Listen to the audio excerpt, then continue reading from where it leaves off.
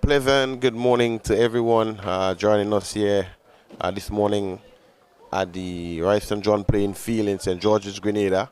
We're here to witness the first encounter in the Windward Island 50 over tournament. We have St. Lucia coming up against St. Vincent here this morning. St. Vincent would have won the toss and decided to bowl.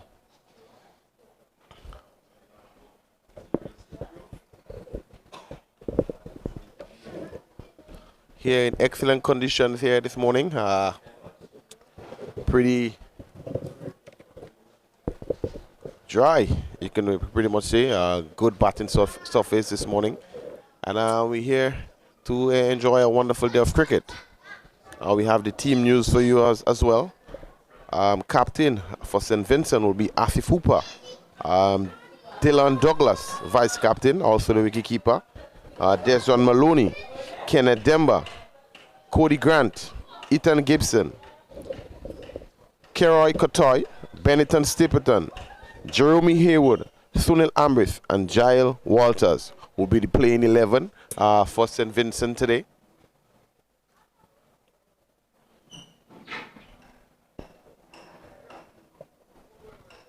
We do have the playing 11 for St. Lucia as well.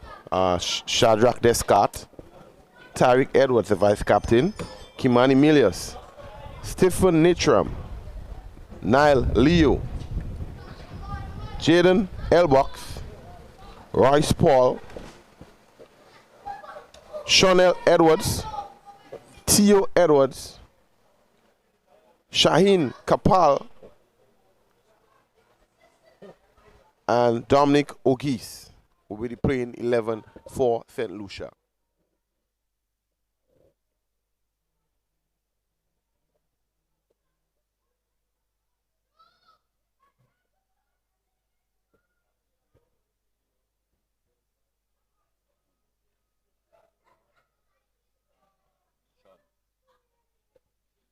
And the umpires are with us today.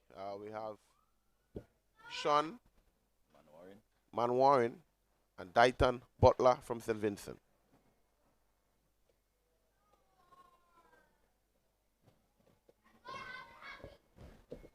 So we're going to see Benetton Stapleton from the GBSSN to bowl the first delivery this morning. He will be bowling at Theo Edwards. And this one is excellently played down to third man. First delivery, first run on the board here. What an excellent start here by St. Lucia. And joining me in the commentary booth this morning, we have none other than the mighty Mr. Hector. Mr. Hector, I just want to say good morning to you. And how was your rest day? Not much of it at all, man. Could have had a much more extended one, you know. But it was okay, it was good. We're here today, quite refreshed and ready to do some battle again. And we expect the battle line would be drawn out there between St. Vincent and St. Lucia today. Of course, it's the shorter version of the game is the 50 over version. And we know it will be a lot of action. Of course, there is some, you know, one or two new faces would have come in to both lineups. And one expect a keen contest here. As yeah, St. Lucia is taking first strike.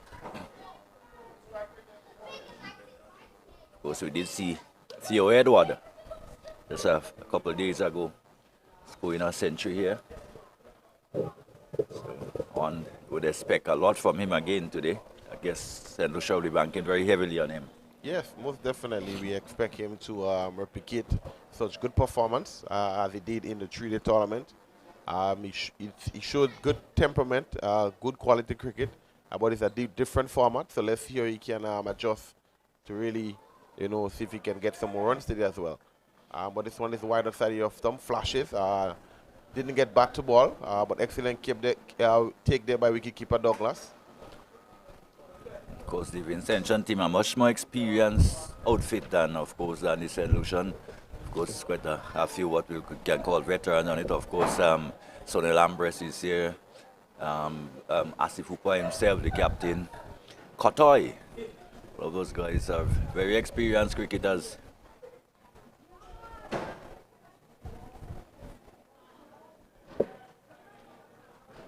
And already we've seen good pace, good bounce here this morning. Because it's early morning, it's been very humid in recent times, and I guess there would be something left from the preparation, and the bowlers probably would just get a little bit more assistant, probably in the early stages of this encounter. Yeah, you know, preparation is always key in regards to the wickets. And they always early morning moisture, because the wicket has been covered overnight. So you will see some form of moisture in the wicket. But let's hope St. Vincent can replicate and, try as much use the moisture as possible. But so far, it's an excellent start by Stapleton. Good line, good length, and Theo. He's probably just need to make a slight little adjustment. Get himself comfortable, try to feel a couple of the middle of the bat before you try to play those expensive shots. Well, cricket is not one of the games where you walk out and you walk back in and things. You got to almost start over every time. You have to get the feet moving again every day. Just a different day, a totally different setup for you. So you've seen probably just been beaten for pace on a couple of occasions in this over. A couple of the deliveries probably it seemed just a bit hustled, a bit hurried by the pace of Stapleton. It's been a good over though. Only St.Lucia 2 without loss, and excellent start by the Vincent and Speedman. Yeah, excellent start by the Vincent. He did had a good outrun in the 3-day tournament at Stapleton. But one must say the wicket is playing like a faster today than in the 3-day game. So I think Theo just need to adjust himself a little. He probably just a little bit lackadaisical in regards to scoring 100. It would have taken a lot from him mentally. So what he needs to do is probably see how best he can start over and get that concentration back into his 100 state and hope that he can score some big runs today. Maybe there may be just a slight difference in pace of the two attacks. A lot more pace from the Vincentian fast bowlers. So it's something they have to adjust to. But of course, they would be familiar with each other, these teams. So I don't think there would be much new for some of them. Of course, some of the guys who are coming up from the under 19s to the senior level will be probably encountering some of those guys for the first time. But by and large, those players would have competed against each other from an early age, so they have a good idea as to the pace and everything and the ability of each other. And this one is cut and cut well through the point region for 4. Excellent shot there by Niall. He would have given the room, and he would have gotten the treatment he deserved as well. Yes, a loose delivery outside the off stump there as ball was just pushed across the left hander, and give him enough time and enough width to execute. And he hit it nicely behind point. There was no one now. They send a player down on the backward of point boundary. Just reacting a bit. So we have Cody Grant. He's coming from the bakery end. Let's see how he replicates this delivery. So delivery well played there into the outside there. Yes. It's a good adjustment by the bowler on this occasion. A lot tighter line and length, and all you can do is just stay down on behind square on the offside and pick up a single. Of course, the whole ambience have changed from the white clothes to the colored. Yeah. And if you would have passed around Tantin a few days ago and you would have looked at the cricket and you pass it, is a totally different thing. Yeah, what I can tell you, most of the players will relish this opportunity and relish the colored clothes instead of the white. We have Cody Grant. He's coming from the bakery end, a relatively new bowler to the St. Vincent lineup. This one is played into the leg side there. Gotten there quickly, Kenneth Demba, and got it into the wicketkeeper. St. Vincent is basically missed in a lot of the key fast bowlers. After doing some research, a lot of the bowlers went to England to play, well, not county, but English cricket Yes, within the minor league Middlesex. cricket, yeah. You have Ryan Williams, Darius Martin, Ray Jordan. You know, all those guys would have traveled to the UK. So St. Vincent will be a little bit behind in regards to the pace bowling. But nevertheless, Grant is relishing this opportunity, and so far he does look good. Of course, St. Vincent and the Grenadines too has that experience in Kenneth Demba and Asif Hooper, even Kotoy and those experienced guys to call on who can judge up a few, especially in the shorter version of the game. So in that sense, they really haven't lost too much, I would say.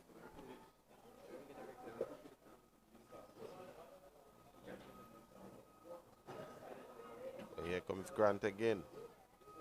This one is shot and caught in there. Edwards was unable to put back to ball.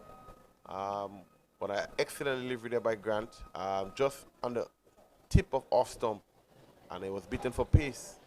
Yeah, I think he was more beaten for the bounce of the delivery. He played well underneath it.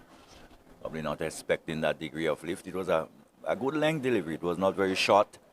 But that's the type of length you'd want to probably employ. Of course, we say good morning to all of you guys in St. Vincent and the Grenadines, in St. Lucia. This time he gets hold of it. So hitting through the covers with an excellent shot there by Edwards. Given the treatment he deserved. Short delivery, sat up in the wicket. Until Edwards just guide this one for 4. Yes, it's been rather positive. Almost picking up from where he left off in the 3-day encounter. Of course, there is really very little in terms of the time a batsman would think they have, whether it's in a 3-day game or in the 50 over. It's probably a lot longer than sometimes you think. So you do have time to settle in, and you do have time to build an inning at the 50 over game. And this is what these young batsmen will have to understand. They can play themselves in, they can use a few deliveries to do so. Yeah, there's a lot more time than we really think, especially in the 50 over game of cricket. I remember a couple of years ago, probably let's say 15 years ago, 250 was a score, a pass score in 50 over cricket. And now, teams are looking to score 400 and 500. So it's really a fast, not. And he just been delivered like a boxer, like a man receiving an uppercut and down he goes. But I did say earlier that the pace it seems of Benetton is just struggling. Is just troubling these batsmen a wee bit. He was very late on the shot and struck somewhere around the midriff area. And I think those of us who played cricket would know what it's like to be struck in that general area. But he seemed to be okay. He's up. And it's good to see that he's up and in good fettle. Yeah, it's really nice to see he's up and ready to go again. I think this one would have just left a little bit of extra bounce. So far, the wicket seems to be a little bit too pace.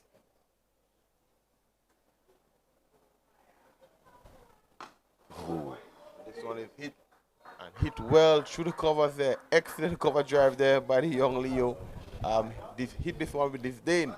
And delivering race to the boundary for 4. And he moves on to 10.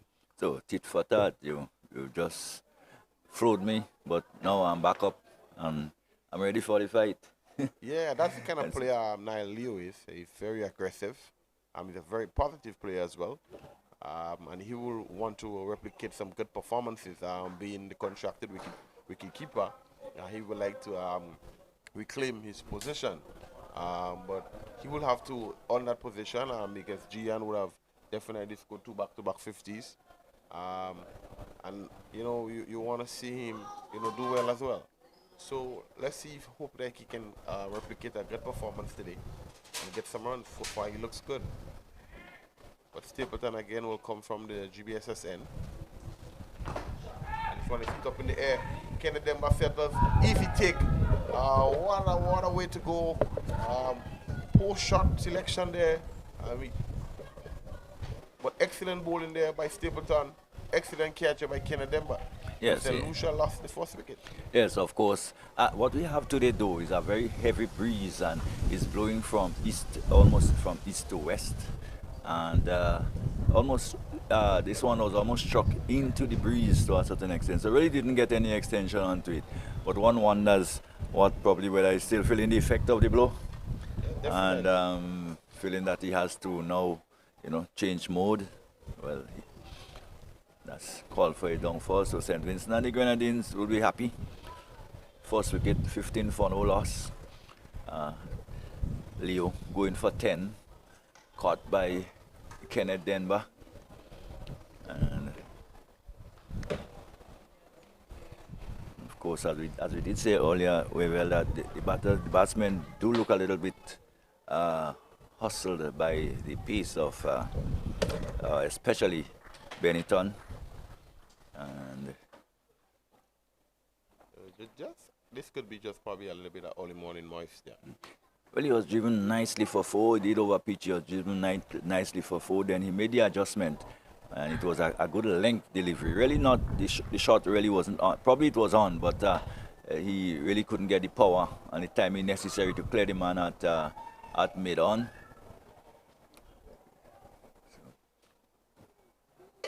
And of course, we're very much in the power play. So maybe the idea was a good one to look to clear mid on, but of course the execution is what we're lacking. And Leo had to go. The new batsman, Kimani Milius, will be facing up again Benetton Stapleton. Right-handed bat Kimani Milius, West Indies under 19 captain. Windward Island Volcano prodigy as well. But he will face up to Benetton Stapleton, who would have just gotten rid of Noel Leo.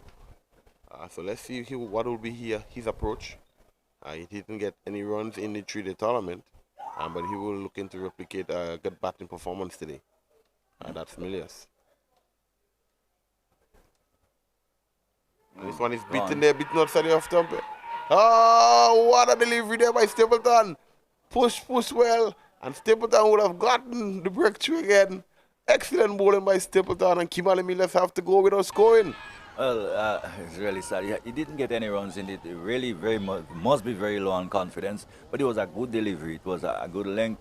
Just probably having to about wayside to Milius. He pushed at it. In fact, he had to play, and probably, if anything, probably just coming out very thin outside edge, or probably just brushing the glove on the way. It was a slight deflection, and in the end he had to go. So sad to see him go that way. St. Lucia, though, will be happy. They pick up the second, and Kimani Milius goes for no scoring. And St. Vincent and the Grenadines very much on top.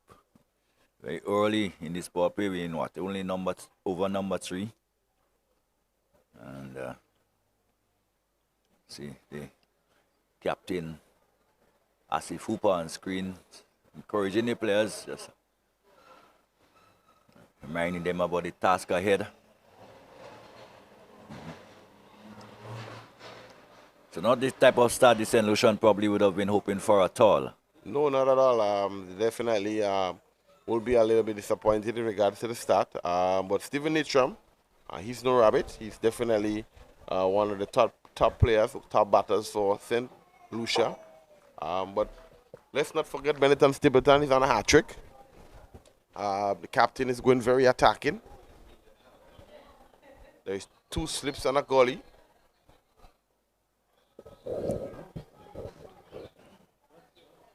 He will be excited. Stapleton, let's see what he can replicate in this delivery. Here comes Stapleton on a hat-trick. Short delivery pulled. Didn't make any connection. Slight appeal there by the fielder. Umpire Man Warren says not out, and please continue. Well, not a very convincing start there by Nitram. What a loose shot it was. Good line, good length outside the off stump. Man looking to pull that somewhere through the mid-wicket area. Of course, and not making contact.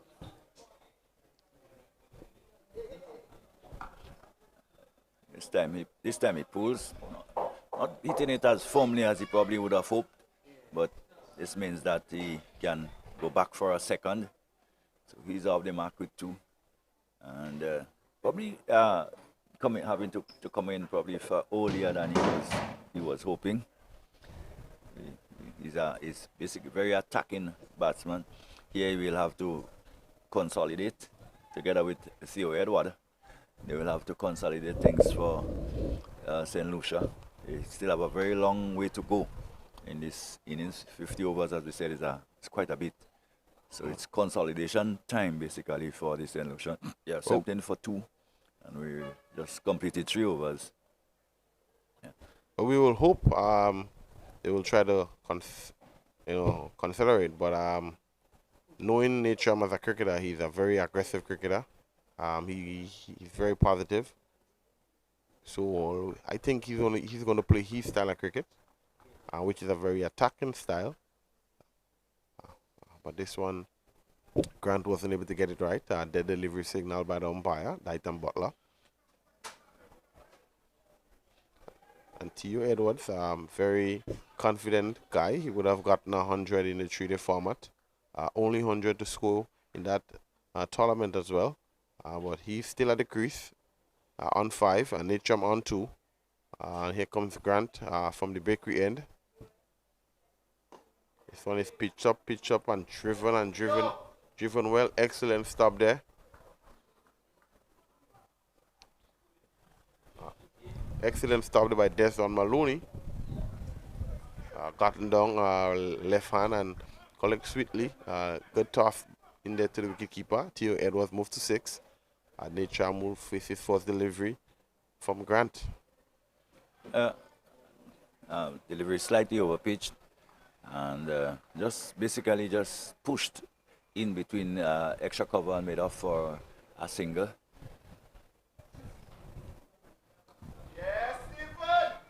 Trouble. Well, they got through, but there was a lot of indecision. The ball was turned into the onside, and there's a fielder standing close to the umpire at square leg. But I think they got through in the end. So just a bit of indecision there.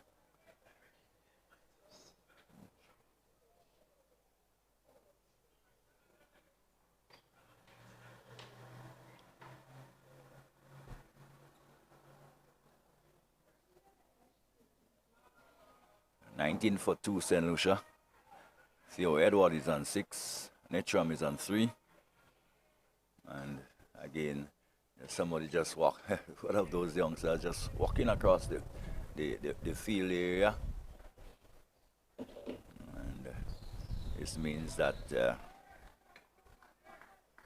Grant has to go back to his mark. He's in his 3rd over. Now he can come in. Pitched up. This one is pitched up and hit straight back over his head for a magnificent 4 by Theo Edwards. Very confident looking shot. Hit with disdain. Yeah, it was pitched up, and I think that's the ideal shot to play straight back over the head of the bowler, and always the safest part of the ground to access. And it goes for 4. So Edward, as we say, he's in a ridge vein of form, just on the back of 100, and we saw a number of those shots during the 3-day encounter. So he will feel very confident, and probably St. Lucia will be depending on to post a reasonable total for the Vincentian. 23 for 2, Edward is on 10. Goes again, this time straight down the ground towards made off, and a tumbling save down there at made off by Maloney. And he can't score on this occasion, but another good shot by Theo Edward. He looks pretty compact. He looks pretty good. He's a very young cricketer. He have a lot of maturing and growing to do in the game. But so far he looks, ready for the challenge ahead. and very positive. But Grant is coming in again. This one is flicked well. All the way. In fact, against the fence of the port highway, it has gone across the road. That was so well timed. In fact, it looked like just a little flick of the tie. So that delivery just drifted into the tie area, and he just simply flicked it up, picked it up and with the wrist and flicked it high over square leg, and it went all the way. One could have seen it ricocheting off the fence at the Port St. George. So it was a massive hit by Theo Edward, and again a sign of the type of form he's in. So he goes to 16-29 for 2. Wonderful shot. Yeah, excellent shot. After seeing this one, I had to smile. You know, remind me a little bit about Andrew Fletcher. You know, the no look. Yes. I mean, if you can get this one again, the replay will be nice. But this one was really hit nicely by Edwards. But the sound was sweet, and you knew this one was traveling, but just by the sound of the bat. But let's see how Grant can't redeem himself. This one is played. Probably got away with this one. It was a full toss basically, just going down the leg side, and Edward just couldn't get bat on it. Maybe any bat on it, he would have come down here towards the boundary for 4, but he remains on 16-29 for 2. And Stephen Netram will take strike. And Dominica, St.Lucia, my apology, is really trying to just put some pressure back onto the Vincent. After 4, 29 for 2. And scoring out a decent clip, 7.25 runs and over. Quite a decent clip. If they continue to score that rate for 50 overs, we will go past 350. So far, excellent start there by both teams. The scoring rate is high, but Stapleton again will come into Natram. They've just putting this one right back to the bowler. Well take there by him. And Natram is a very aggressive batsman. I would like to see how he will go about his innings, knowing that Theo is going so well on the other end. What will be his game plan and his mindset. But thus far, he's playing the ball on his merit. And Benetton will come in again. This one is shot there. Well played there by Stefan Natram. Just on the offside. Fielder comes in, pick this one up. That's Gibson. Back to the bowler. And so far, Benetton Stapleton has looked good. He looks much more confident than he did in the 3-day tournament. Yeah, well, I think.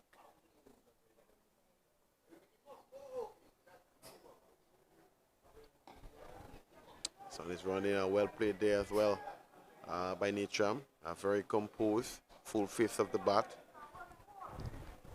Of course, he has to curb his natural, probably instinct for the moment to be ultra aggressive. The game situation doesn't dictate at the moment that he probably get into top gear and play his game. He has to stick around for a while, consolidate, and make sure the launch. He doesn't lose more wicket. In fact, as I say, we're still not yet midway through the power play. So quite a long way to go. So he has to stick around for quite a while. This time pulling well though. That will go one bounce into the boundary for 4 and almost decapitated aspect. Someone just walking around the field. And it goes all the way for 6, in fact, just going over the ropes. So good hit. Son did it again. Come off the middle of the bat. It was short and pulled away beautifully.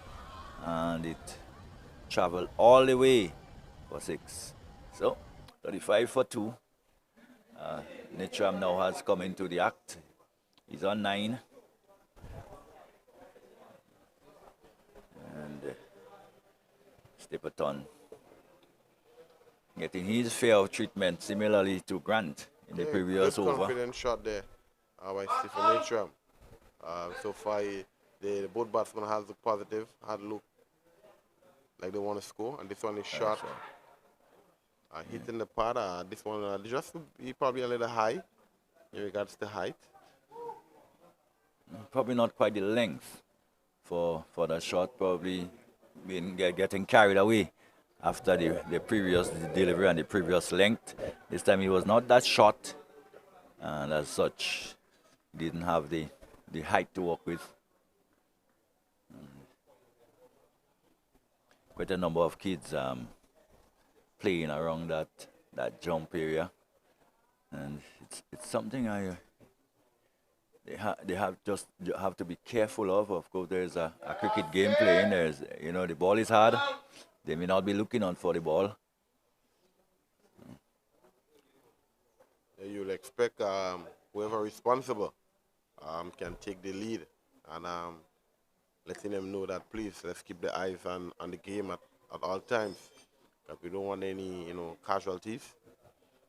We just want to make sure that we can have an excellent game, where that we can see the moving away a little. Yeah, just as we talked there, sort of moving out. I think it would be rather irresponsible of the adult who is with them to keep them around that general area. And it's a frequent area, the cover area. And with Theo Edwards, someone like Theo Edwards who loves playing the ball through the covers, that position will be a high-risk area. I don't know if there are a group of young cricketers or others. If there are, maybe the stands may have been a better place, to congregate. But we have a change of bowling from the bakery end. We are seeing now Asif Hooper, the captain. He's taking charge. So we'll see quite a bit of Spain and see Asif Hooper and of course Kenneth Denver.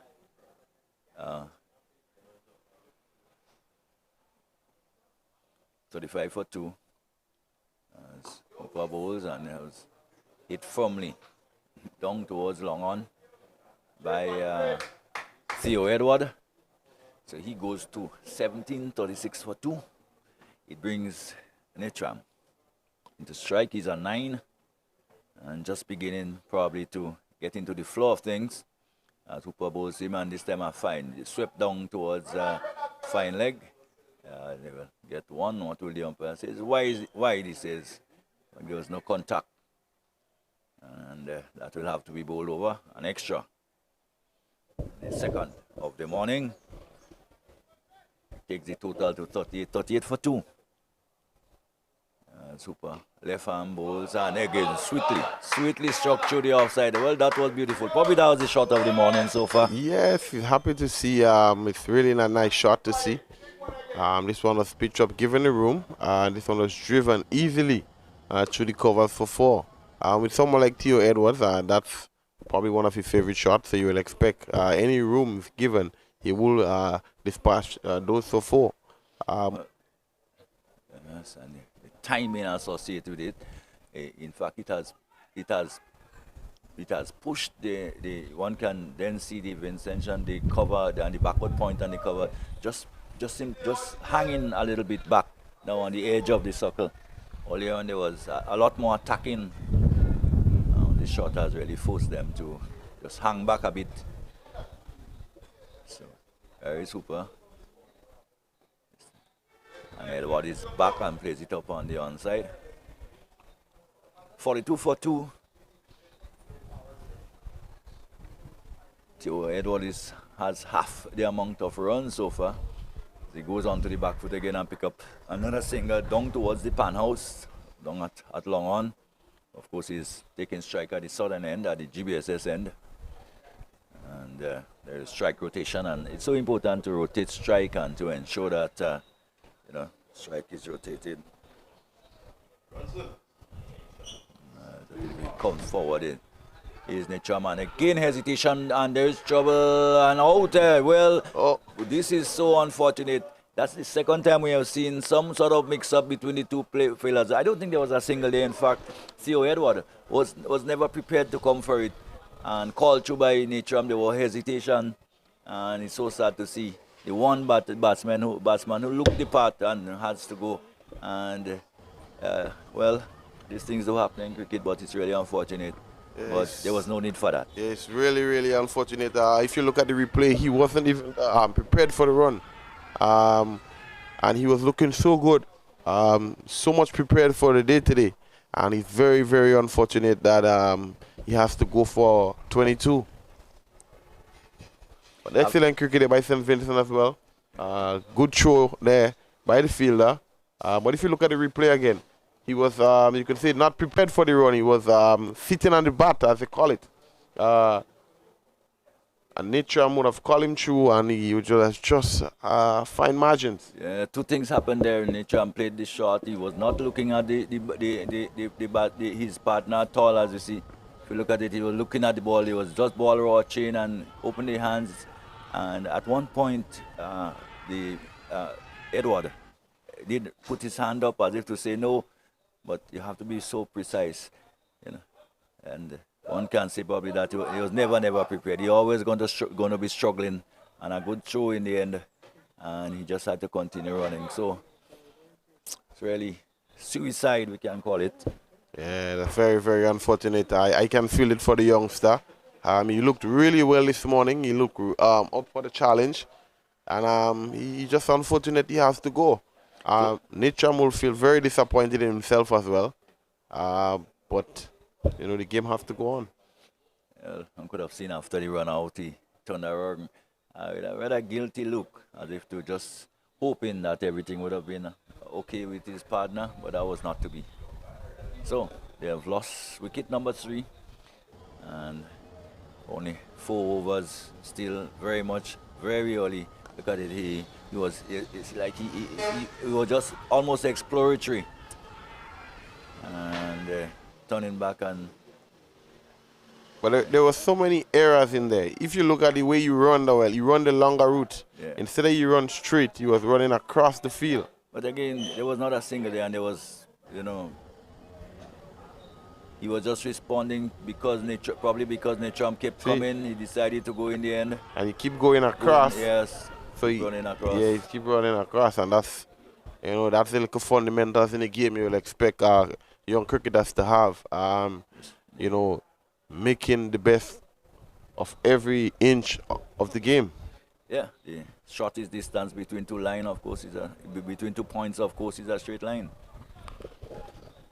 Try to run in as straight a line as possible without running onto the middle of the pitch. But that's history now. Maybe wide down the leg side. So that will have to be bowled over another by means of extra. So Descarte has come to the crease. And of course, I'm sure he too would have liked to be sitting in the pavilion still at the moment. I'll probably come in a little bit later.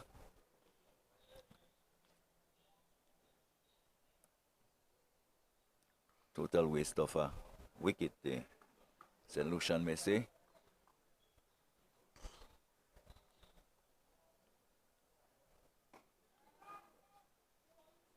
So this one is well played in the offside there. Excellent take there by the point fielder. Good take there by the wicketkeeper as well. And Stapleton so far has looked good. He's in its 4th over. So far conceding 15 runs. And you have gotten 2 key wickets. Take nothing away from the St. Vincent and the Grenadines team. They have been on it. They have fielded pretty well so far. They have bowled fairly well. They have kept the St. Lucian batsmen really at bay most of the time. Found some pace and movement. Of course, as we said, it's early morning, but as the sun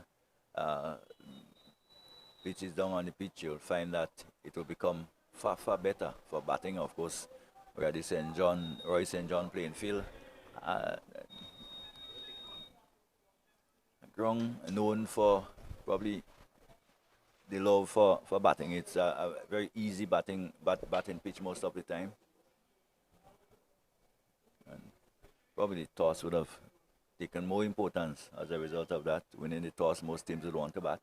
Yeah, you will expect, condition favor any batting side. But you'll also have to take into consideration early morning moisture as well. The wicket was covered overnight.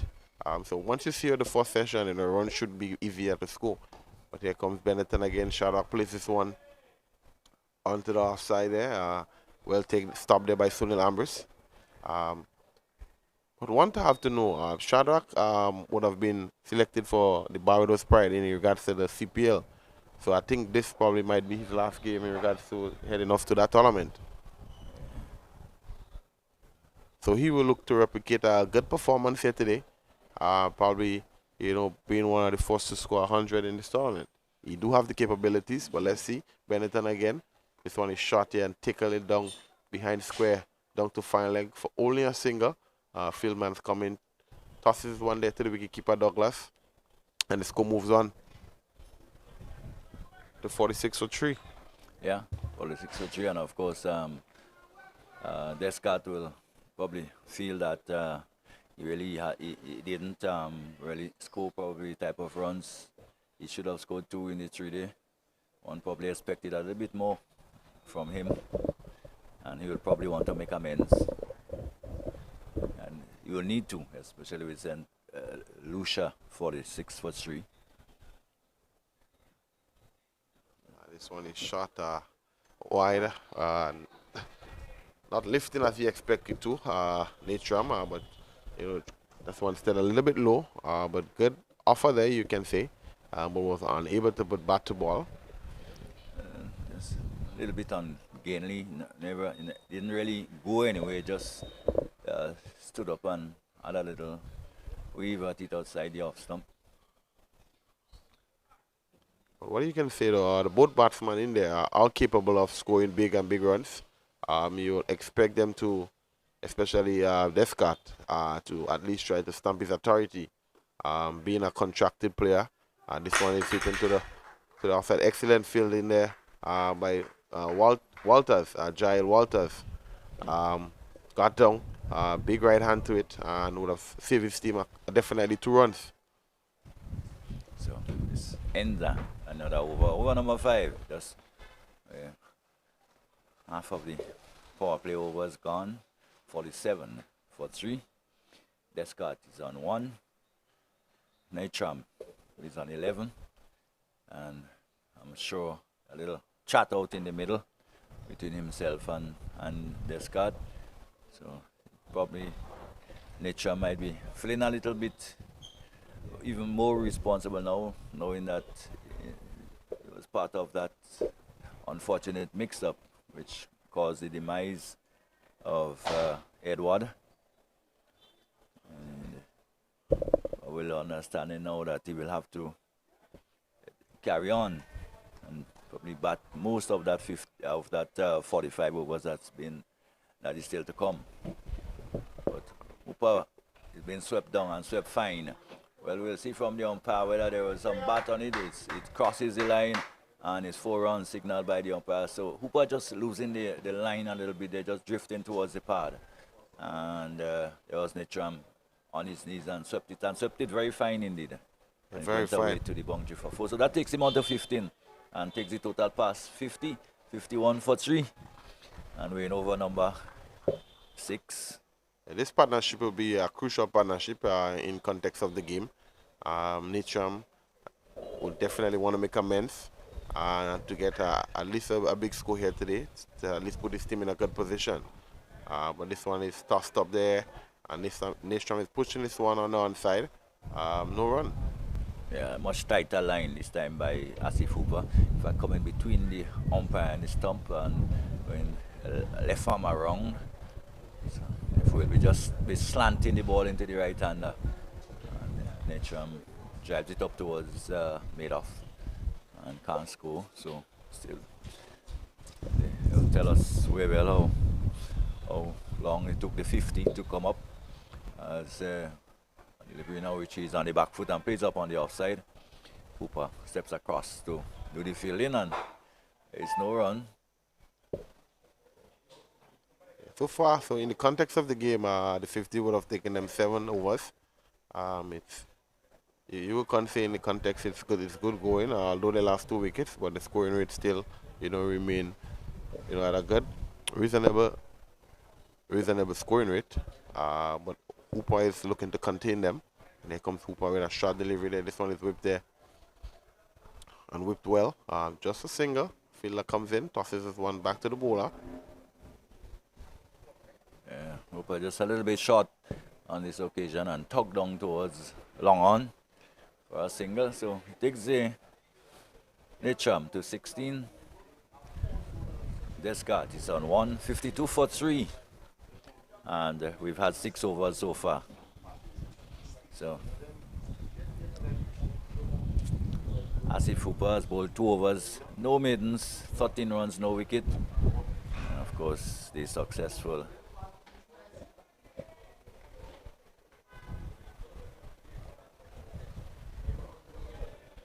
Of course, Stapleton, the one who has tasted success so far, is in his 5th over, 4 maidens, 4 overs, no maidens, 18 runs, 2 wickets.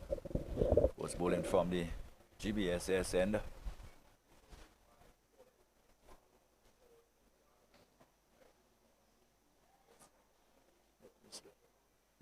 Just looking to turn this one down on the onside. Look a little jerky in doing so. One hand coming off the bat, but managing to drop it out on the onside and cross for a single.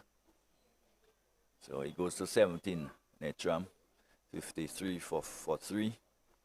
So say we're in over number 7. St. Lucia probably would want to ensure that for the next 20-25 overs they do not lose another wicket. Another wicket here, another wicket soon, another wicket in the power play can be very unsettling for them. But Benetton into Descarte. This one is shot there and played into the gully fielder. For no run, Gibson.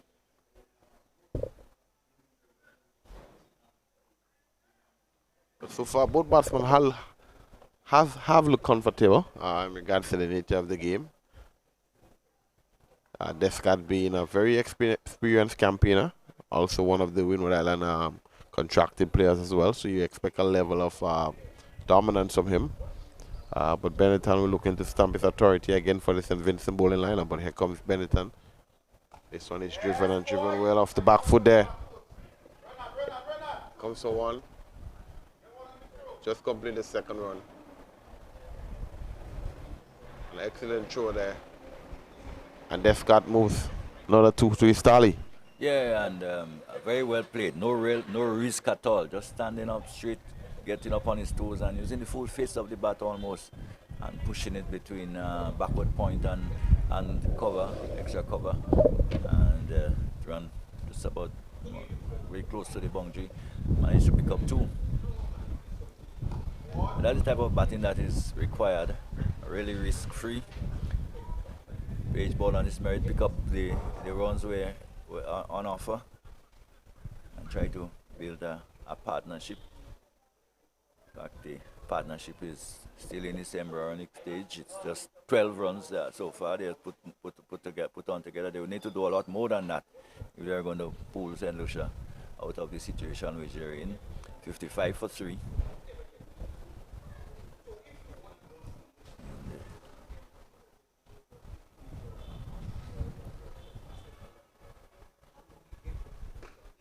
This one is played and played well.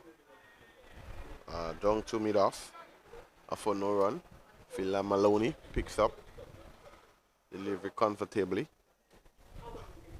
But so far, I must say we have to be impressed with Stapleton. He's very consistent, keeping a nice line and length, not giving the batsman much room. And still have, he picked up 2 crucial wickets. So you must give him a little bit of credit, much better than the 3-day performance. But here comes Stapleton again. This one is played there, similar delivery, played down to Maloney. In mid-off, had a shy there to the stump. Batsman would have gotten back quickly, and at the end of the over, the score moves on to 55 for 3. What would you think, looking at the conditions so far? Thinking of the St. Lucia at the moment in terms of what maybe a score they can defend in these conditions. Well, they Well, were here, they played the three-day game here, and the wicket would not change drastically at all. So they are very much aware of the conditions. And maybe they would think something in excess of 250. you will expect them, based on conditions and as the day progresses, batting will become easier. 300 to 320. But it will take a valiant effort by Descarte and Natram. But it's not impossible. The both batsmen are explosive. They can, recover nicely. They can score freely as well. But Hooper again to Natram. This one is cutting this one straight to back of the point for no run. Desmond Maloney goes downfield this one. 55 for 3.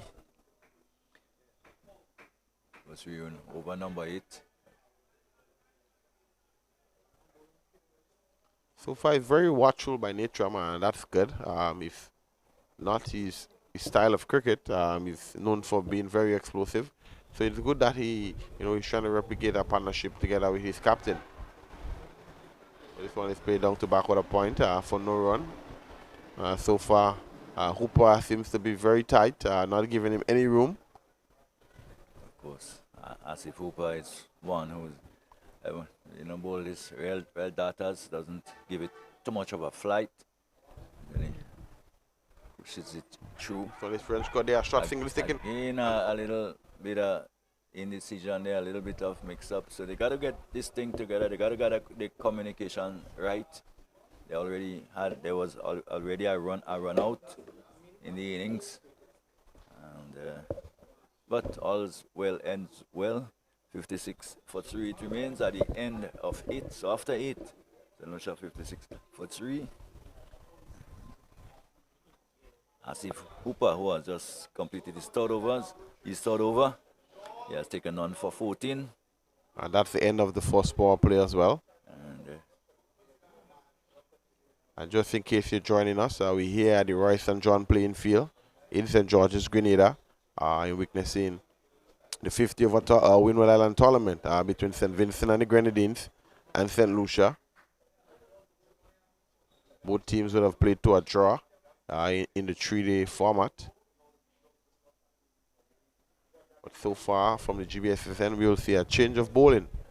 We have Kenneth Demba, the man from Chumuka in St. Vincent.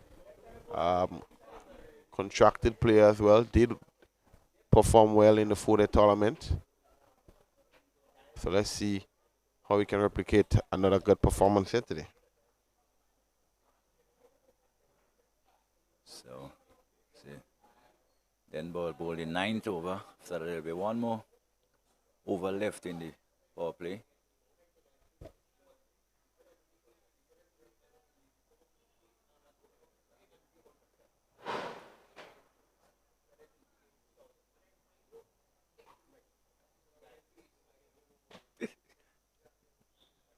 Apologies for that.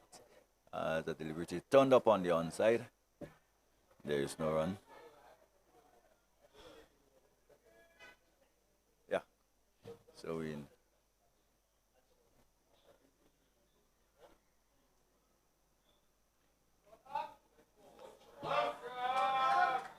swept well down towards backward square for 4. In fact, the ball has gone right across the road on the other side of the road.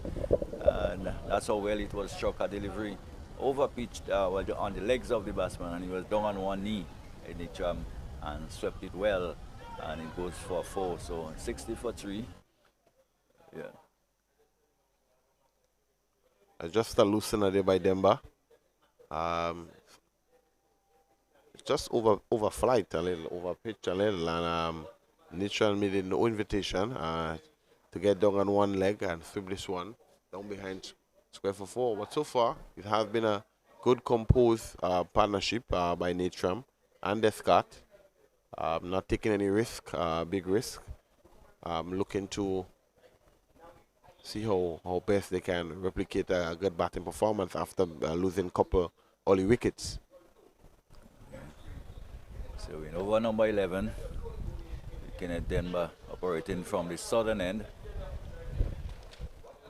And greeted with a lovely sweep shot in second delivery of his over. So the rate has just dropped a bit. One didn't really expect it to continue at 7, just over 5.5.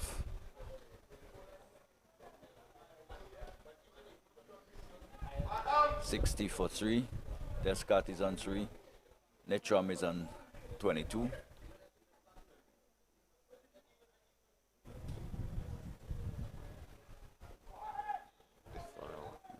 This one is bowled and bowled nicely by Demba. Pitching this one just on the middle stump. Turning away from the batsman.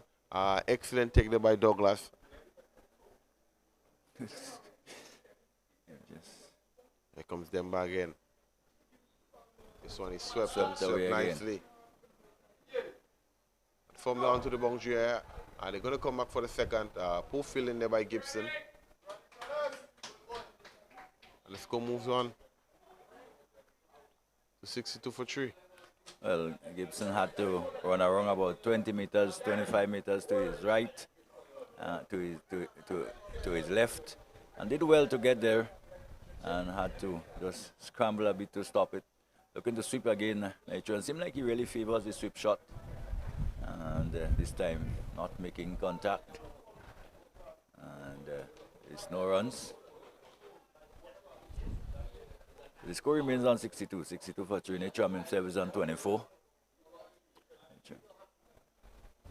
The delivery is this time much more correctly, pushes it up on the offside to bring it up the end of the first over by Kenneth Denver. At the end of it, he's gone for 6 runs in that over. At the end of it, 62 for 3. Extras 3. 24 it is to Stephen Netram, and Descarte is still on 3. So just in case you're joining us here at the Rice and John playing field, we have St. Vincent playing 11, Asif Hooper captain, Dylan Douglas vice captain, Desmond Maloney, Kenneth Demba, Cody Grant, Ethan Gibson, Kieran Kotoy, Benetton Stapleton, Jeremy Haywood, Sunil Ambrose, and Jael Walters. These are the playing 11 for the St. Vincent national team.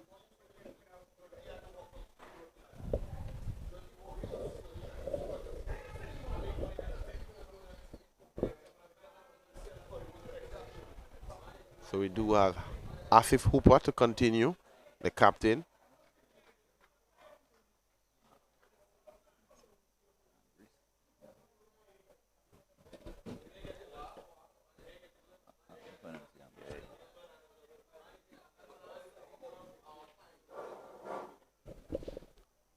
Very tight line there by Asif Hooper. And Shadrack is playing this one back to the bowler. Very casually.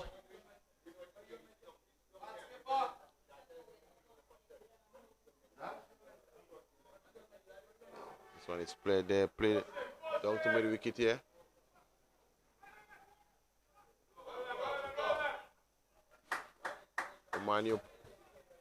Mario Pierre, the 12th man, just comes around and tosses the one back to the wicket keeper.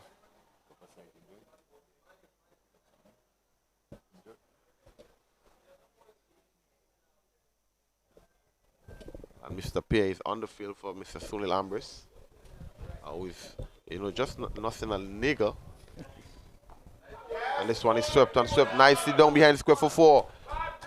What a shot there by Netram, down on one knee. And just sweeping this one by Asif Hooper. This one will run away to the boundary.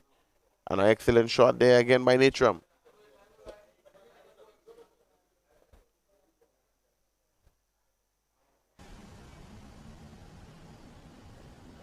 So far, Stephen Netram has looked pretty set and up for the challenge. He is a seasoned campaigner. Has been around the Windward setup for a while.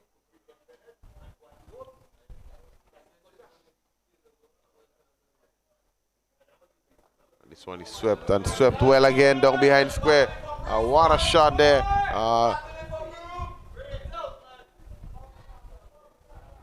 Down on one knee once more, and replicating the same shot again, and would have gotten the same value. Must say poor ball in there by Asif Hooper.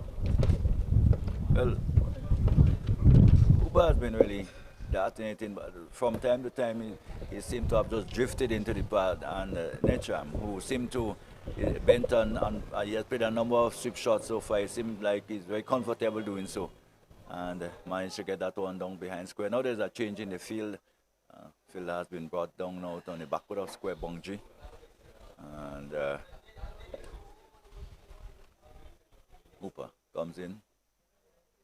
This time short outside the off stump and cutting well. Down behind square it goes down to the white out boundary for 4. So on both sides of the wicket, Hooper on this occasion overcompensating, bowling short and wide outside the off stump, and Netram off the back foot just hitting it and cutting it late behind point, and he goes away for 4. So he goes to 36, and St. Lucia 75 for 3. Descarte, who has been pretty quiet so far, is on 4, extras 3. And of course, St. Lucia now trying to just make a fight of it.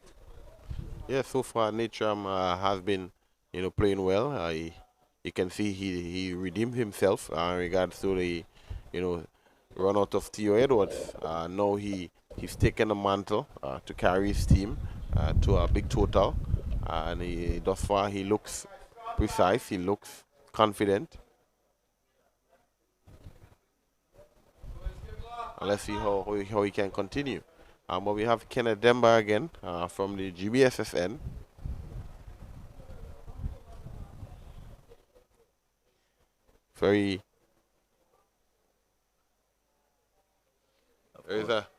There's 4 fielders on the boundary.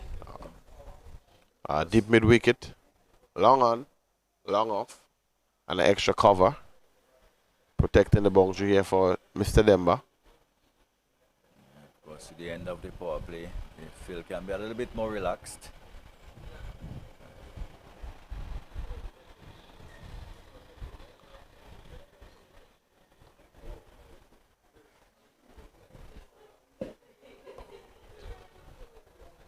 So in power play number 2, they only allow 4 fielders on the boundary.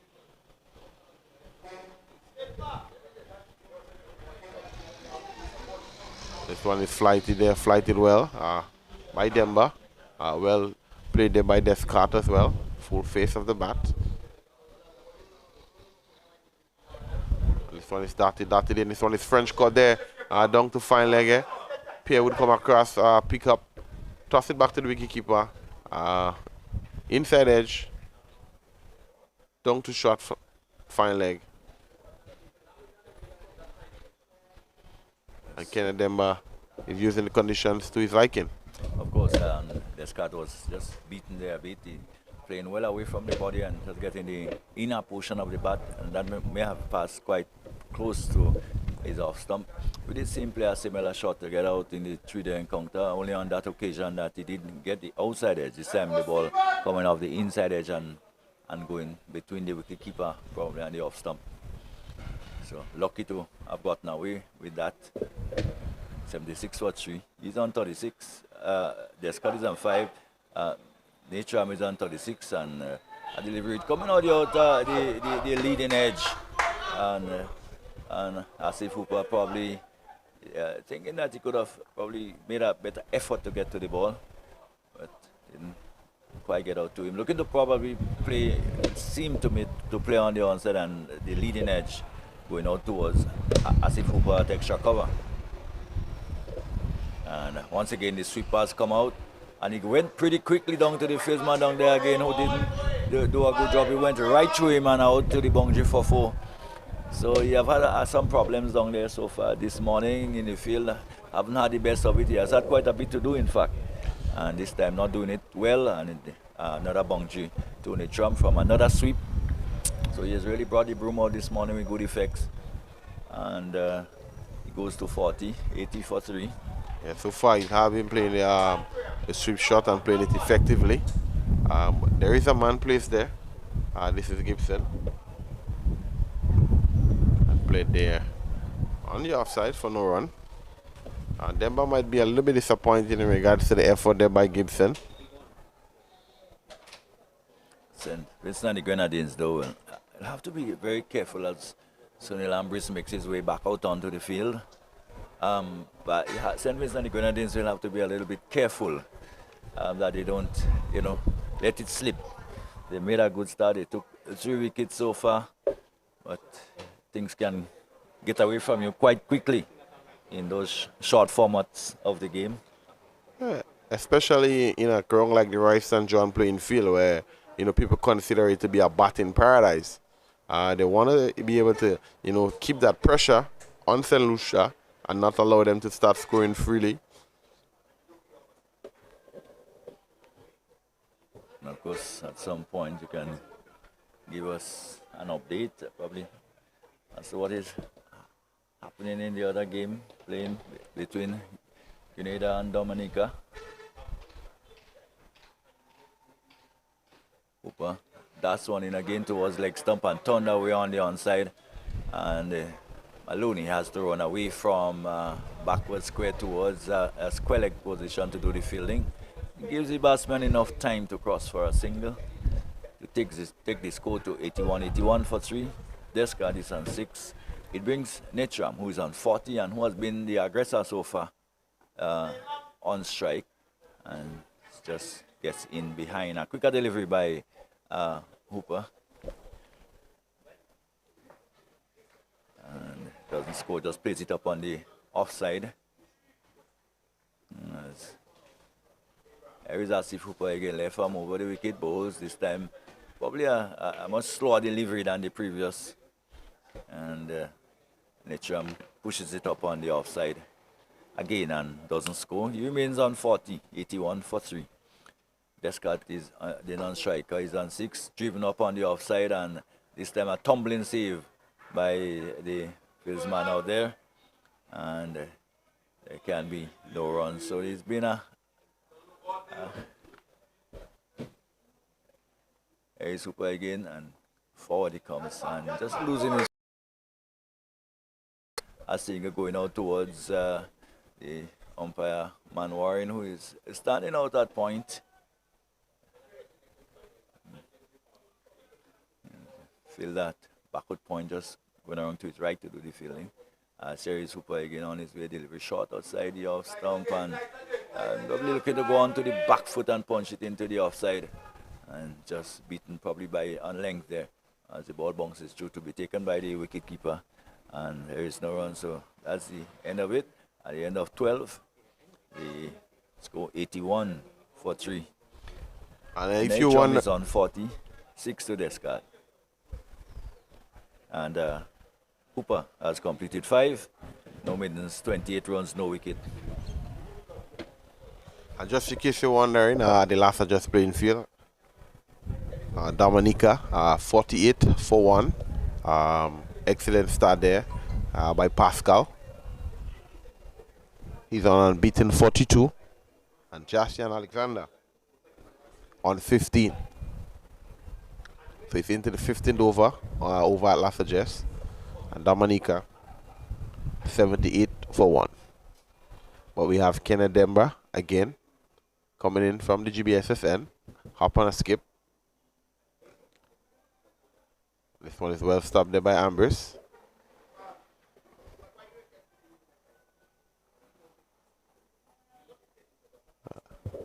Very experienced campaigner, Kenneth Demba.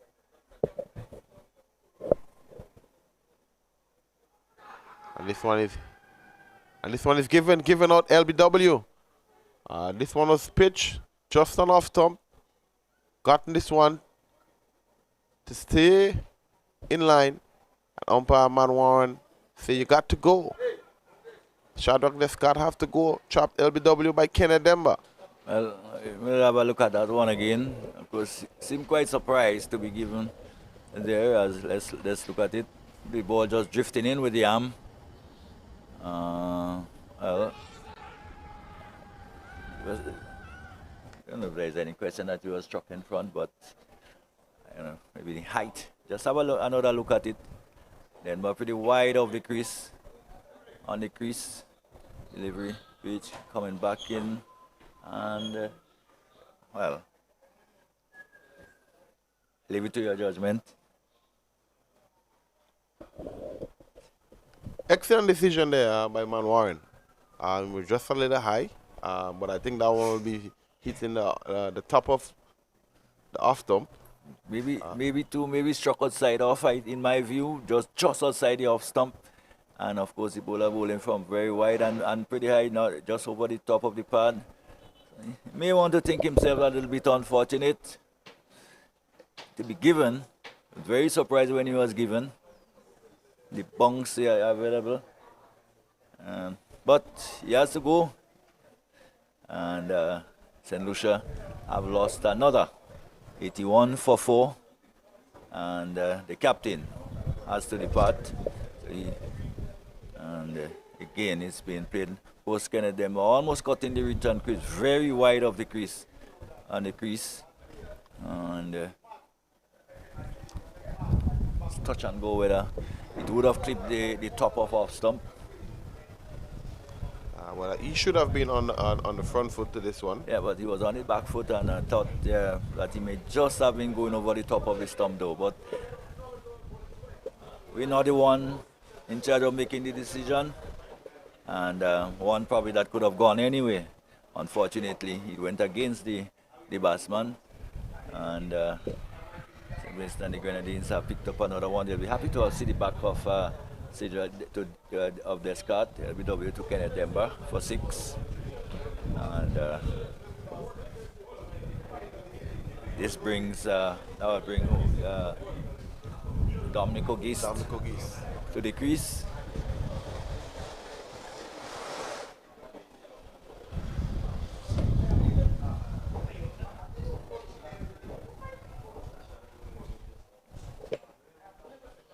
Of course, the other umpire on duty is Dighton Butler. And of course, the man in the hot seat was umpire Man Warren.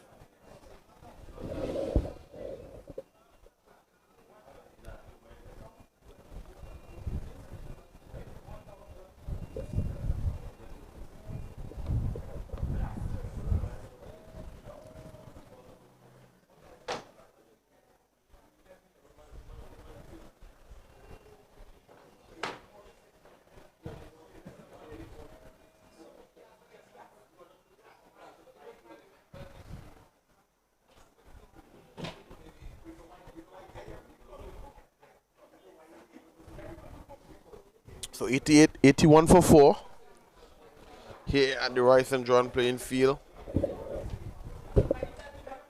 St. Lucia is fighting back, but they would have just lost the wicket of the captain, Shadrack Descarte, a leg before to Kenneth Demba. And another permutation is that when you would have bowled from so wide of the crease, it's difficult to have pitched in line. Really could not have pitched in line. Would have been probably pitching outside the off stump. Yeah. Because it's really very close to the return crease. As he again, very wide on the return crease. He's been bowling, and a number of things has to be taken into consideration. So far, it's excellent batting conditions here at the Rice and George playing field. Kenneth Demba comes in again, tosses one up driven. Inside edge taken. Down to deep mid wicket. Fielder comes in and tosses one back to the wicket keeper. And Dominic O'Geith off the mark. He would have a relatively good knock in the 3-day tournament, getting himself a half century. So you do have the potential.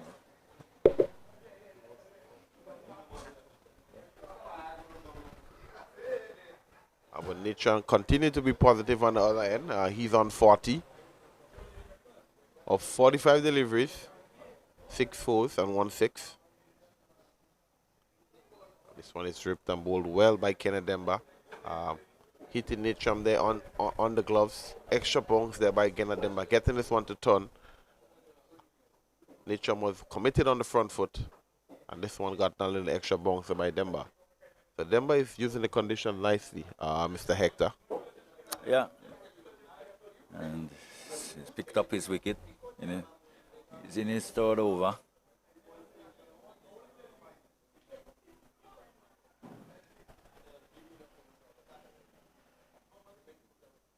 So another over comes to an end. St. Lucia 82 for 4. Stephen Natram on 40. Dominic O'Geese on 1. Kenneth Demba, 3 overs, 12 runs, 1 wicket, no maidens.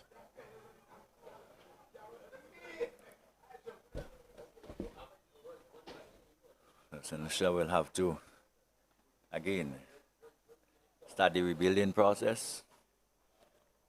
4 wickets down. 15 overs gone, so quite a long way. 35 overs still remaining. And 82 for 4. So probably, you know, in a case like that, when you lose wickets, probably more wickets than you could afford at a certain point in the game, you'll probably look at your targets and make adjustments as you go. See what happens maybe the next 5 or 10 overs in terms of your overall target. So you will see a change of bowling from the bakery end. You'll see Ethan Gibson, a leg spinner from St. Vincent. Gonna have his challenges in the field. Let's see how he goes with the ball. This one is flighted and flighted well just outside the off stump. He's relatively a good cricketer. He's a very good, complete cricketer. I had an opportunity to see him in the Trinidad T20, and he looked pretty impressive. This one is caught and caught well. Away for 4. This one will run away for 4. Given the room, Dominic got back and enough time and cut this one down behind point for 4. Yes, a delivery just shortish outside the off stump, and if anything, going straight on. No real turn there for Gibson so far, and it was easy for O'Geese to just rock onto the back foot and hit it very square pass Asif Hooper, and away to the boundary for 4.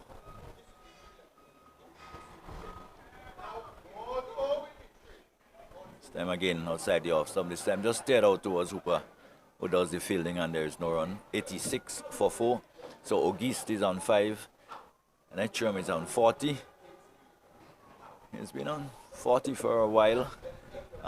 Here's Gibson to O'Geese. O'Geese drive in and through to the offside. The fielder comes off the deep cover boundary to do the fielding. And there's a single. Can be hard. O'Geese goes to 6, 87 for 4. And as I said, you're not superstitious man. He doesn't fear the number 13 or 87. Not at all. So it's played into the leg side. Good aggressive fielding there by Kenneth Demba. Got in quick, got into the ball quickly. And no run there.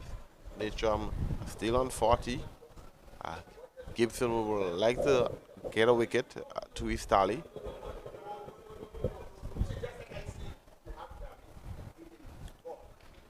And this one is shot, and this one is clipped off the pads all the way for 6. What a shot there by Stephen Natram.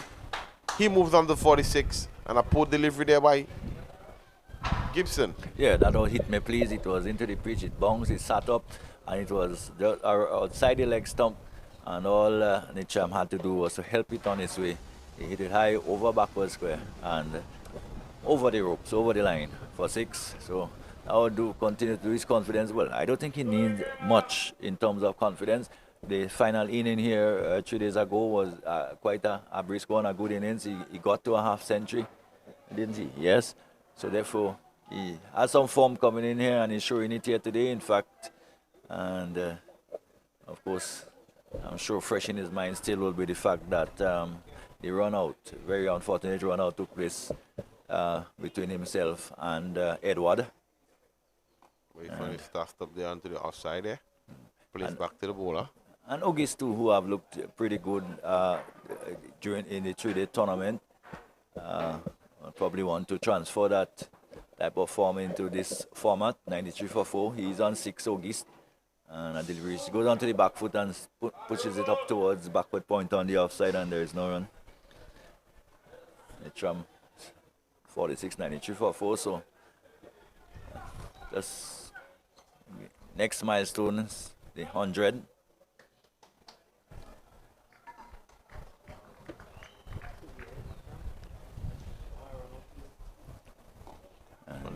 August just nicely inching forward, getting right out onto the front foot and playing it down into the offside towards a short extra cover where Ambris picks up.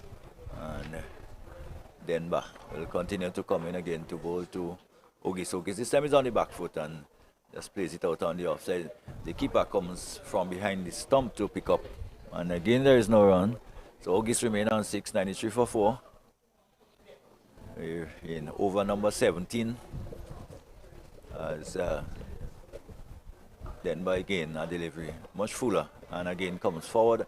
August on the front foot and plays it securely up on the offside. Denver picks up his own bowling and goes back to his mark and comes in with a hop, skip and a jump and bowls, and August come forward again and plays it back up on the onside of the wicket.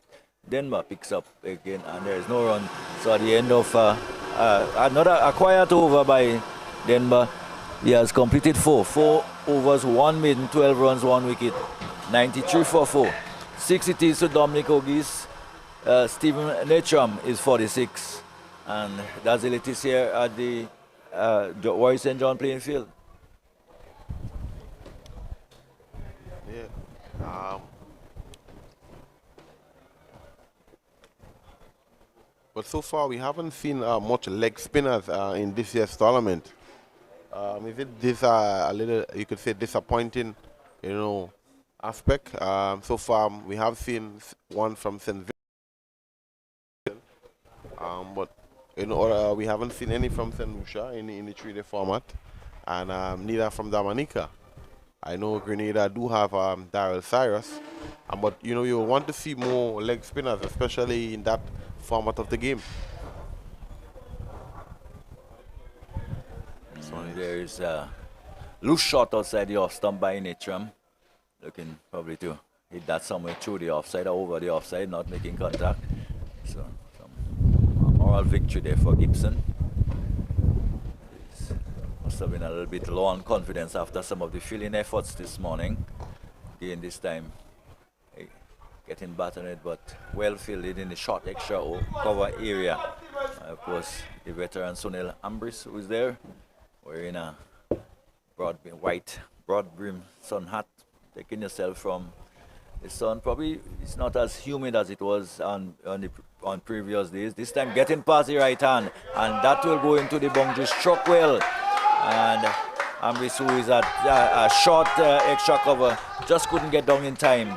And that was to the boundary for 4. And the applause you're hearing is for 50, the half century by Stephen Netram. He has gotten to 50, and St. Lucia, they have gone on to 97 for 4, and a good 50 by Netram, and a responsible one too after the unfortunate run-out incident. Again, and this time he's driving up again, up through the offside. This time it won't go to the boundary as the fielder comes around to his left to do the fielding. And a single to him, that takes him on to 51 and takes St. Lucia closer to 100. They're 98 for 4. Of course, as we come close to the end of over number 18. It's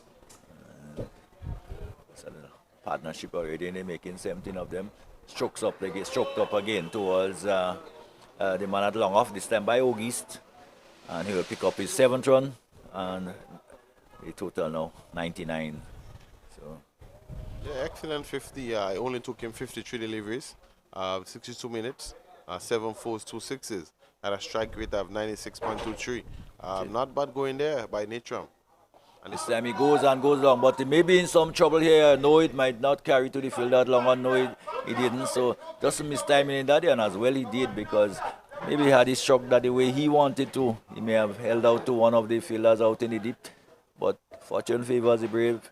Didn't get to him. But he brings up the 100 for 4. Nitram is on 52. Dominica is on 7. And St. Lucia must be happy to see the 100 coming up. Yeah, most definitely. After a shaky start, 100 coming up will, they will feel relatively good.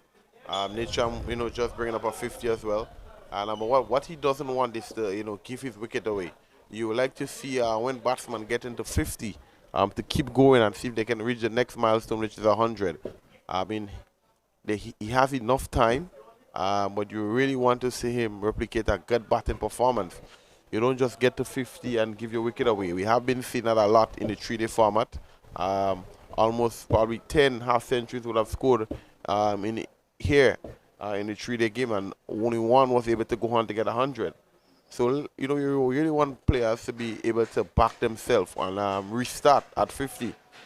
And that will have to do with the level of concentration as well. I'm not too sure what for the plans they have in place in regards to help mentor those sort of cricketers in regards to the, concentration. But here comes Demba again, and this one is swept. Was unable to get back to ball. Slight appeal there by the wicketkeeper. Not out, says umpire Man Warren. Yeah, maybe just going for a slog sweep there. The length wasn't quite there. As you say, you have to be careful. And how do you reset? Yeah, the old some of the old players with us, Denver jumps, comes in and bowls, and this time he's a lot more careful. Steers it away down behind point and will pick up at least one and does. So he goes to 53, 101 for 4. I don't know how you do it too well. Maybe a new guard and a little walk away towards the leg side. Just get your concentration together and get back at it. Yeah, it was never easy to do. What I can tell you, it's not easy to do. It's something that you really have to, dig deep. Being there, fatigue tends to take control, especially when you've been out there for a while. But that's something we need to try to implement, especially within the region. Most of our batsmen are not able to score hundreds, So and this one is well bowled there by Demba, missed there by the wicketkeeper, and this one will run away to the boundary for 4. Well, that has to be what put down to really excellent judgment. He didn't play it. It was a delivery probably just outside the off stump and passing just over the top of the bail. The keeper probably thought that it would have hit the stump, allowed it to go through. And Bice will go against his name. Yeah, the keeper would have anticipated this one, hoping that this one would have hit in the off stump. But if you look today and how the wicket has been playing, there is extra bounce in the wicket. So I think that was very poor judgment there by the wicketkeeper. But this one is driven straight to extra cover. Tossing there back to the wicketkeeper. Another dot delivery. So extras goes to 7 with that 4 byes. And Auguste remains on 7, 105 for 4. St. Lucia. With a say good morning to Sylvanus Fontenot. No, you would be listening to. Well, you were too young to know about the days of the banana man. Used to be a very regular voice, of course, on Radio Grenada every morning at about 6:30. You will listen to the banana man. Those days, banana was probably the chief exporter of the Windward Islands. Not much banana around now, but banana exports. England no longer take the bananas as they used to be. I could have always seen the geese line being docked here. No more people would have gone to England and probably the geese line, I don't know. Those days, of course, vessels or the choice way of travel. What I can say, that would be way before my time. Indeed, it was before your time. Yeah, I probably had to have read that in a book somewhere. Well, if it's documented, you'll have to tap into my knowledge. Yeah. Quite willing to share it with you. Yeah, most definitely. I'll appreciate that. Yeah.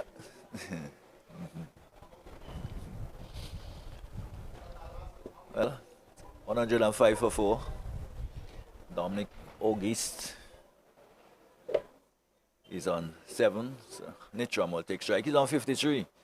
And he will take strike from Ethan Gibson, who 2 overs has cost 18, which is relatively expensive in these circumstances. Kenneth Denver, on the other hand, has bowled 5 and he's taken 1 wicket for 13 runs, so he's been fairly economical.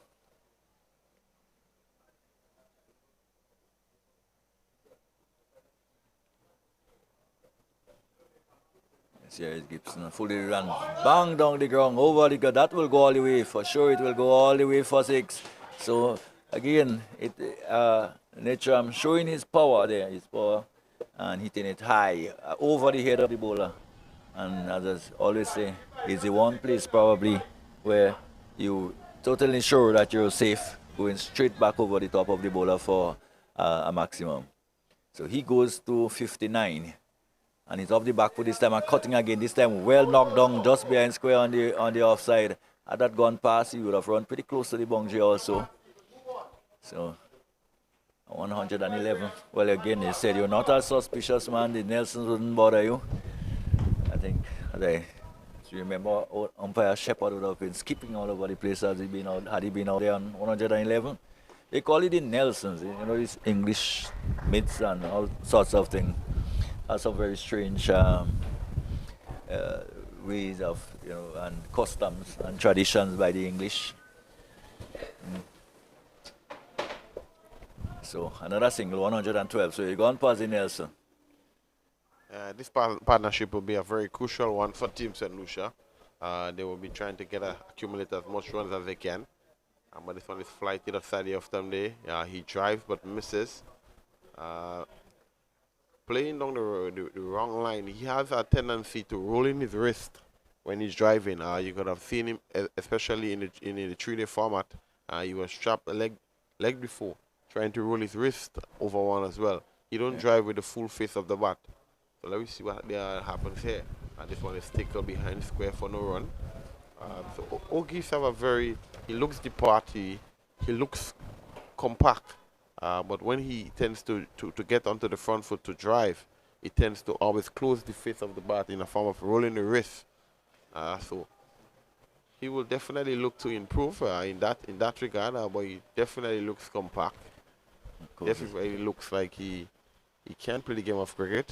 The coach will always tell you play the ball with the full face of the bat. Use the full face of the bat all the time. But that's a glorious shot. Well, that was glorious. This time he used the full face of the bat. It was a low full toss, but he had to put it away. And put it away he did, and did very well. Poor Asif Hooper there at extra cover really could have done nothing about it. And they feel that at deep at sweeping, the sweeper on the offside, and also the mid-off. They both converged, but it was in vain. And it was very well timed through the offside for 4. Yeah. So he goes to 11, 116 for 4. Yeah, excellent cricket shot there. Netram is on 60. And Gibson continued to be a tag expensive. He has finished 3. No maidens, 29 runs, no wicket.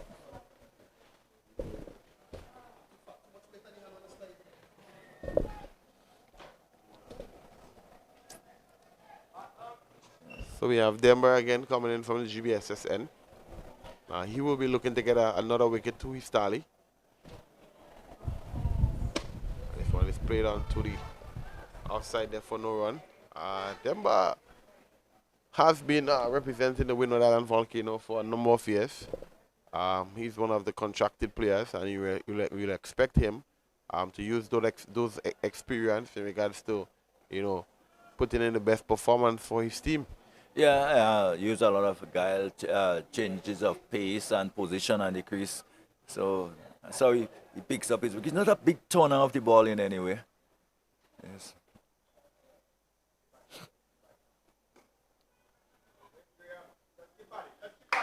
Delivery which is short of a length, and the batsman going on to the back foot and looking to force it past the short mid-wicket area. Sunil Ambris came across and did employ a bit of football. And here is a nice little sweep, just swept down towards Gibson.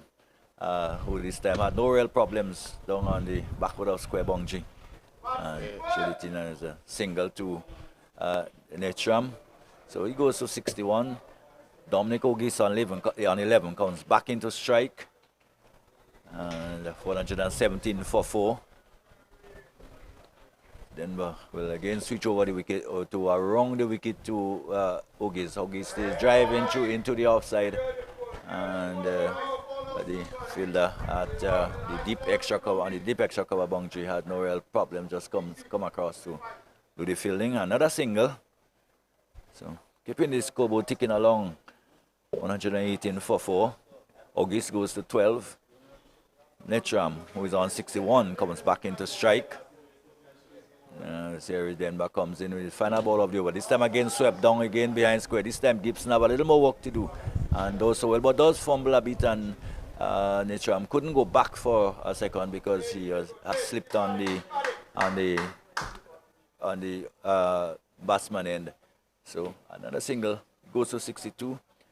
12 to Ogis, 119 for 4, and Denver has finished a 6th. One maiden, 16 runs, 1 wicket for the Windward Island leg off spinner. One will expect Denver to using his variation a little bit more. Whenever a Netram is on strike, he tends to screw freely with that sweep shot. So you will expect Denver to have him at least trying to drive a little bit more because he seems to be very competent with that sweep shot. So Gibson will try again. Leg spin from the homemade bakery end.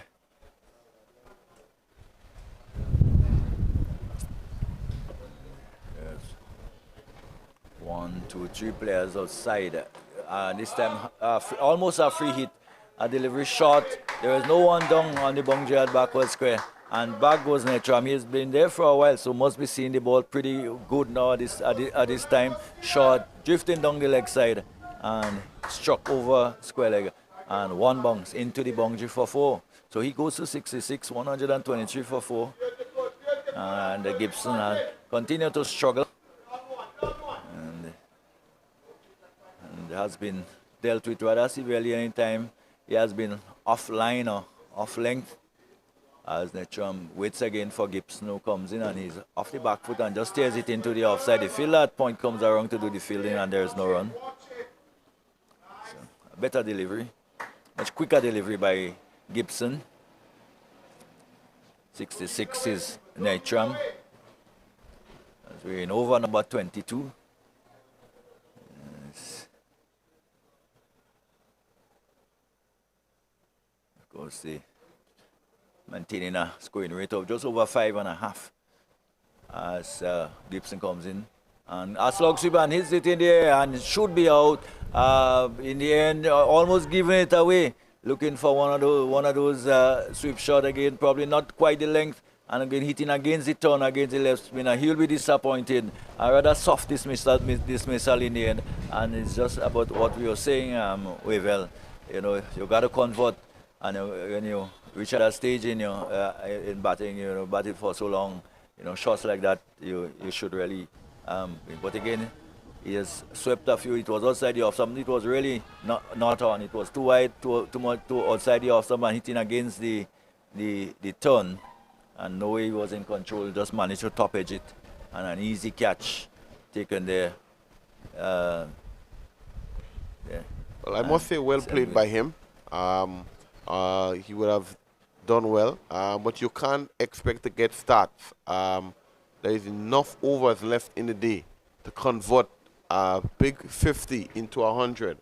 I mean, you would expect him to at least try to convert, but after he got into the 50, you would have seen that level of, lack of concentration in him. He started playing a lot of the big shots, and he wasn't in control of the innings after he got to 50. But nevertheless, well played by him. St. Lucia in further trouble. 123 for 5. Yes, so this brings Tariq Edward into the crease. He too has a little batting potential, but so just have to have to be seen whether now Auguste will take on the mantle of ensuring that the runs continue to take over. Well, Tariq Edward settles. So Gibson has picked up a wicket, although he's been really fairly expensive. 1 for 33 so far, comes in and bowls to Tariq Edward, who clips it off the toes and it goes down towards the fielder coming off the long on boundary. And he has a single, so he gets off the mark with a single. 124 for 5.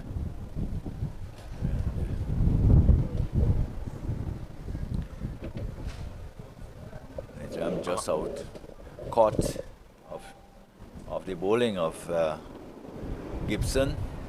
So this brings Auguste back into strike. He's on 12.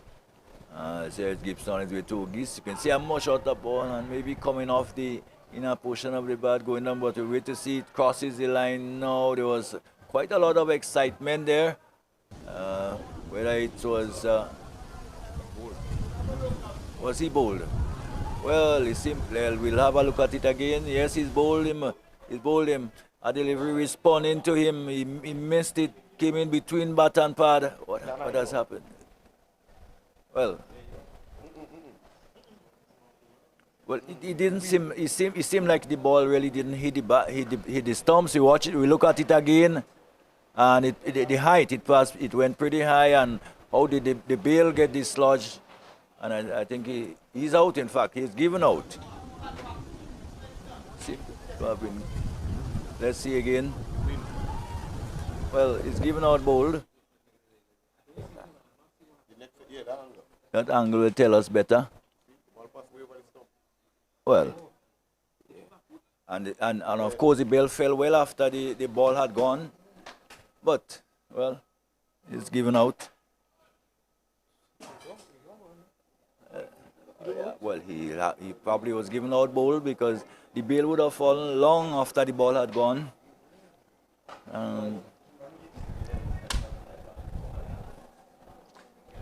Well, both umpires did consult, and in the end he was given out.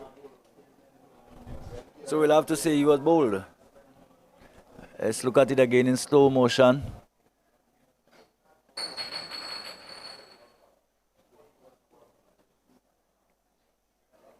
Tossed up, he came forward. I don't know if he had just clipped the outside of the off stump. Whether it was the pad of the keeper which may have disturbed the stump. Whatever it is, he was given out. And St. Lucia have lost their 6th wicket. It's really inconclusive based on the repeated plays we've looked at. Well, that's 2 to Gibson. 2 for 34 so far, 124 for 6. So early boxers come in and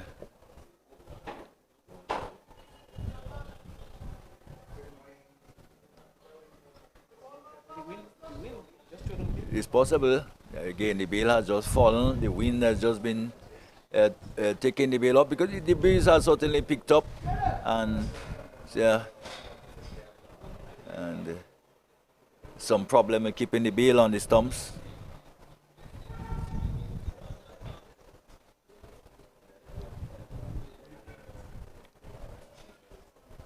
So what a controversial one, we can say. And probably Auguste can feel aggrieved that he was given out.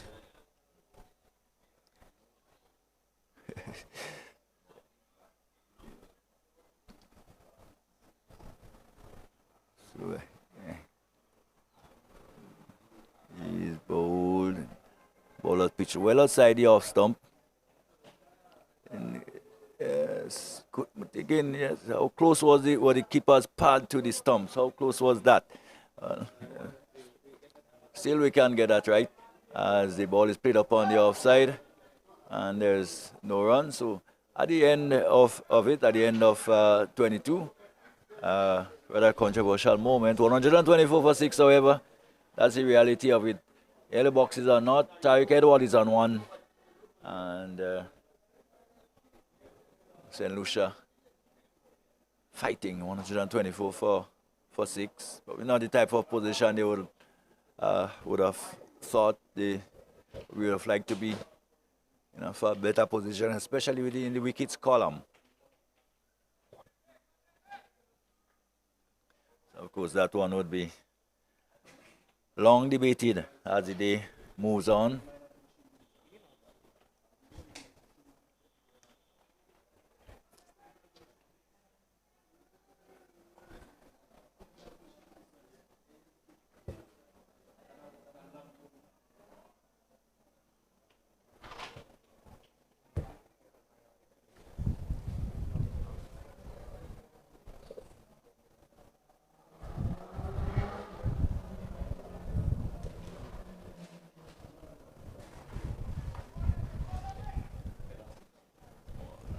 What I can say though is that it was clear that umpire Butler, it was not very clear as to what happened. He did confer with the square leg umpire, who probably was in the best position to see what transpired.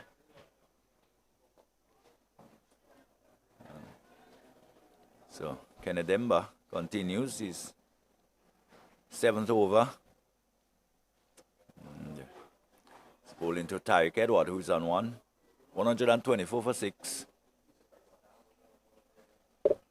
Here he comes, and Edward is coming forward and playing it back up on the offside. And there is no run.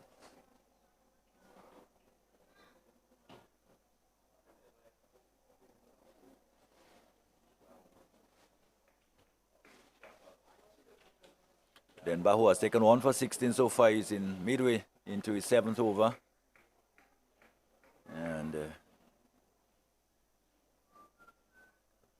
And this time he's on the back foot. That's Tyreek Edward, and pushes it up towards extra cover. Asif Hooper is in the way, and there is no run.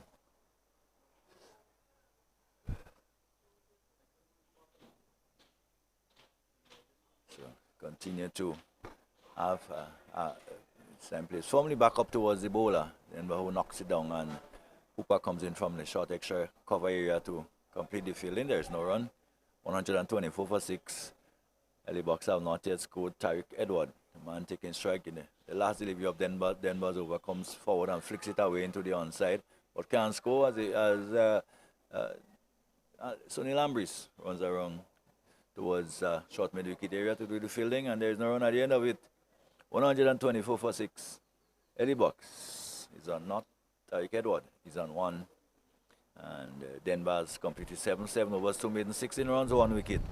And sure, we will see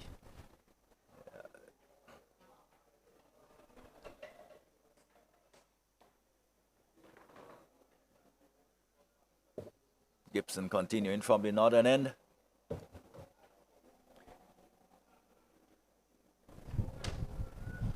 Well, it has gotten quite warm in the last probably half an hour, gotten quite humid. Gathering of cloud towards the east. Delivery is played back towards the onside, and there is no run. So Gibson starts over now his 5th over. He has taken 2 for 34 so far.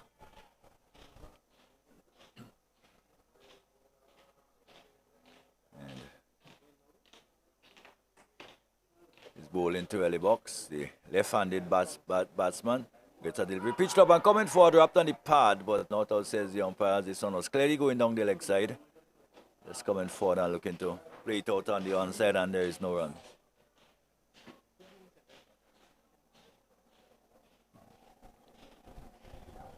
$124 for 6. Early box. Wait for Gibson, comes in and bowls, and a delivery short outside the off. Some going on to the back foot, but can get it past the man at backward point on the offside. There is no run. 124 for 6. Gibson from the northern of the bakery end, homemade bakery.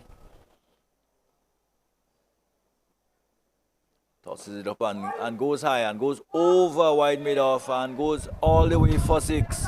So a delivery pitched up and just staying on the back foot, just leaning back and hoisting it over wide extra cover, over the extra cover area, and it went away for 6. Well hit, well timed, and 130 for 6. So early box gets off the mark with 6. And Tariq Edwards still won, 130 for 6. Gibson. Maybe may not mind that too much. 130 for 6.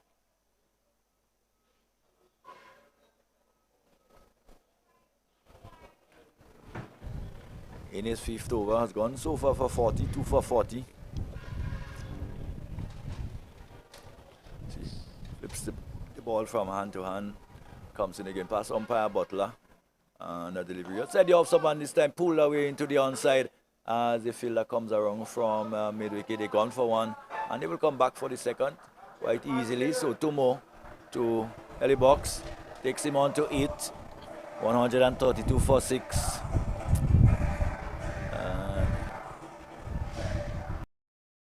On 1, extras 7.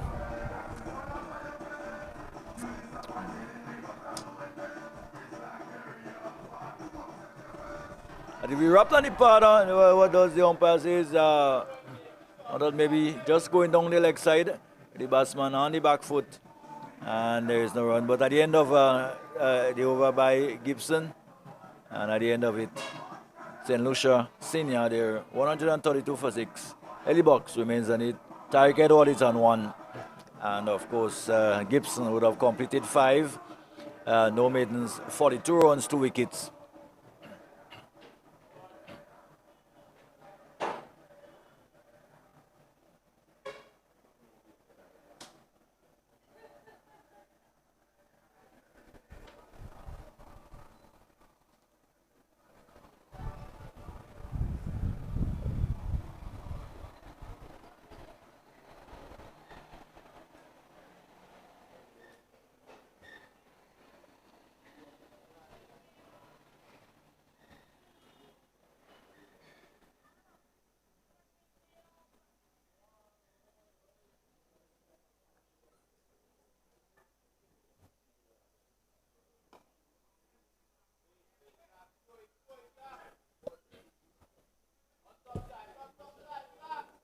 So Denver is continuing.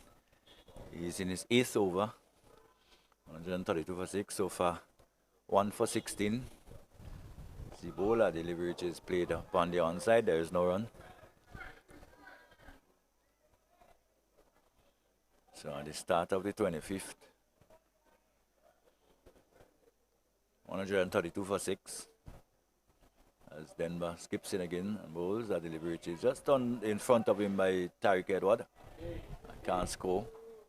As the keeper comes around from behind the stumps to do the tidying up.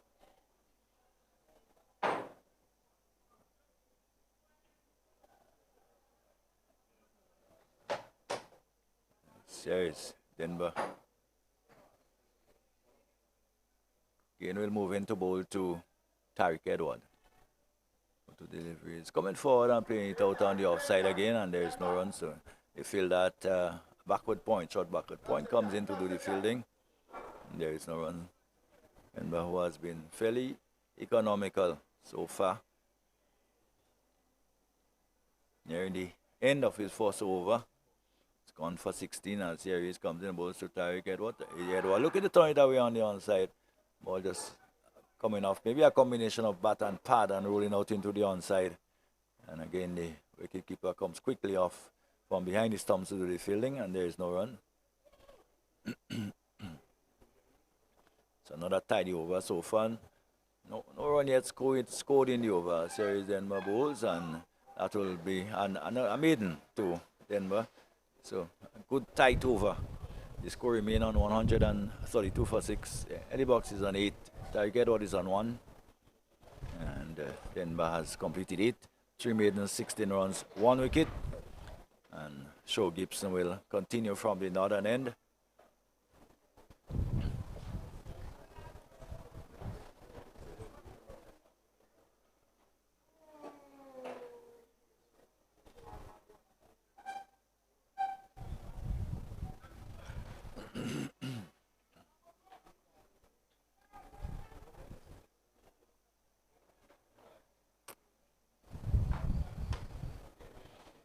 so far, Theo Edward was run out by Haywood for 22. Leo was caught then by Bull Stapleton. It's a delivery outside the off stump and just pushed back up on the offside. There's no run.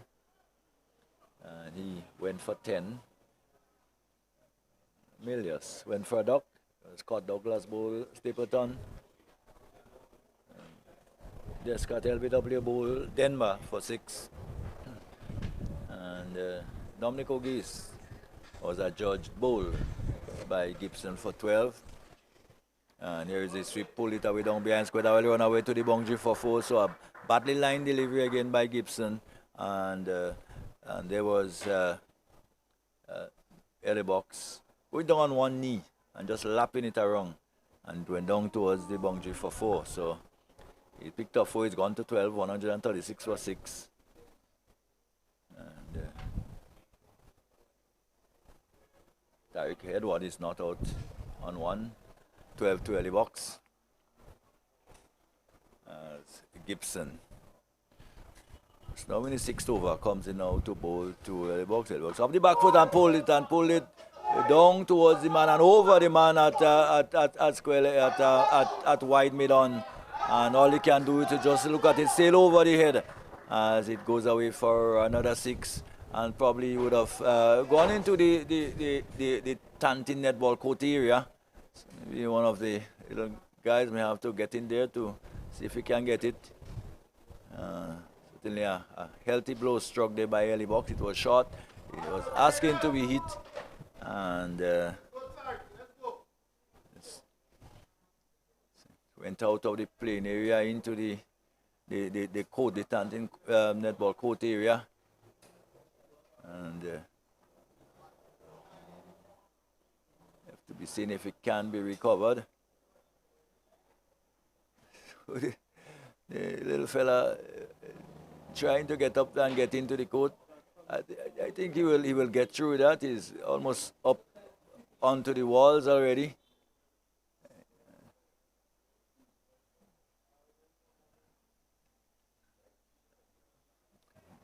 So the balls will be retrieved.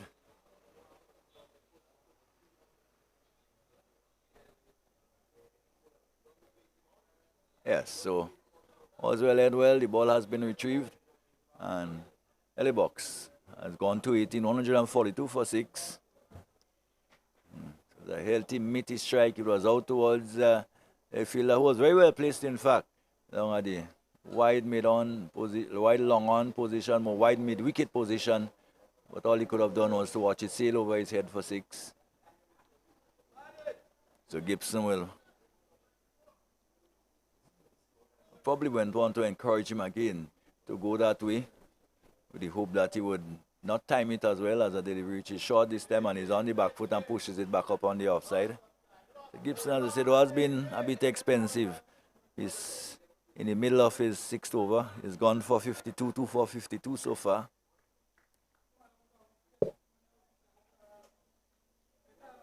He comes in now to bowl to early box, so he's on 18. Delivery who is hit again over the top, down, over long off this time, and onto. Well, that ball must have taken quite a bit in there against the Angel Hap Pan House. Big hit down the ground. 6 more.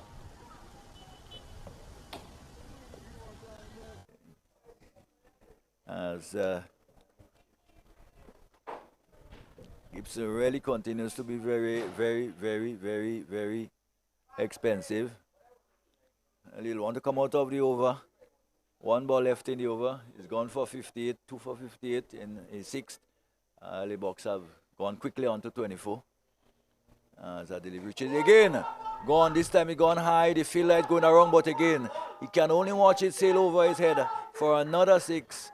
So we have had 3 in a row by early box. He goes quickly on the 30, and the 150 has come up for St. Lucia, 154 for 6. And at the end of over number 26, at the end of it, 154 for 6, it's 30 to Jaden, early box. And Tariq Edward, who has been rather quiet on the other end, is on 1. And certainly a rather eventful over. Couple, three really big blows being struck in that over.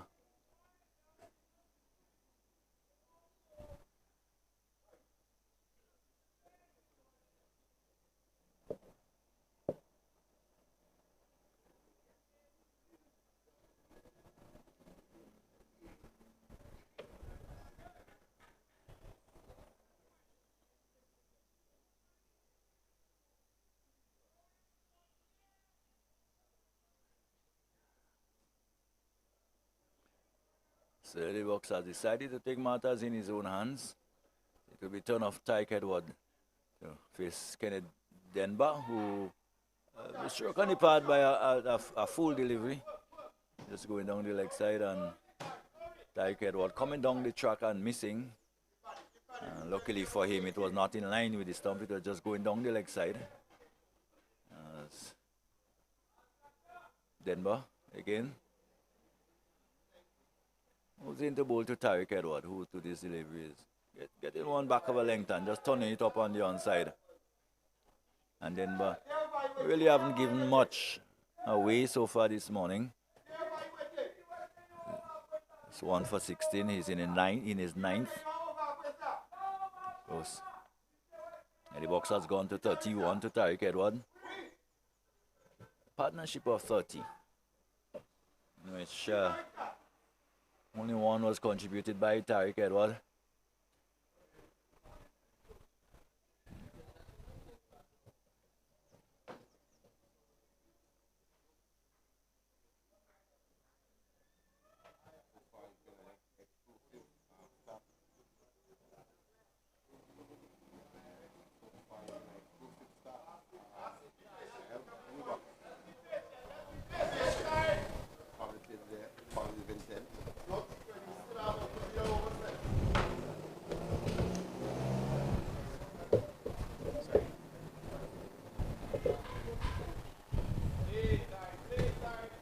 And all the time Tyke Edward really just been playing second fiddle, just ensuring he stays there with the early box. Yeah, so far has been the aggressor. Yeah, so far it's been an explosive start there by L-Box. He looks very, very positive. Tyke Edwards is a season champion as well. Represented the Windward Islands in so many different youth level. Pretty antics guy. He got a lot of antics with him. You know, he plays his shots with caress and style. Well, in the context of what we've seen in the last few minutes, I rather see date single from Tyke Edward to take him on to 2 and to bring Eddie Box into strike. Let's see, he haven't really looked to go after Kenneth Denver. Denver has been really very, very tight. In his 9th over, he's gone for 17. And probably Tyke Edward just reminding him that Denver can only bowl 1.1 over more. Just 7 balls left in his spell as Aries comes into bowl to Ellie Box. Ellie Box, well, wouldn't mind that. He goes high, he goes in the air, and we probably will clear the fielder, just probably getting a tip of the finger to it. So chances in his arm again, and this time not really getting onto it. It's probably the side we well to where the breeze is blowing a little bit more, and the ball doesn't carry as much. We have a breeze coming in from maybe around the southeast, going across towards the west, and hitting the ball in that area. And lucky to get away with it. He really didn't time it as well as he wanted, but fortune favor the Braves. He goes to 31. Tyke Edward is on 2, 156 for 6. Yeah, another chance goes a beginner by St. Vincent. Bennett and Stapleton was the one, running back, trying to get some hands to that one, and was unable to do so. But Ellie Box continues to play positively. But the captain said, if you cannot take the catch, then I'm going to give you the ball. So Bennett and Stapleton will come from the bakery end. So many experienced players there on shore. It's really a nice sight to see for Windwards cricket. You have guys like Kenneth Demba, Sunil Ambris, Desmond Maloney, Asif Hooper, Dylan Douglas as well. Very explosive batsman. I would love to see how, if you get that chance today, how we really go about. Unable to get much runs thus far in this year's 3-day tournament, but we do have the 50 over tournament here. He's more of a one-day player. So let's see how he goes. And so many explosive batsmen from St. Vincent as well.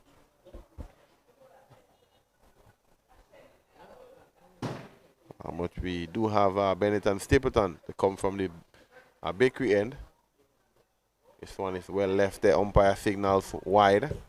Just a loosener there by Stapleton. You'll expect one to, trying to move as close to the off stump as possible.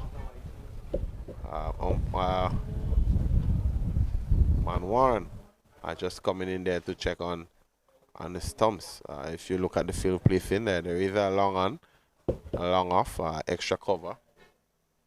A deep backward square, all the fielders on the boundary. Short third man, backward a point, short cover. And this one is caught there straight to Maloney. Well stopped there.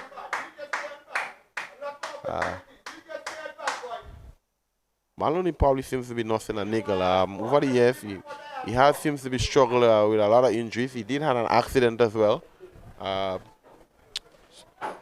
But he's been on and off the field. A couple of the St. Vincent players checking the physio.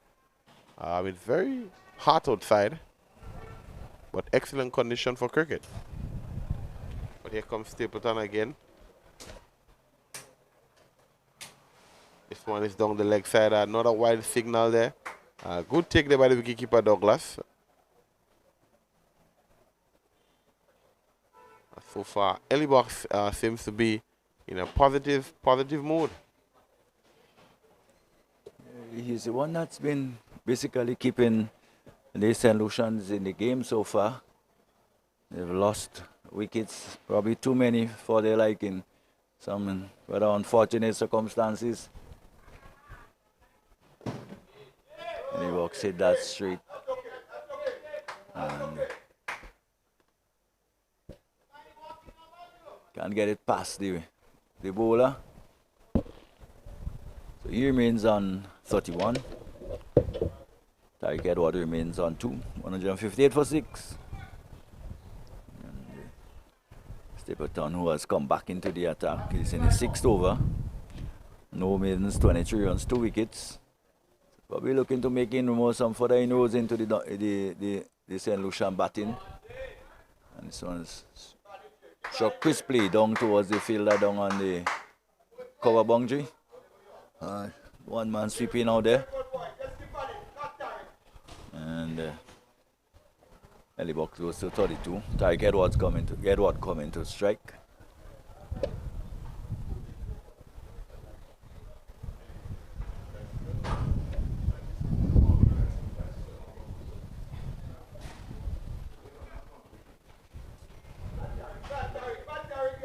So now the fine leg is going back down to the boundary.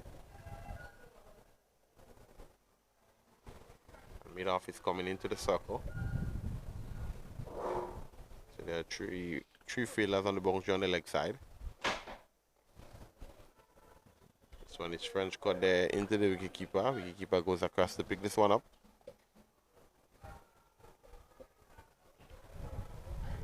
Delivery wider outside, almost wider side. You have somebody, batsman not getting across enough to able to get behind the line, having a drive at it, and the ball just coming up in a portion of the bat and bubbling away on the onside.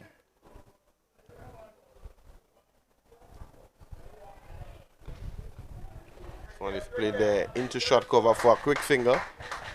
Good positive batting there by Tariq Edwards. Of course, there's always a single in that region. Of course, the veteran Sunil Ambris there. Not as quick as it used to be a few years ago. And therefore, there's always opportunities for single around in that region. And Edward goes to 3. He brings Ellie Box back on strike. He's on 32. 160 for 6.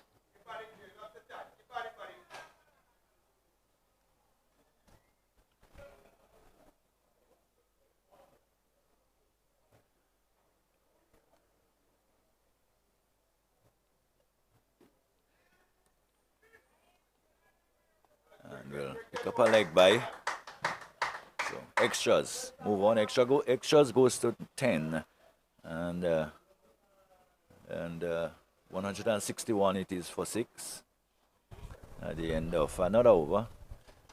At the end of the over, Stapleton has completed 6th, and he's 6th. No maidens, 25 runs, 2 wickets. And certainly the question is, how much more can St. Lucia get? 4 batsmen remaining. Still 22 overs remaining. So still long time, lots of overs still in reserve. Yeah, lots of overs. You will hope that they can, bat all the overs that is required of them. And we want to see guys, maximizing all the opportunity. Although early box is going well, you want him to be smart here. You want him to go on and get a big score here today. But he has to do well coming up against the likes of Grenada, who is a seasoned campaigner within the Windward Islands. He's representing the Volcanoes as well. So you expect him to be up for the challenge. This one is played into short mid-wicket there for no run. But Denver is in his final over. I think the St. Lucia will be quite happy to see the back of him.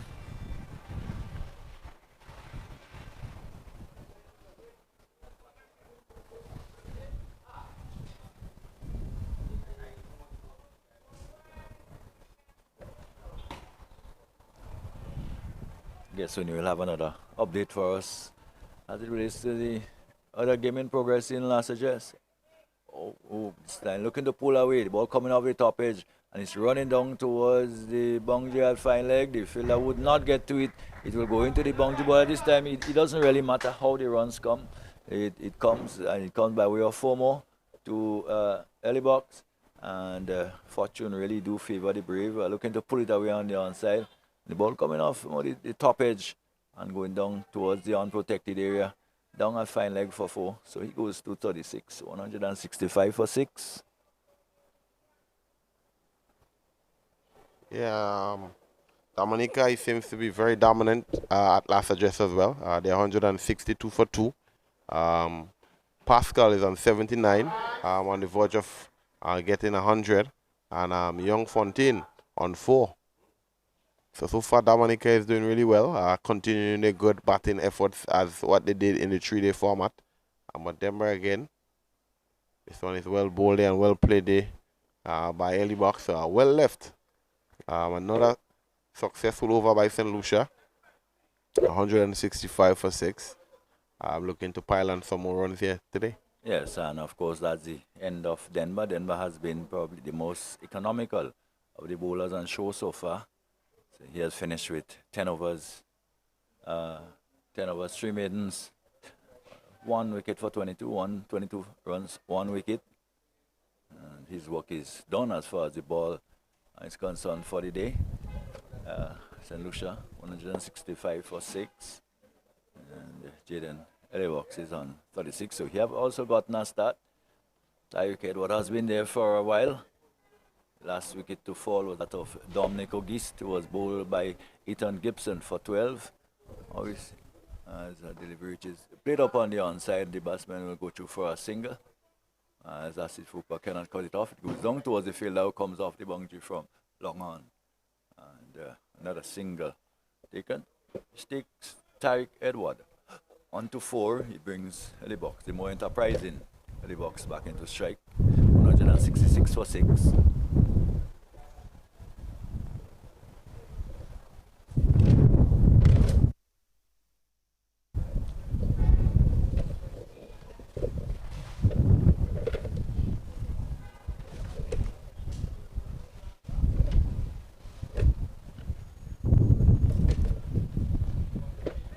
Guide nicely there to short third man. Excellent stop there by Grenada. Diving on this one. And the score moving on to 167 for 6. Just guided away down behind point on the offside. Then but just on the edge of the circle. chance of really preventing the single.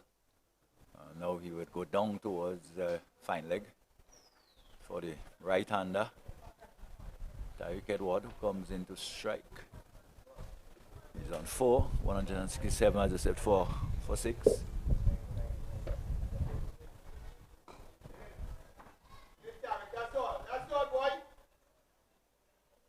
Five hitting the long on for just a single.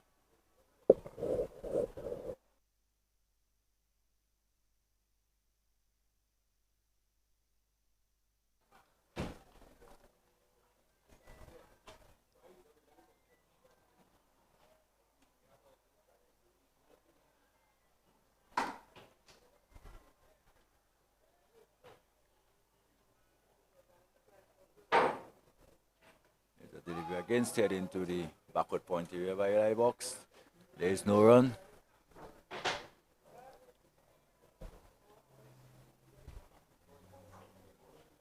Benetton is in his 7th over. So far has taken 2 for 28.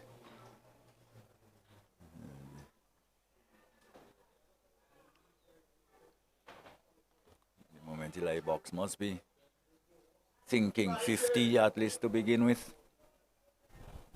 Pulls again over the top edge. That will elude the man there and go down into the boundary for 4. Denver, who was a little bit inside inside the field, couldn't get over it. And again, as we said, fortune favors the Braves. It was a false shot. It went in the air. It went and over the top of the man at backward point and away to the boundary for 4. So Eddie Box continues to take his chance.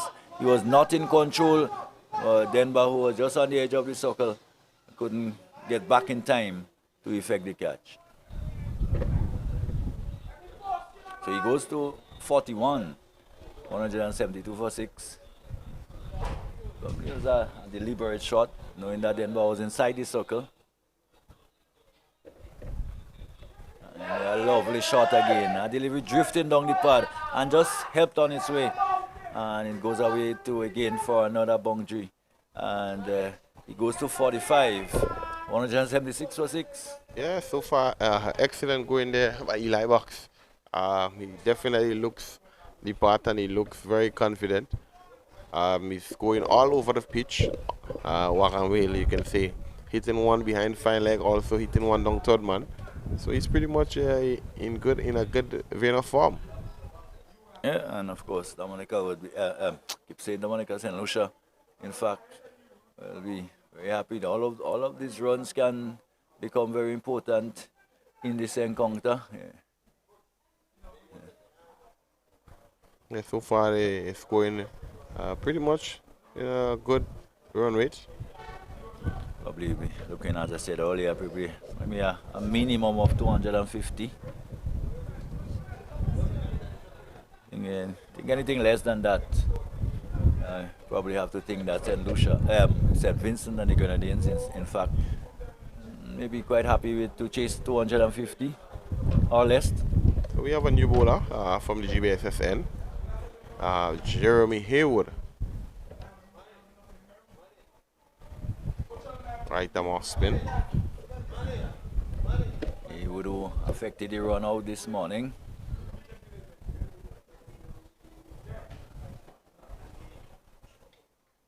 Coming in from the GBSSN with number 13 on his back. Unlucky 13. Well, pulled away down. Will he get across? No, Denver can get across. Delivery, he's straight back over the head of the bowler. A delivery just back of a length. And there was Tariq Edward leaning backward and hitting it straight back over the head of the bowler. Kenneth Denver was at a straightish long off. At about 20 meters to go across, 30 meters to go across, and couldn't get there. And a boundary to Tariq Edward, and delivery which is flicked up again on the onside and just beating the left hand of Sunil Ambris, who apologize. And he can go through for another single. So this takes him into double figures. Tariq Edward, he's on 10, 181 for 6. It brings back Eli Box, who is on 45 to take strike from Haywood. You're one hit away from a 50. Yeah. He'll be looking to see how best he can, score and a century in this year's 50 over tournament. He's one hit away. He's playing positively. Let's see what he does. This one is driven well. For a single, they run the first one hard. Desmond Maloney comes in, throws this one back into the direct hit there. Ball would have ricocheted into the field at back of the point. He picks up St. Lambis, and the score moves on to 182 for 6. Yeah, no need to. You can do it in singles. There's a lot.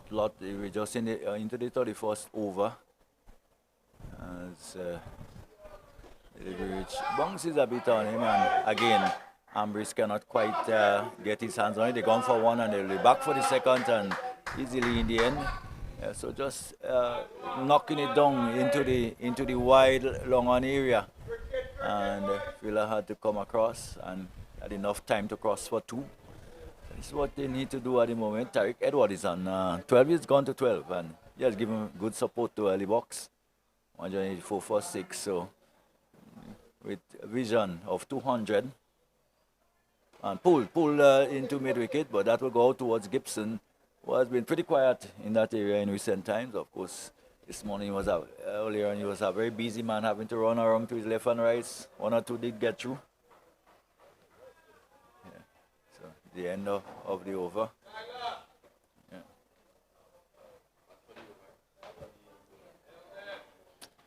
You know, basically, if you look at the Israel-Iran's war, despite all the interceptors, some still gets through. Cricket can be seen in the same light, all the cricketers on the field, but now and then 1 or 2 will get through. It's not intentional anyway. Yeah, not intentional at all. But from you see a change of bowling from the bakery end. That's look at Cody Grant. Number 25 on his back. To bowl to Tariq Edwards.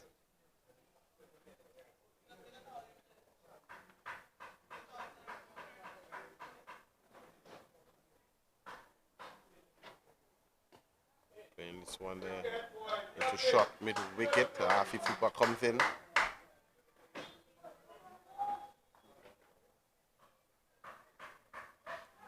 So probably a little desperation being shown there by the Vincent. Probably just thinking that they bring back the frontline bowlers to try to prize one of those batsmen out. Yeah, so far has been a good partnership, a partnership of 62. So they will be trying to at least see how best they can, break this partnership from a St. Vincent standpoint. But Eli Box, and Edwards should be up for the challenge.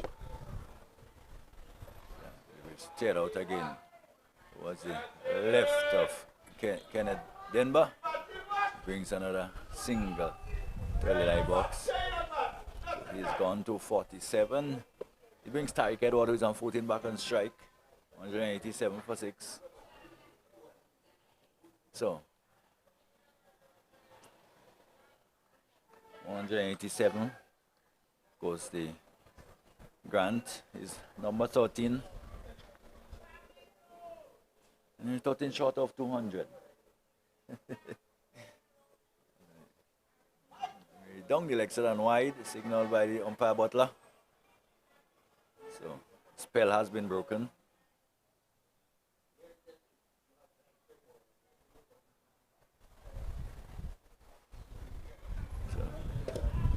It's amazing how numbers can be seen in all different lights.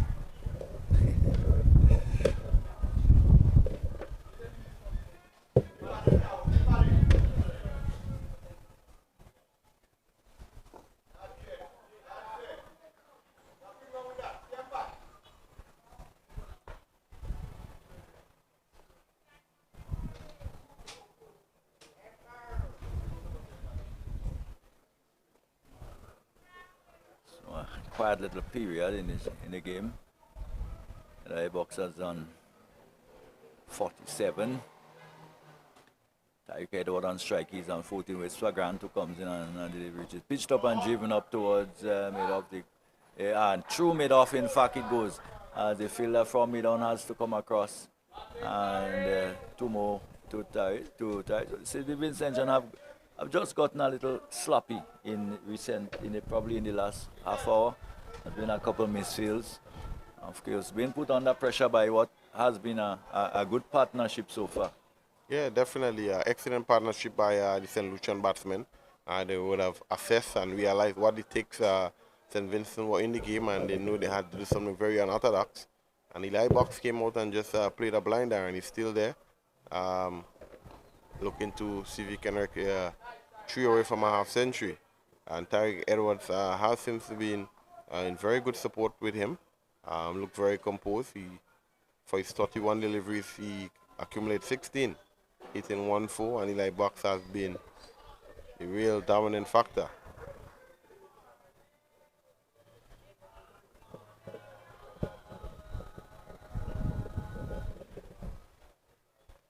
Grant again is coming in from the bakery end. This one is played into short cover there. Sunil Amis picked this one up. And so at the end of this over, St. Lucia 190 for 6. Jaden Eli Box on 47 and Tyreek Edwards on 16. Yes. So.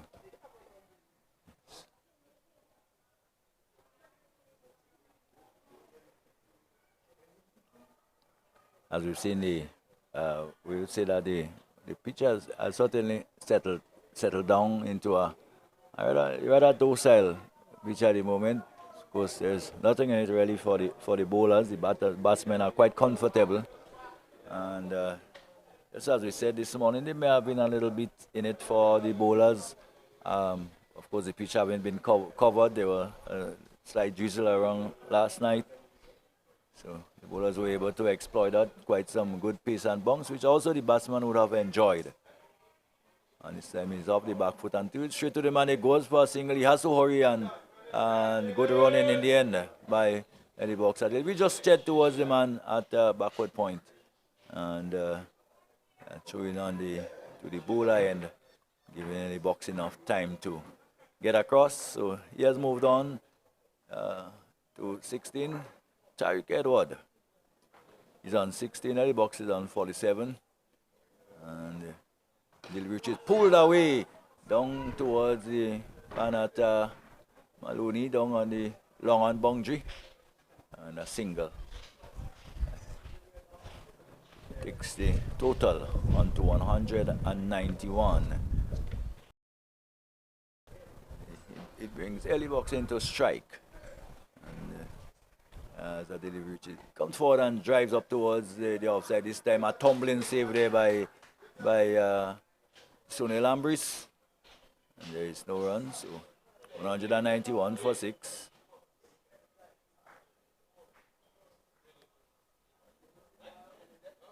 So Ellie Box is on strike as the Philippine bowler full toss, which is struck, and that will clear Denver by some distance, and it does clear him right in front of us here for 6. A full toss, and he goes to his 15 style, and that will take him on to 53 and take the total nearer to the 100. 196 it will be for 6, and Ellie Box brought up his 50, and really a good knock, and has taken the partnership to 66.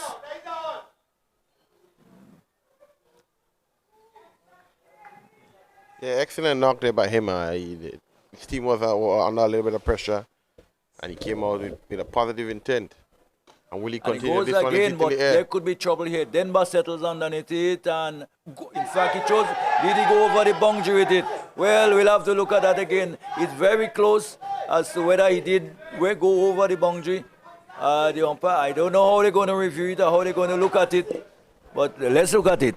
He caught it here, he's coming across, he's still inside, lands on the rope, man. That has, well, where did he land there? Very, very close indeed. Very, very close that was. As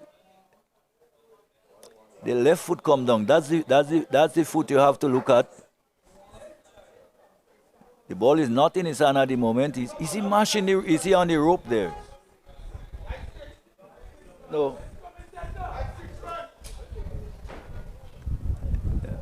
So we just having a look at it. Did he contact the rope with that left foot of his? If he does complete it, and 6 they says. So it was always going to be very close. And the umpire in the end ruling it's 6. So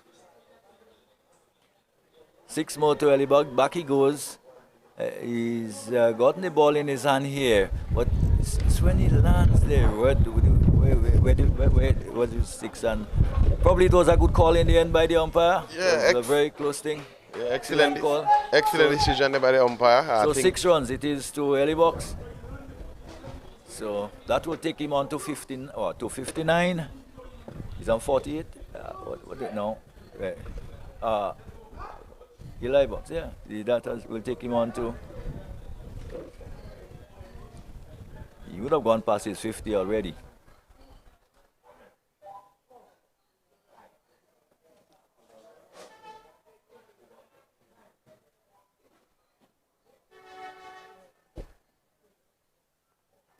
So he's on 59. He's gone there pretty quickly. He's only 33 deliveries. As a delivery which is turned away into the onside. No runs can be held out towards square, behind square on the onside. Jeremy, who's in his second, he's only in his second over, has gone for none for 22 so far. Box on 59, Tariq Edward on 17, and pulled away. This one is clear. This will go outside of the ground again. So this will end up somewhere close to the port area. And he's gone for 6, so he's gone into the 60s. 200 has come up. In all the excitement, 200 has come up. 209 for 6. Yeah. And the box has gone to 65. Eli Box, excellent going there by him. Positive intent. 3-6 would have gotten in this over. And he moves on to 65 confidently. Well,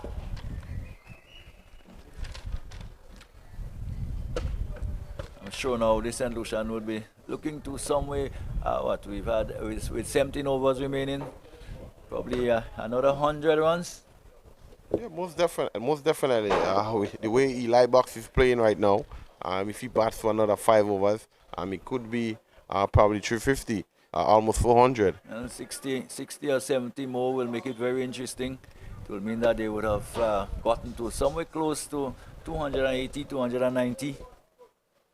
As the players they break for some form of hydration. And of course, the groundsmen will do some repair work, remark the creases and so. And can reflect on what we've seen so far this morning. It has been a real mixed bag of wickets have fallen sometimes in very close successions. Also, they've seen a couple of very good innings. 2 half-centuries scored so far. Probably the best partnership of them all, 85 between Eli Box and Tariq Edward. 65 to him, Edward is 17. And Poco de Grant is bowled 3 overs, 26 runs, no wicket. And Jeremy Haywood, who Eli Box have taken 2 overs, 28 runs, no wicket. So one expect that in the latter stages of the inning, where the batsmen, if they're set and if you're in, you can really capitalize. Yes, you expect that. You can expect the batsman that's already set to capitalize on what they have done thus far. Eli Box has looked very just dispatching everything over the boundary. He looks a very compact player. He packs a punch, and you expect him to go on and carry on. And the game at last suggests Dominica is in full command, 181 for 3. Stefan Pascal on 89, 11 shy away from 100. And G and Benjamin will have replaced Fontaine. He's on 6. So far it has been a very entertainment game here at the Rice and John playing field in Tantine. We had some pretty exciting cricket. Stephen Natram would have played a well-played 66. And now we have Eli Box on unbeaten 65. The pick of the bowlers for St. Vincent, Benetton Stapleton, he would have picked up 2 wickets in his 7 overs thus far. Ethan Gibson in 6 overs, 64 runs, 2 wickets as well. Kenneth Demba, well, about 10 overs, 3 maidens, 22 runs, 1 wicket with an economy rate of 2.20. Jeremy Haywood, a little bit expensive, 2 overs for 28. And we here at the Rice and John playing field, witnessing a game between St. Vincent and the Grenadines coming up against St. Lucia in the Super 50 Windward Island tournament. So Theo Edwards would have started well for St. Lucia. Would have gotten run out by Stephen Natram. Niall Leo was outfoxed by Kenneth Demba for 10. Kimal Emilius would have gotten a beautiful delivery by Benetton Stapleton as well.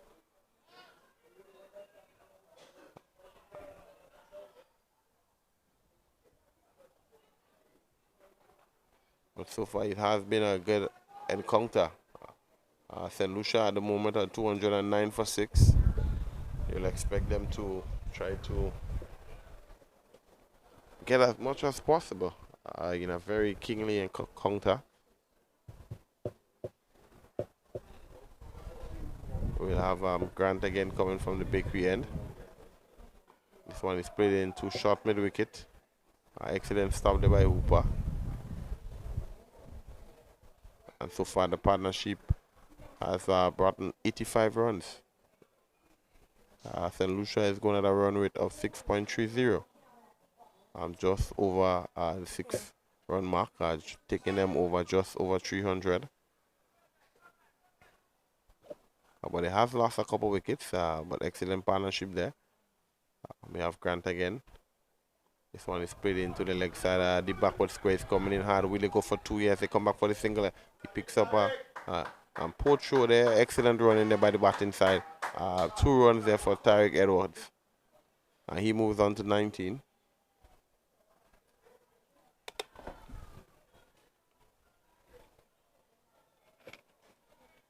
So far, St.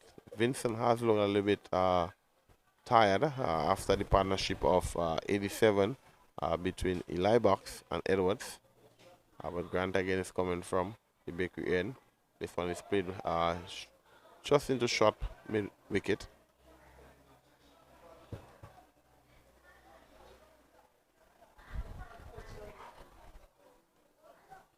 So this over, we have 16 more overs to come from the St. Vincent. So far, St. Vincent have used 6 bowlers.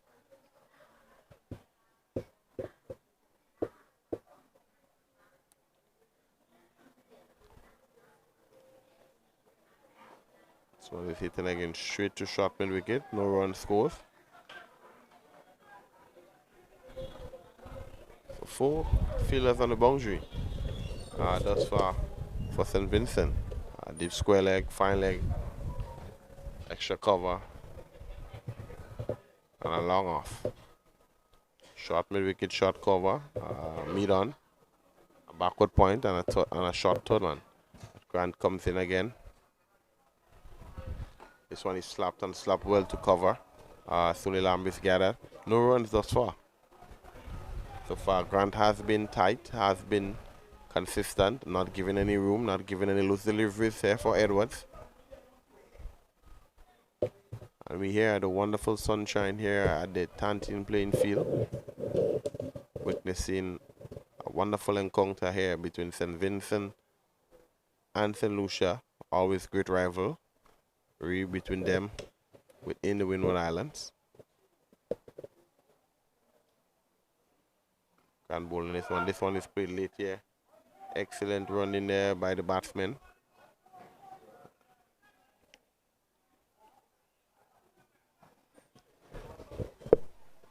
An over has come to an end. Another over has come to an end. Eli Box move on to 66, 65. And Edwards move on to 20. Of course, these two have really played sensible cricket. Of course, they would have come together at a time when St. Lucia were really needed two batsmen to stay and just accumulate some runs, consolidate, and they did that. They came through that period, and now they're really in charge, larger and in charge, picking up runs at will and pushing St. Lucia to what could well be a total that can challenge the Vincentians. Of course, now we see Sonny Lambris coming into the attack, replacing Cody, replacing Haywood.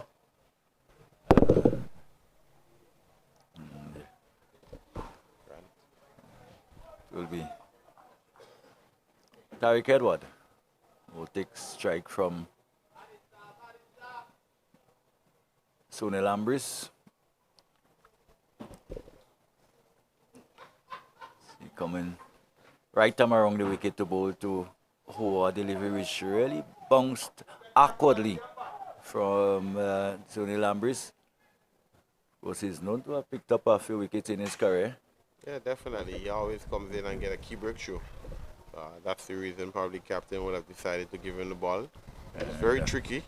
The dead ball. Probably Tariq Edward feeling that he's just being ambushed, pulled out of the shot early enough.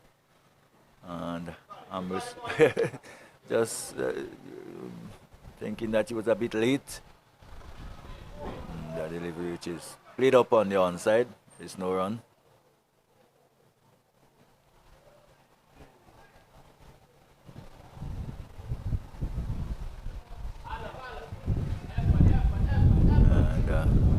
Short, wide delivery down the leg side, which the batsman tried to help on his way, tried to hit it up and over.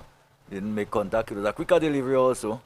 This time, one which it turns into a vacant area down behind square on the onside. They're going for one. The keeper has given chase, and there will be two. So, two more to Tariq Edward. Didn't look to hit it too hard, just rolled the wrist and turned it down behind square into a vacant area. And picks up two to take the total onto 215. 215 for 6. Edward goes to 22. And Eli Box is on 65. And, again, some bonks there by Sonny Lambris. And Stoney asking a question of the umpire.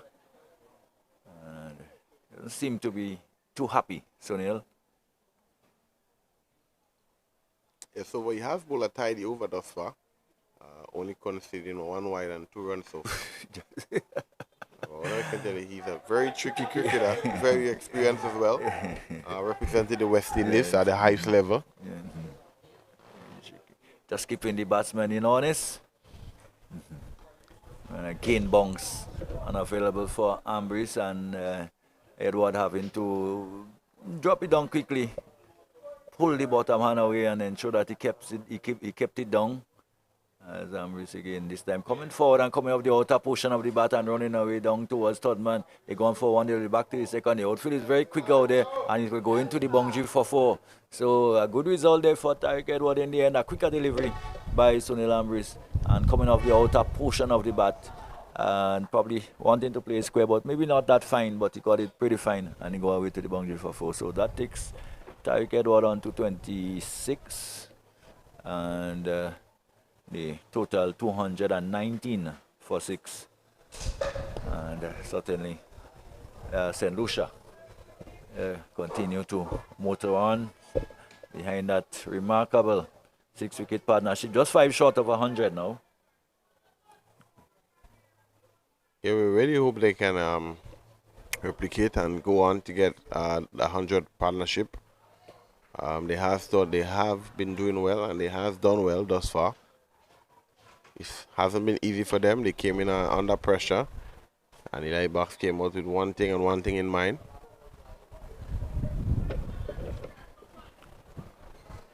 try to score as fast as possible. And he's still at the crease. Dylan Douglas is up to the stumps to Cody Grant. And this one is hit on the up, way over in the pan house. What a shot there by Eli Boxer. Pitched up and driven over mid-off for a wonderful 6. It's amazing that he has been able to pack that amount of power. He just rocked onto the back, almost onto the back foot, and just hit through the line over extra cover. In fact, it's not the first time we've seen the shot for the day. It's about the third one we've seen him play like that. And with all the authority in the world, it goes for 6. So that has brought up the 100 partnership, 101. So you'll tell us how quickly that would have come. After this delivery here, this one is wide. And tickle behind square for just a single. It's a wide delivery. Yes. So 2 runs to the total. So that extras will go on to 14.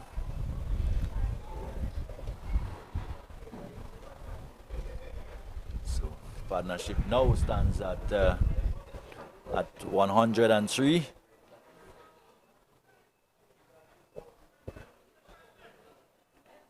But it would have come in fairly good time.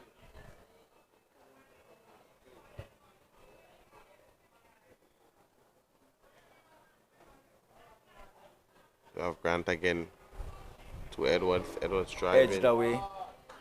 Down towards the boundary. And this one would have run away to the boundary, to the third man boundary for 4. So far, not good cricket here by St. Vincent and the Grenadines, but excellent batting there by the St. Lucian batsmen. Well, not much they could do about the edges that go one way or the other. Unfortunately, all bats are made with edges. And at some point they would be utilized. We've seen some commanding strokes on the middle of the bat, and also, of course, the edge has to have a say. And wrapped on the pad, and given out, in fact, quite a late decision by umpire Butler. Thought about it and then raised the dreaded finger. And Tarek Edward has to go. A delivery pitched up. Let's have a look at it. As Grant comes in, bowls, and delivery which was, well,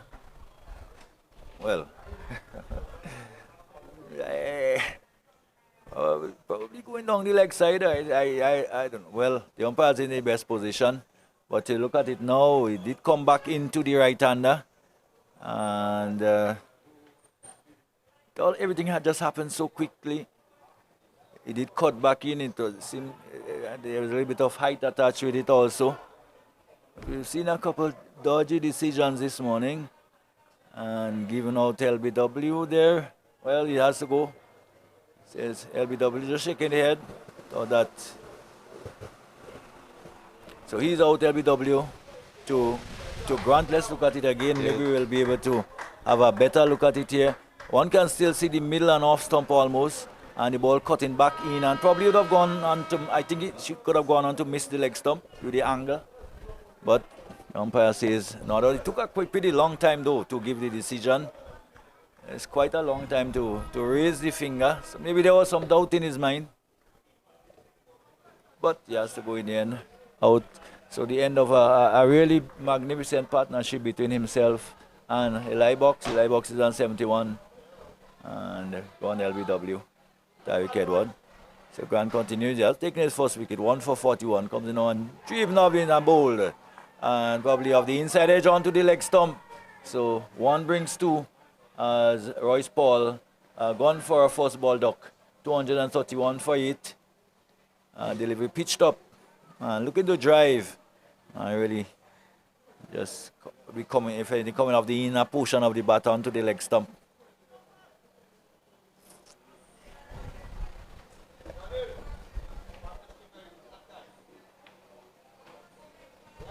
Yeah, big inside edge onto middle and leg. So he's gone for a golden duck, and St. Lucia have lost another 231 for it. And so it is after a long partnership. Them one bring 2, 2 bring 3.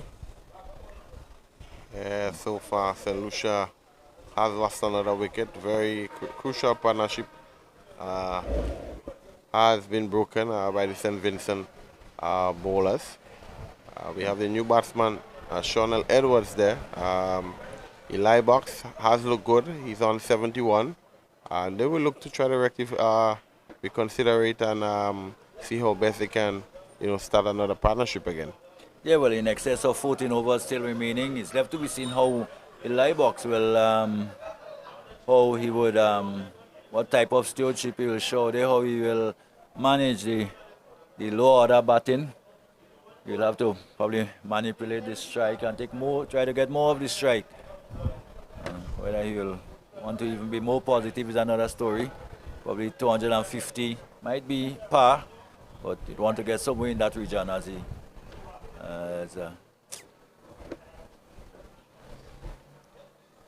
Cody Grant now in his 5th over has taken 2 for 41.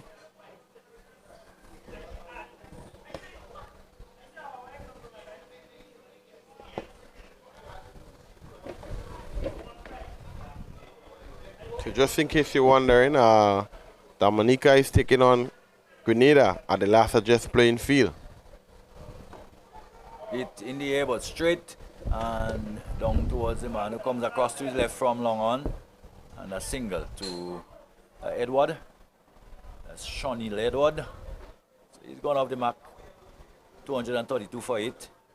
And every run from now would be like goal for St.Lucia. Want to maximize on the 14.1 overs remaining. If they can bat that, they will get in probably in excess of 260. Yeah, Eli Bach still there. He's a very aggressive player. He has been hitting it well. You can just swing it away on the onside. No harm done. 232 for 8. The box is 71. 1 it is to Shawnee Edward. So I'm sure he'll be looking to take most of the strike. Yes, giving us a score from the other game in progress. So Dominica, 195 for 4 in 41.1 overs. Stefan Pascal, he's on 96. He's only 6 away from 100. And Jed Joseph, just on 3. So 195 and 41. So yeah, total similarly just around the 250 mark probably.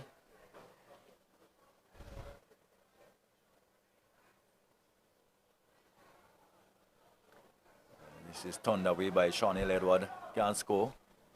As Sunil Ambris continues from the GBSS end and turns rather quickly and comes in to bowl to Edward who top edges and straight to the man. Soft dismissal. We've seen a few of that. Probably two of that in the 3-day game where the batsman looking to play that lap shot behind square on the onside. It's very difficult to play, especially with the batsman, with the bowler coming around the wicket. And he goes Shawnee Edward. And now Eli Box is a bit disappointed because I thought he showed no inclination to get the single, to take the strike at the start of the over. He'll have to manipulate the strike. Now it's not in his hand as the final batsman comes out to take strike. To take strike, it's out of his hand. He just has to hope that he can get the strike back. So 232 for 8, and certainly we have seen how 1 has brought 2 and 2 has brought 3, and that's how it is with cricket. Yeah, St. Lucia hasn't seemed, the tail enders haven't seemed to adapt to conditions thus far. But Eli Box is still there. Once he can, probably replicate and bat most of the deliveries, they might be able to get something substantial. But so far, how the wicket has been playing and the outfield has been quick, it's 232. Just not seems to be enough for the experienced batting lineup of St. Vincent. But it's cricket. It's a game of glorious uncertainties. And Sunil Ambris would have picked up his first wicket. We do have the new batsman in, Shaheen Sipal. So Sachin Sipal. Of course, mother probably would have been a fan of Tendulkar. Name and son after Sachin.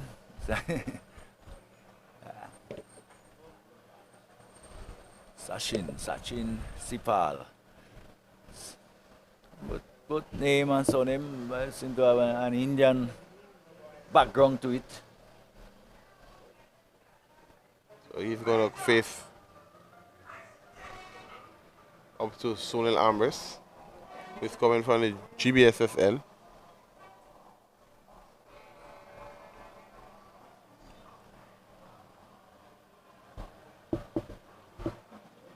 Ooh, beaten there outside the off stump again. Really, what Ambis have done since they have started is really have gotten quite a bit of bounce.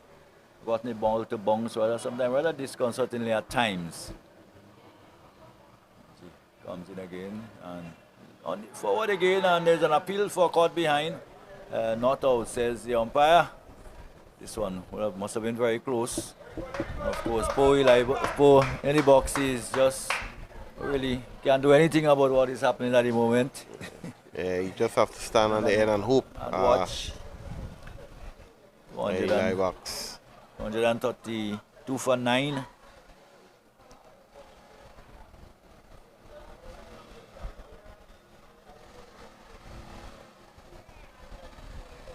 So survival is the word for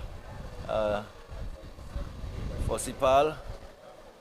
And just in case you're wondering, guys, Stefan Pascal, at last just gotten his first 100 here in the regional, in the Windward Island Super 50 tournament. He scored 100 of 118 deliveries, and we just want to be happy for him. Yeah.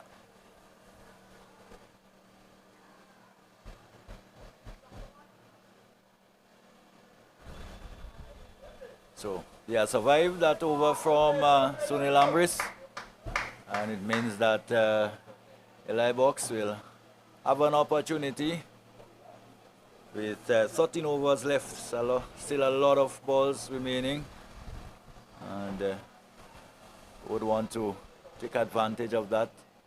I think if the Sipal can survive. What we have seen from him, though, he doesn't seem to inspire too much confidence.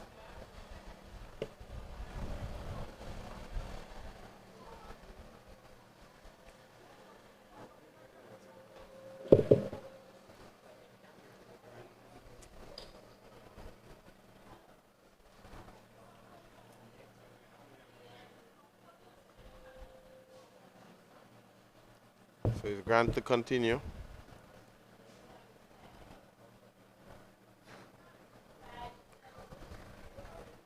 To face to the hard-hitting Eli Box. What he can afford to do, Eli Box, is to give his hand away now.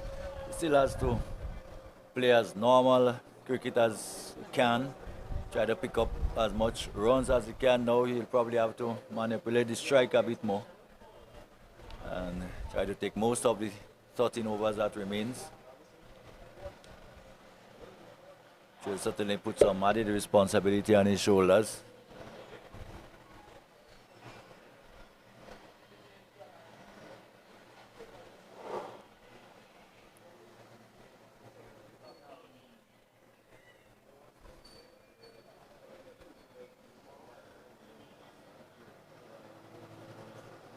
And plays well. They're getting inside the line and flipping it away down towards long leg, and it goes for 4. So innovation showed there by Eli Boss, stepping across the stumps and just lapping it around. It goes for 4, so we'll have to do a lot more of that. It goes to 75, 236 for 9.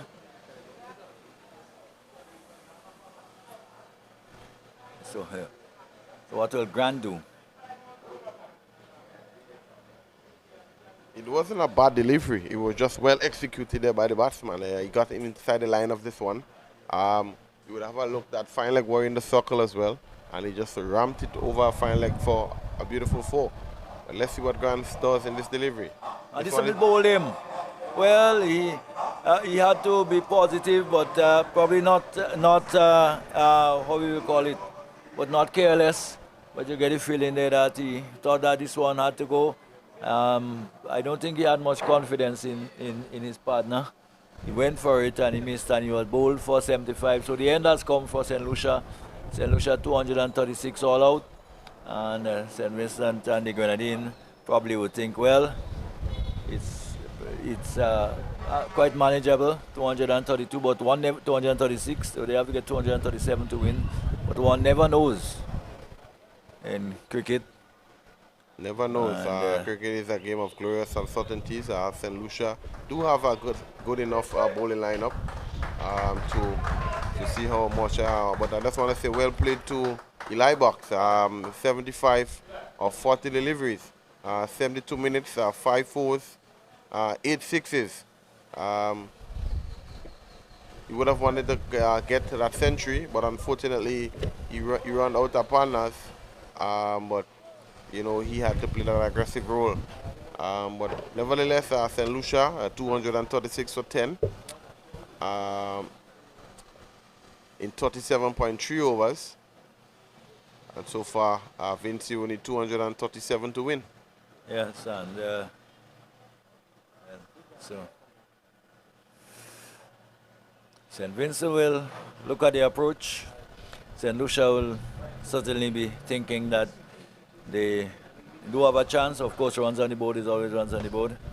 And Sunil Ambrose ended up, and Grant would have ended up with 5.3 overs, no better 46 runs, 3 wickets. So St. Lucia 236 all out. And I think lunch will be taken now, I'm sure. I'm wondering whether lunch will be taken or we will come back out for, well, we wait for the information. But whatever it is, we will take a break here and we will be back in a few minutes to bring you the start of the St. Vincent and the Grenadines reply to 236 made by St. Lucia.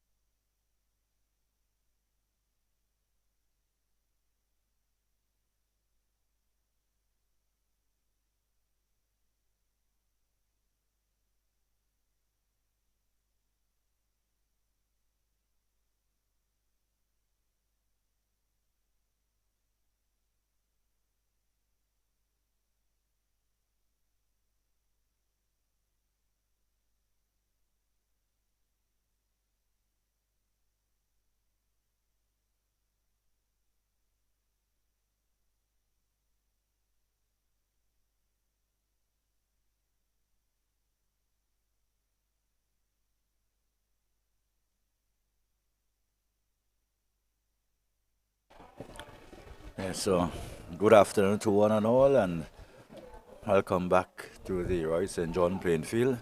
We are about to see the St. Vincent pursuit of 237 to win here in 50 overs. Of course, St. Lucia were dismissed for 236 just before lunch, and they made that in 37.3 overs. St. Vincent will be looking to overhaul that, and in a matter of moments we'll see the start of the innings. Of course, Gibson and Maloney. There's one Maloney, and Gibson will start it off. So Maloney will take strike, and soon we'll see the start of the reply. 236 is not a huge total. Channel Edwards will pick up the attack from the northern or the home mid-break end, and they will be hoping to set the Vincent back by picking up all the wickets. We do know how well Maloney and Robinson bats. A short delivery, which was just turn on the onside, and the batsman go through for a quick single. The return comes in, but there is no run. So that's the first run, the first delivery of the Vincent reply. Maloney just dropping it down on the onside and going through for a quick single. So he's on one for no loss. Shadrack Edward.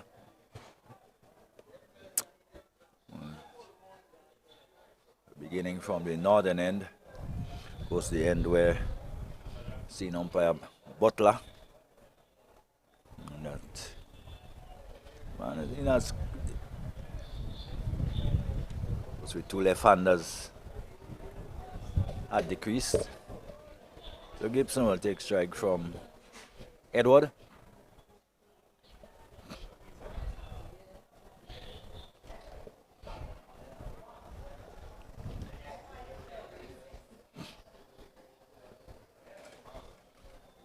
So pretty attacking field. The two men outside in the power play would be the third man, and of course a man down on the backward of square boundary. And wrapped on the pad, and umpire says that it's a bit high. Of course it was. So a delivery which came back into the left-hander. Height being the issue on this occasion, and Robinson leaves to fight another day. As you see it as a delivery which good delivery by Edward, which got back into him and hit him just on the top of the pad. And umpire indicating that it was going over the top. So it's one for no loss. Maloney on one.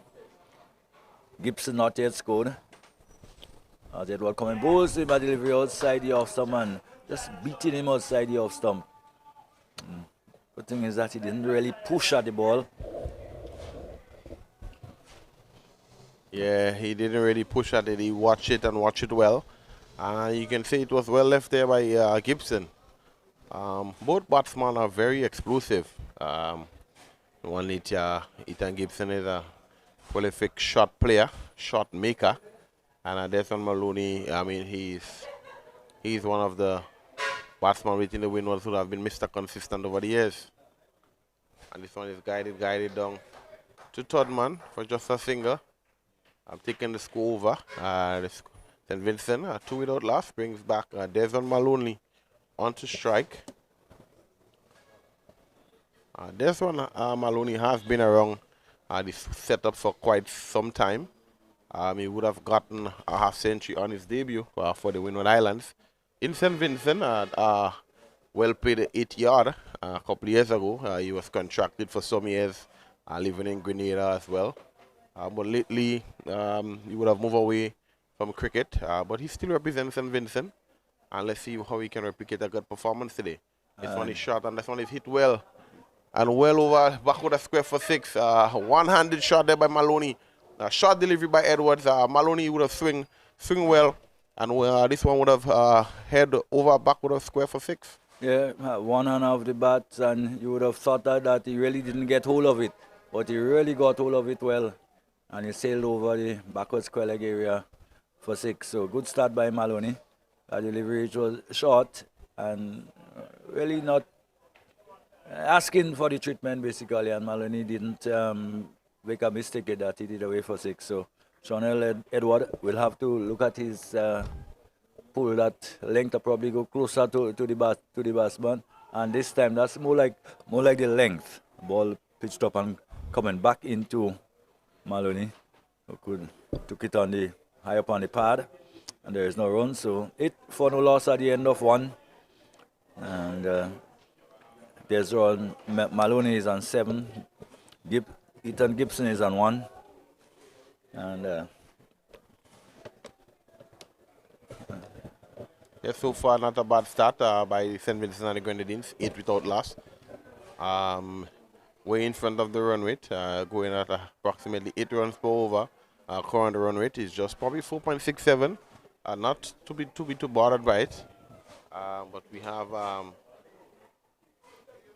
Shine Sipal, left hand pace.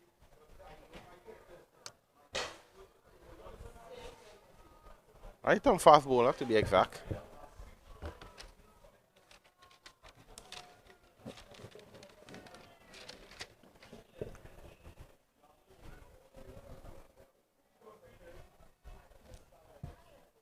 Right on fast bowler, does get the ball to swing. He carries number 7 on the back. Will be bowling against Ethan Gibson, who is from the St. Vincent and the Grenadines. He played his trade in Trinidad and Tobago. Very, very good attacking batsman. Good technique as well. And this one is well bowled, well left as well. Good pace there, Mr. Hector. yeah, good pace by Sachin. It's a and again, if anything, maybe just getting the ball. One Gibson was thinking probably about playing that up and over, but by the time he had really got into line, the ball was well on its way to the keeper. The first time we have seen him from the tournament, that's Shine. So he probably didn't play in the 3-day tournament, but he's here and he will want to relish his opportunity. Yeah. Thus far, not a bad first delivery by him. Pace is up, so let's see how he can replicate a second one. Wrong and slam back past him. It was a short ball by Sachin. It was outside the off stump, and just as he said, Robinson, who is Shot Gibson, maker. who is a real shot maker, just stood up and blasted it back past the bowler for 4. Yeah, this one was like a bullet from a gun. Short delivery, as you mentioned. Sipala would like to get this one probably closer to Ethan. Not too short, because he will play his shots and he will be attacking. So St. Lucia have to be careful here not to give St. Vincent too much of an explosive start. But here he is again. Stem, I believe, further outside the off stump and wide, signaled by the umpire. So Sachin, yet to settle down.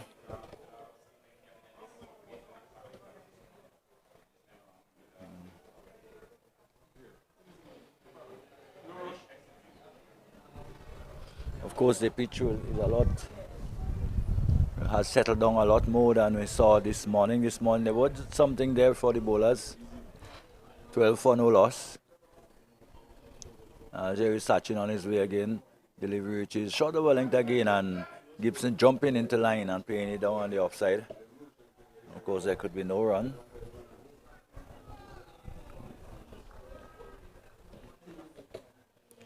Twelve for no loss. Maloney is on 7. Gibson is on 5. Sachin Sipal. So far, a good start there by St. Vincent. 12 without loss.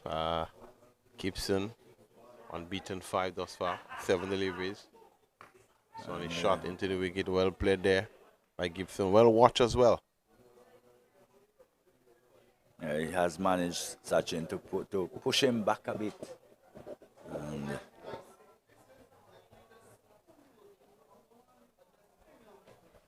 And your friends, the pigeons, have arrived. Yeah, coming to do the groundwork, taking care of the weeds. And what is ironic, every day they have been here, and in evening time, you will see them over closer to the commentary booth, and in earlier in the day, you will see them. And flashes outside the off stump, and a little psychological advantage gained there by Sachin Sipal. Shot again and throwing the willow at it, not making contact. 12 for no loss. 7-8 to Maloney. Gibson is 5.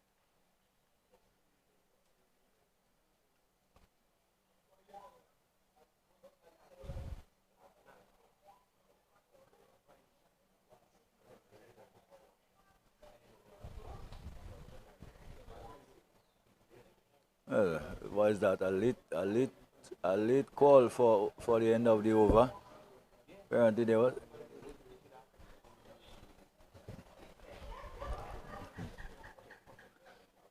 Was there probably was a mix up out there with the over, but I think finally they might have gotten it right. Just confirming that is the end of the over.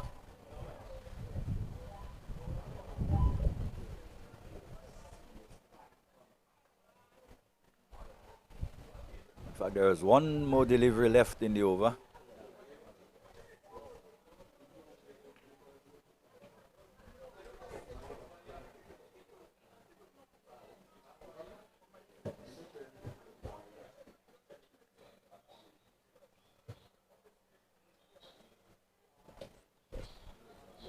Because there was a wide in the over. So maybe this wasn't counted as. There is Sachin hooked away down towards backward of square. The filler comes off the boundary. And one bounce. And it shows it back to the keeper. So a single. And will be taken. The total goes to 14. 7 to Maloney, 6 to Gibson. And 14 with no losses. Now that comfortable start by St. Vincent and the Grenadines. Yeah, so far a good start. After the second over, 14 without loss. I don't think they would have, asked for anything, better. That is a comfortable total so far, and they're just hoping to replicate a good batting performance. They have a long batting lineup. Dylan Douglas is yet to come. Kieran Kotoy, you have Asif Hooper. Sunil Ambris, who have West Indies pedigree. So there's a long list. Jael Walters.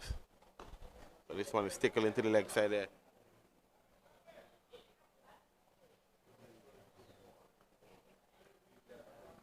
Maloney comes to strike. Very hard-hitting batsman. Over the years, he would have grown stature, picking up some size. Seems to be living a very comfortable life, growing belly. There's a Maloney. Yeah, in some degree of inactivity at a certain point could have been the reason. And of course, as the years goes by, you know, physical attributes changes. I know his family over in St. Vincent might be tuning in. His son, Kaif Maloney, might be watching Daddy, hoping that his father can represent him well and go on to score probably another century, half century in this year's Windward tournament. He's been around for a while, Maloney. Made his debut in 2012. So there's a wide one flashing there by Maloney. Very unorthodox. His style is very unorthodox as well. Not too much foot movement by him. He used most of his hands. You see it and he just put his hands through it. This was wide outside the off stump. And one felt that he wasn't obliged to play at it.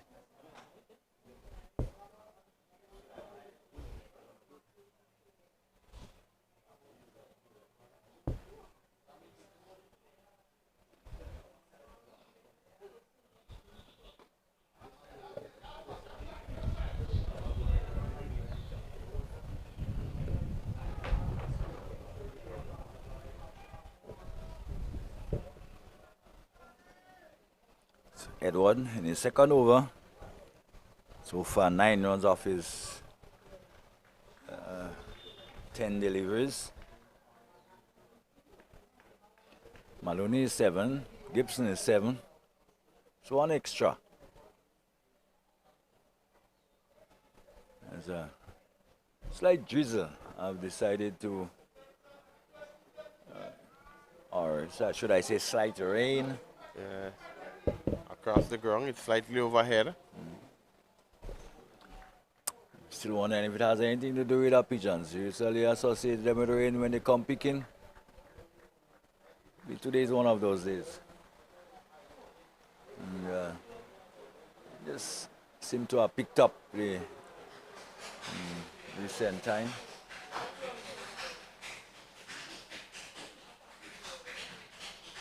It doesn't seem to be a rain that will last any time. In fact, it seemed to be just subsiding even as we speak to you. Wide in the meantime, 16 for no loss.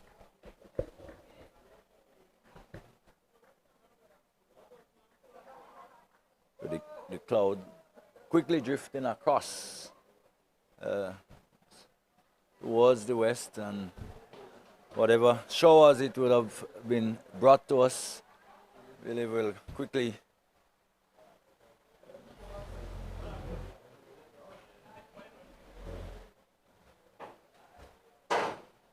there's a delivery which is hit over the top by Maloney, just leaning backward and hitting it over extra cover for 4. So as the drizzle comes, Maloney, St. Vincent and the Grenadines, they are 20 without loss. Maloney is on 11, 7 to Gibson.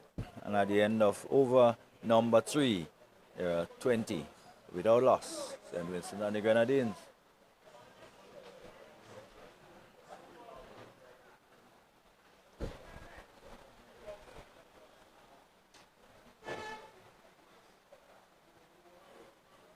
I don't think there will be any panic on umpires, and of course looking in the direction where the rain comes, it's pretty clear.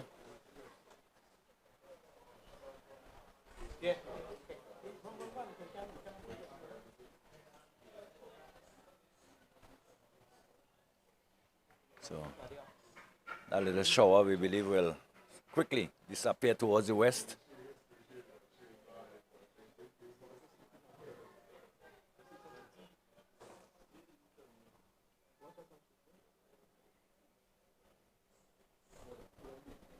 Short delivery again, and maybe the pitch might just, the ball might just come onto the bat now with the wicket. Probably there's no rain really to cause major concern, so one doesn't expect any change in the conditions based on that. Yeah, based on that slight drizzle, a little bit of moisture would have been formulated in the wicket, and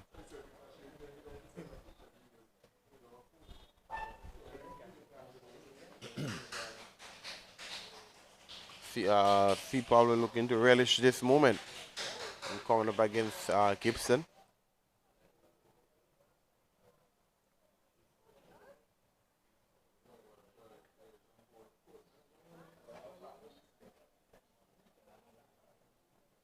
Again, delivery outside the off. Some good pace, good carry. Yeah. Cross to the wicketkeeper. I must say I'm impressed with Sipal.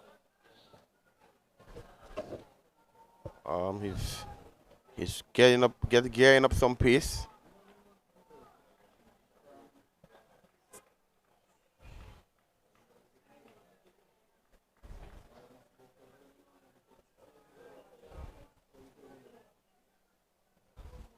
So the left-handed pair for St. Vincent and the Grenadines, Dylan Douglas and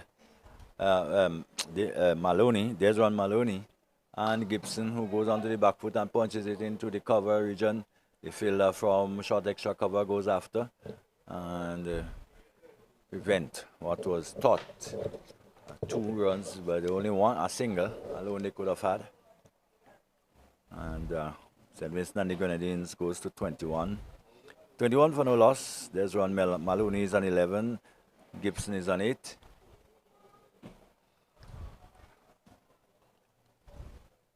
$21 for no loss.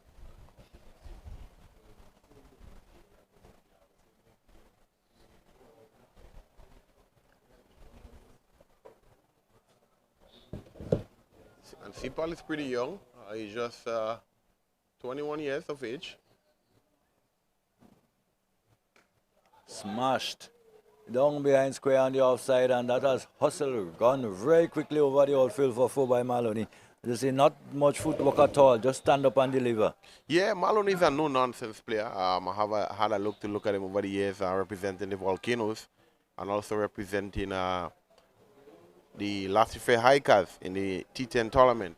And he's a no-nonsense kind of batsman. I mean, whenever he's been given room, he will dispatch everything to the boundary. He's also one who don't use his foot much, but also have a good hand-eye coordination. So you expect him those sort of conditions to relish the moment. Good batting surface, and he will try to capitalize and get as much runs as he can. I'm not too sure if he's in contention for selection as well, but he will love to, give the selector something to think about.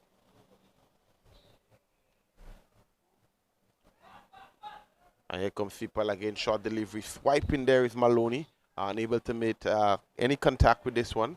Not in the best position to play that shot. But Sipal is getting back and getting back in a gear. Yeah, probably just attempting something like close to what looks like a short-arm jab, looking to pull it through the mid-wicket area, over the mid-wicket area. The type of height that would accommodate that type of stroke play.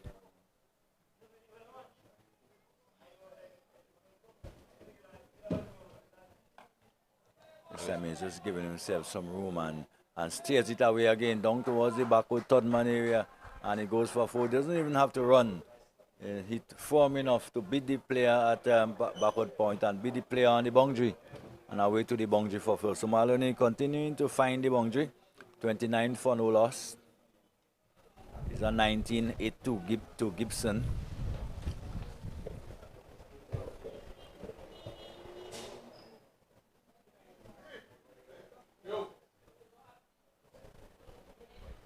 So after 4, the 4 was, remember, St. Vincent and the Grenadines in pursuit of 237, made by St. Lucia. They're 29 for no loss.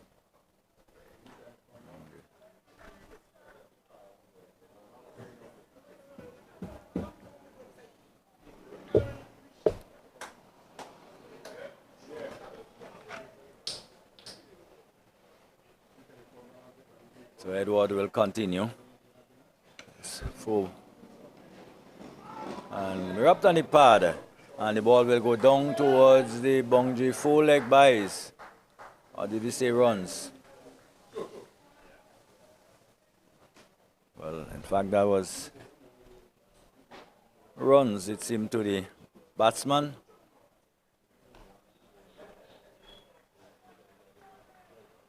So Gibson will go to 12, 33 for no loss.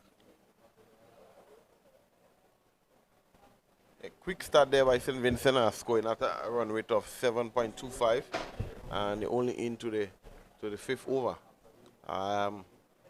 29 so far. They're looking pretty good. So let's see what Edwards can do with this delivery.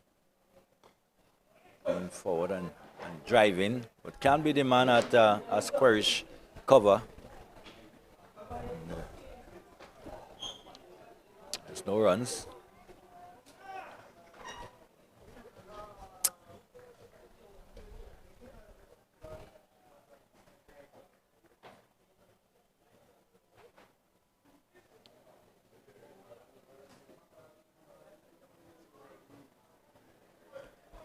A slight change in field with deep backward points going all the way down to the boundary. So there are 2 boundary fielders, third man, and deep backward point. And Gibson would have been tempted probably to have a go at this one, but probably it was just bouncing too high, and a good pace as it goes through to be taken by the keeper.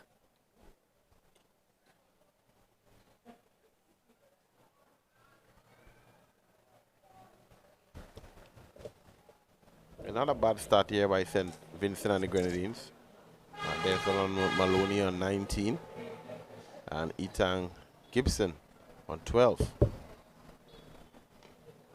This one is guided and guided nicely.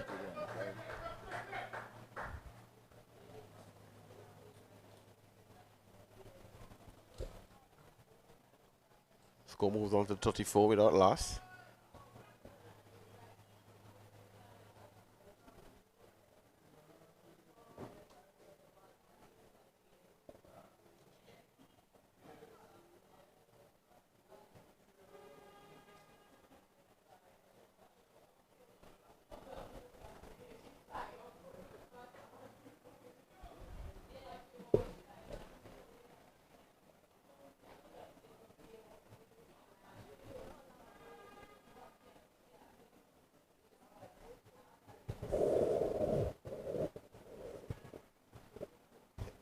Again into Maloney. This one is short and guided there to short third man for no run. Well played there by Maloney. Well bowled as well by Edwards. Shot lifting delivery just at the off stump.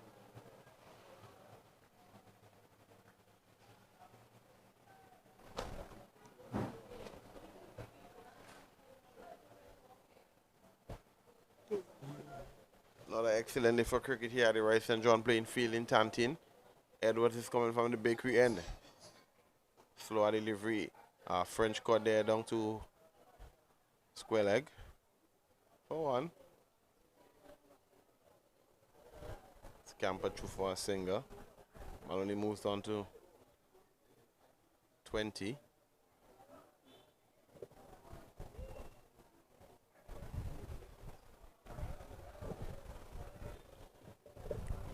At the end of another over, the Vincent and the Grenadines, 35 without loss.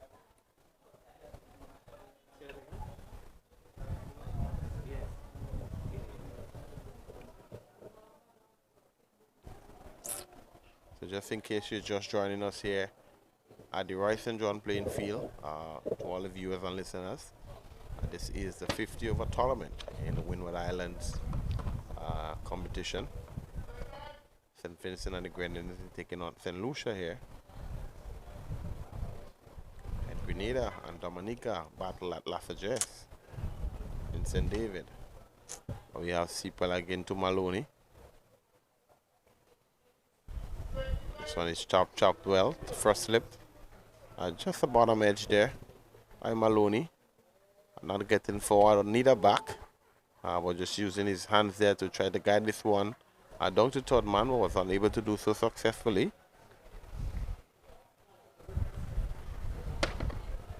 But I must say, Sipal has looked impressive.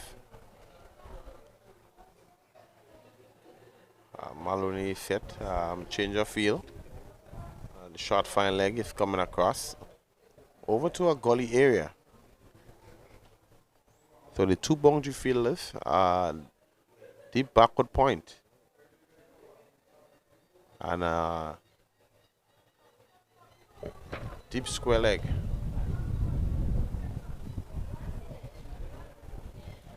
This one is caught and cut nicely there. There's a fielder placed there. Oh, wonderful stop there by the fielder. That's Ogis. Ball got a very awkward bounce there and he got behind it. Well stopped there. Saves the team 3 runs. Another one goes for Maloney. Maloney moves to 21.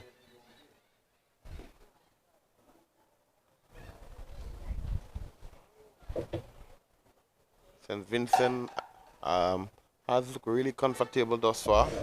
Has looked untroubled by the St. Lucian bowlers. Gibson and Maloney has been going at a required rate of just about 6 and over. Has had a couple boundaries. Maloney himself had 3 boundaries, 1 6 and 3 4s. Gibson would have 2 4s as well.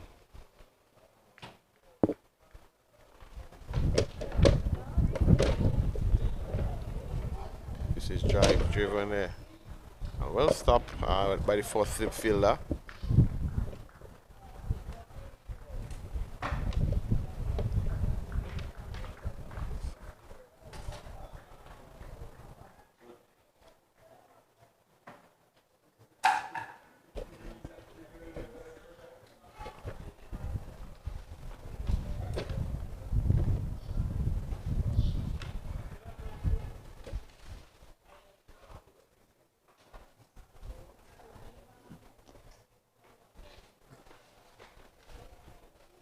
This one is driven and driven nicely down to the backward point. The fielder comes in, throw it back to the wicketkeeper.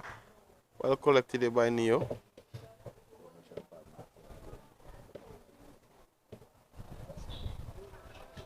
St.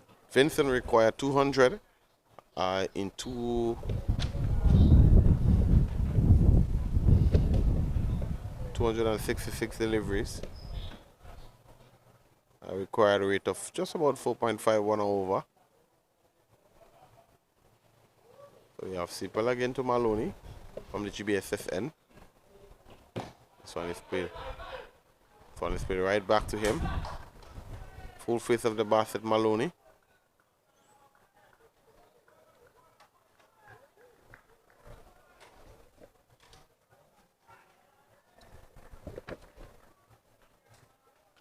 Both batsmen would have gotten starts in the 3-day format. Maloney would have gotten 70 yard, and Ethan would have gotten out in the 90s.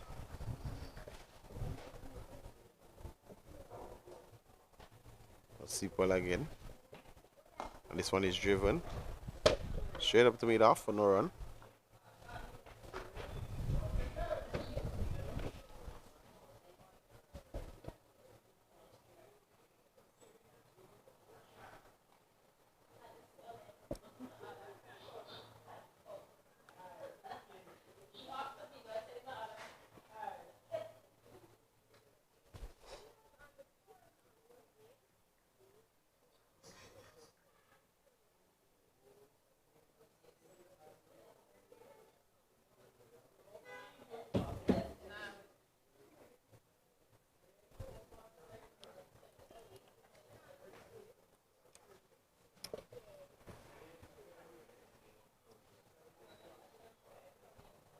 So a change of bowling from the bakery end.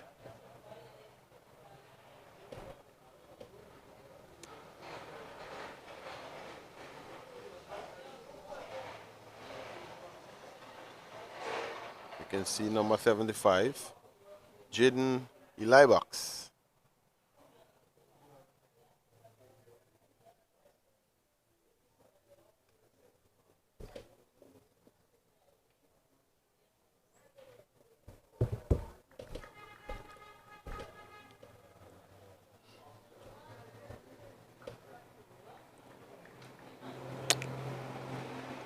Come from the bakery end to Gibson. I can see he's in the one straight. I feel like there. Will he take the catch? Yes, he does.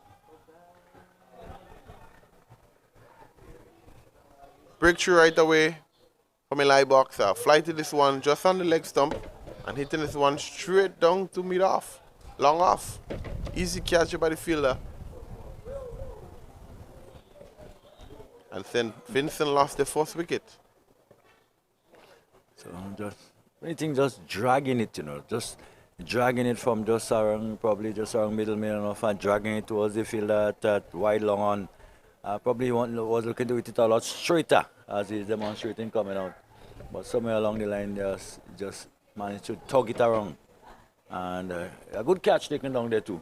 The fielder had to come in about 10-15 meters to take the catch, and he took a good one. So only success we could say for St.Lucia.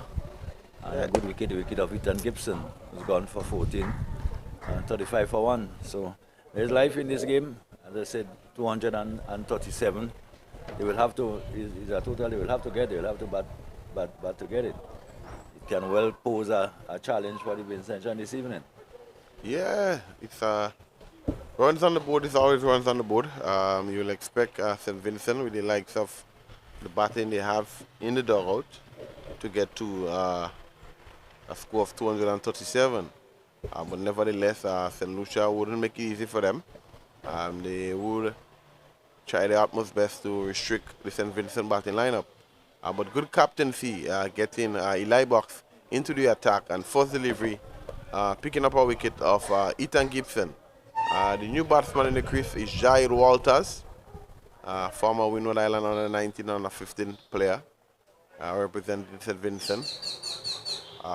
He was a part of the team, St. Vincent national team last year as well, so he's very much comfortable in terms of that level of cricket. Let's see how he go with about his innings. This is tossed up, and well played there by Walters.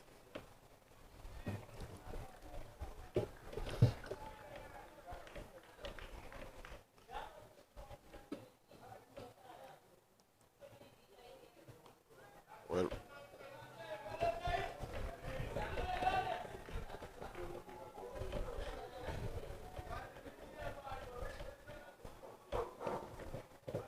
well played there by Walters. Eli Box is looking to get another wicket. This one is shot there and well played there. Close in fielders, the two fielders running the boundary, long off, uncalled corner region.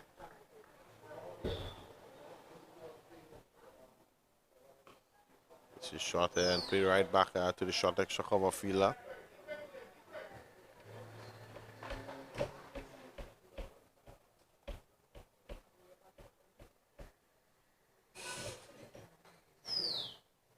This one is well left there by Walters. And here he is, wicket maiden from Jaden in Liebox. St. Vincent 37 for 1 after the 7th over.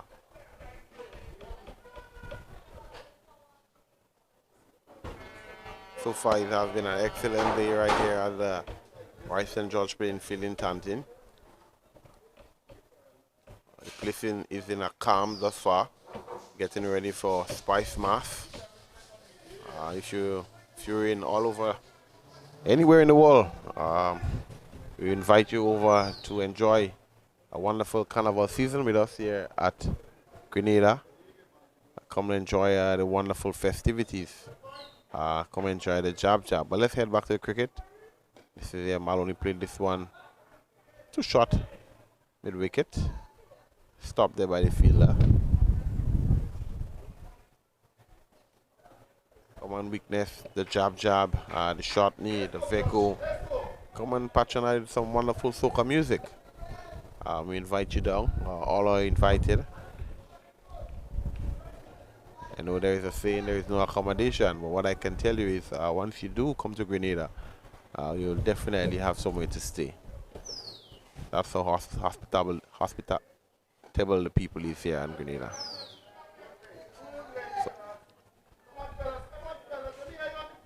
So far, excellent going there by Sipal. He's hitting his trap and hitting it well. Looks pretty impressive. A young 21-year-old bowler from St. Lucia.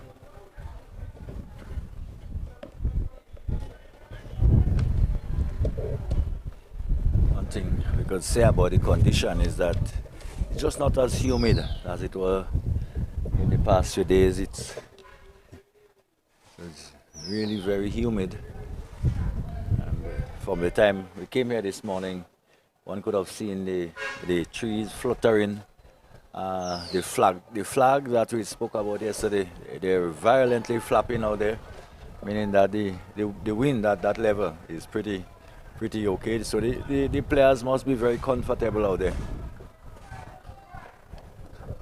Of course, the sun is shining brightly, and when there is a consistent breeze to go with that, it really doesn't make you too uncomfortable. Quick single taken, picked up Shida. Excellent cricket all around. Maloney moves on to 22. The experience of Maloney, quickly assessing things and realizing that there is an opportunity to rotate strike, and there are the flags of Grenada, and of course the Dominica flag in between there, and Grenada. Don't know what is the thinking between the choice of flags. Yeah, I think. Of course, Trinidad and Tobago and Dominica in the middle, and Grenada on the right hand side. Well, one Caribbean. Yeah, one Caribbean, man. That would be the motto. But take us back to the cricket here, Sipal. This one is driven nicely through the cover there by Walters. So far, it's relatively a competent batsman. He's a wonderful prospect.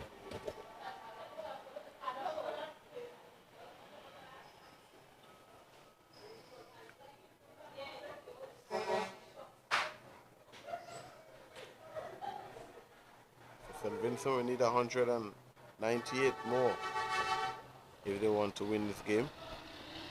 Bowl him, yeah? Well, Bowled him there by Sipal. What a post shot there by Maloney. Pitched up. I'm not too sure if this one would have swung, but Maloney would have swung and didn't make any contact with it. Post shot there by Maloney. well, it was interesting because he doesn't move the feet at all. And one always wonder when one is that length and probably online, what will he do? Well, it's either he make contacts or contact or he misses. This on this occasion he misses and pays the price. So the youngster would have picked up that wicket. I guess he's a Sipal. Must be a very happy man, and of course now St. Vincent and the Grenadines have lost two for 39. Yeah, just no going down the wrong line yeah. on this one. No foot movement at all. Yeah. And brings out the veteran Sunil Ambris.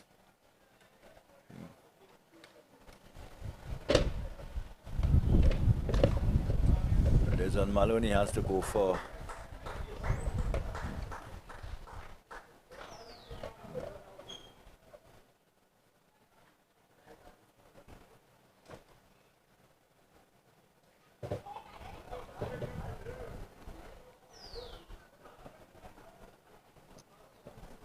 St.Lucia fighting. They're managing to pick up wickets. I think they'll have to do that if they have to restrict St. Vincent and the Grenadines.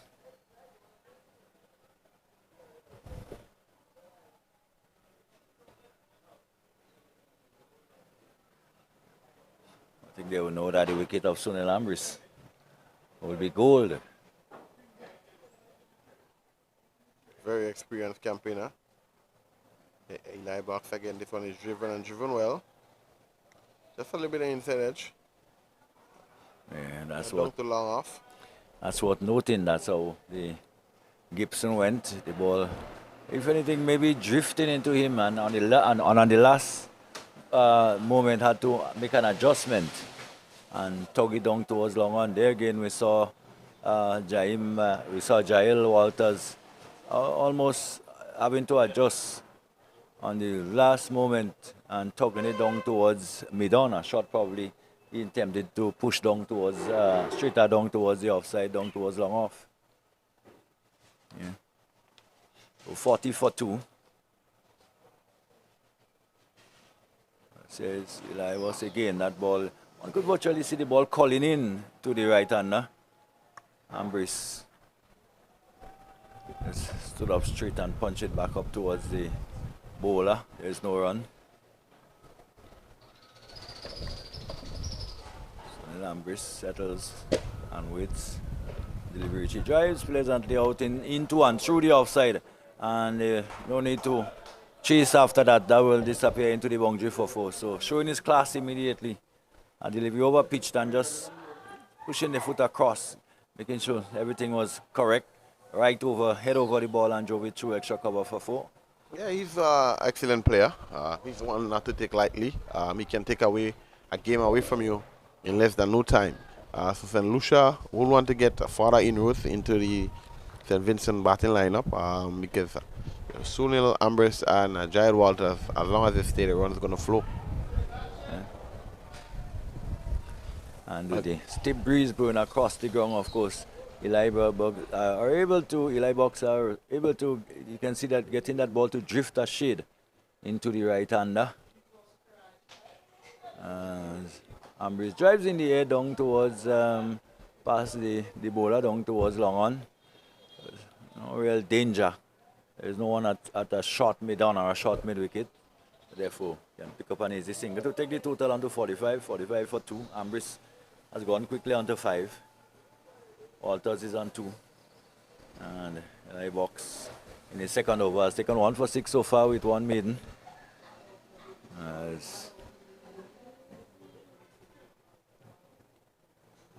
which is full toss again, pushed in the air, and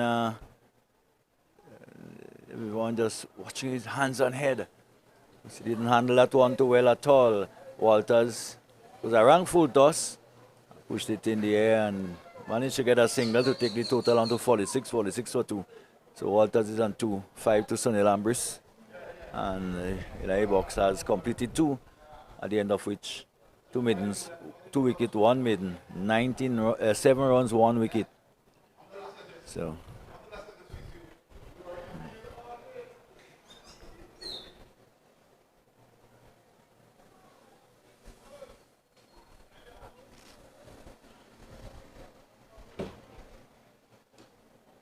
Sipal, Sachin Sipal will continue. He has bowled 4 overs, no maidens, 19 runs, 1 wicket so far. And we'll move in now to bowl again to Walters.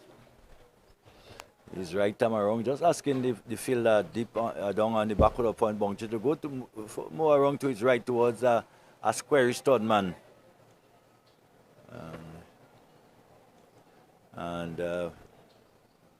For that changes, the fielder from the mid-wicket area will go into the backward point area. Delivery outside the off stump, and Walters coming forward and allowing it to go through to be taken by the wicket keeper.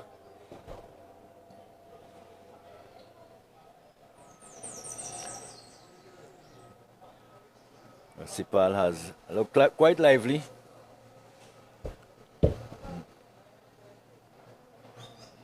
Just seem to bowl with a real purpose. Just go back to his mark with a purpose. He moves back in again to bowl to Walters, who to this delivery. He's getting one which he drives up towards mid-off firmly, but straight to the man at mid-off. Can't score. So it totally means on 46 for 2.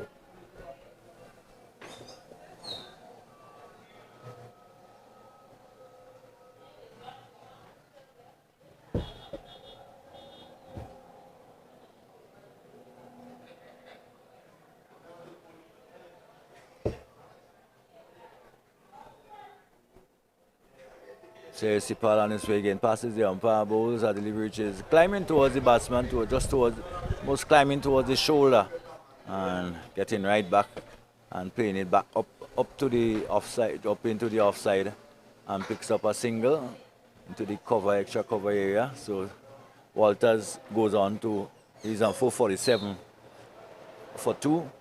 Ambrish is on 5, will come into strike, will take strike for the first time from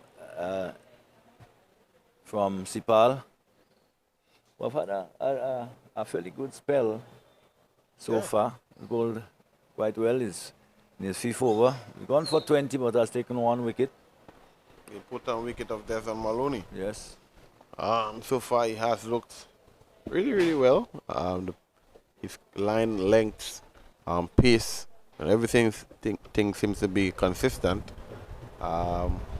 What we want to see from him is him working on his individual game and using the variation, able to adapt to different conditions, and he will be one to look at in the future. To run and stop, of course. We've seen a few more start and stop by bowlers today, and I'm wondering if it has something to do with this tip breeze that's blowing across the ground, of course. So the breeze will be coming from the right side into the chest as he runs in, and just seem to have lost his run up, his rhythm in his run up. But we'll start again and we'll come in to bowl to Ambrish. They will get in one full to the bat, right up to him, and pushes it up towards mid-off, and there is no run. Yeah. So I know producer must be welcoming the breeze. He's been 3 days of cricket. It has been hot, it has been humid, virtually no breeze whatsoever. Nice, really clear viewing day for cricket. Yeah, most definitely a nice, excellent day for cricket here at the Rice and John playing field. St. Vincent in pursuit 237. You need it for 190. They are 47 for 2. And we have at bat Sunil Ambris and Jael Walters. Shine Sipal. This is flicked and flicked nicely to short mid wicket by Ambris. Didn't want to hit this one too hard. Just rolled the wrists. For 46 for 2 do suggest it's a tussle. No team really in full you could say is in the ascendancy. They're both looking to just open up the game for the team. 2 wickets virtually cancelling out the start by St. Vincent and the Grenadines, and again another delivery right up in the block hole, and Sunil Ambros had to dig it out and getting a hand to it was Sipal to bring up the end of another over. So at the end of it, 47 for 2, as we've come to the end of the first power play. 10 down and 47 for 2. Well, certainly St. Vincent and the Grenadines don't have to be too worried. They're just about scoring just at about 4.7, which is about the rate required. So there is a signal for the second power play. Butler just stole in the hands around. And of course, the men in black and what is black and mauve today, purple and black today.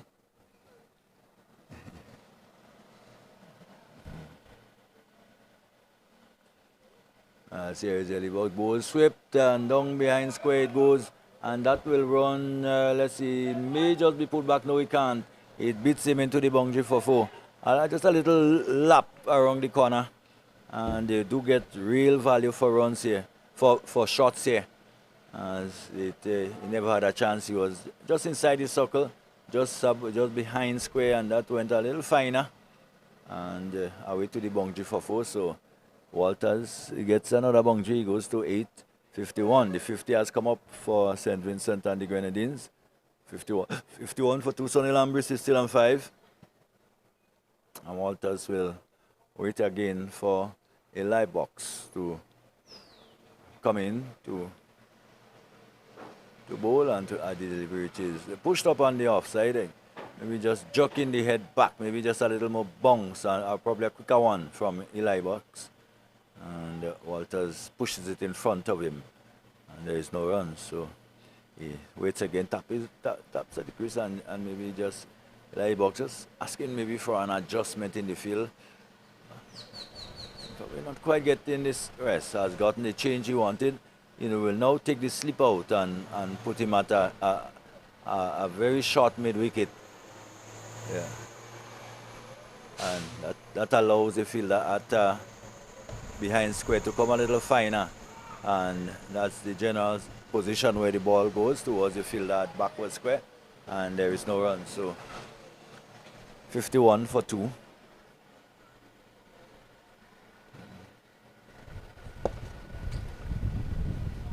Series Eli Box on his way, bowl, and I did which is turned away on the onside behind square, and out to the man who was just placed there by Eli Box at short mid wicket. There is no runs, so still 51 for 2. Ambris is on 5, 8 to Walters, who waits now for Eli Box coming on board to Walters. Walters is turning that one down behind square on the onside again, but the field is well set, especially for that type of shot. So there is no easy single to be had in those areas. So probably would have wanted to play it a lot finer. So now just the added protection as the over come to an end. The fielder goes back towards the boundary at backward square, and the which is played up on the onside by Walters and can't score. So that brings up the end of another over. 4 runs coming off it at the end of it. 51 for 2. 5 it is to Ambris. George Walters is 8, and St. Vincent and the Grenadines and Dominica and St. Lucia. A locked-in battle here at the Roy St. John's playing field. Lovely evening here in St. George's.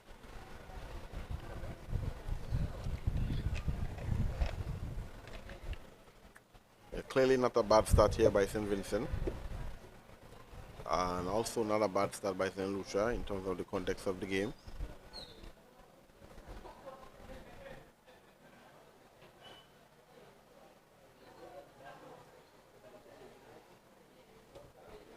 Shadrack Edwards, who will coming from the GBSSN, replacing Sipa. Sharing Sipa.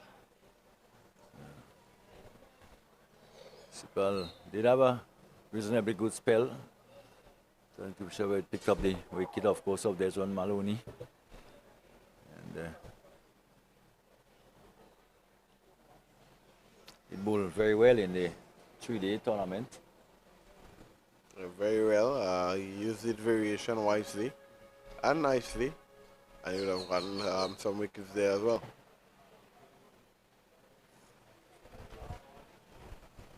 If they can pick up another wicket or two in the next 5 or so overs, 10 overs, I think the game would be very, very, very evenly poised. It may well end up very tight. Who knows?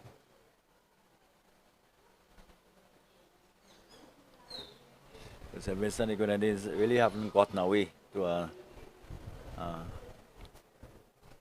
high scoring start during the 11 overs gone, so they haven't gotten away in the power play.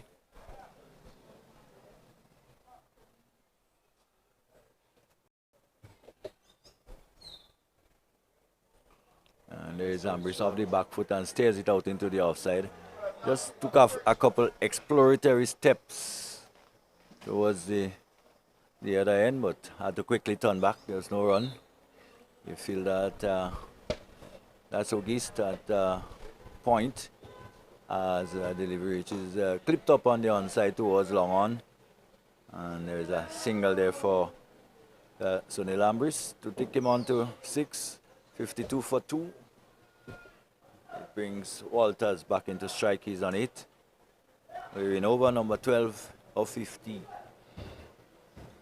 Was the St. Lucia were able to bat only 37.3 overs in getting 236.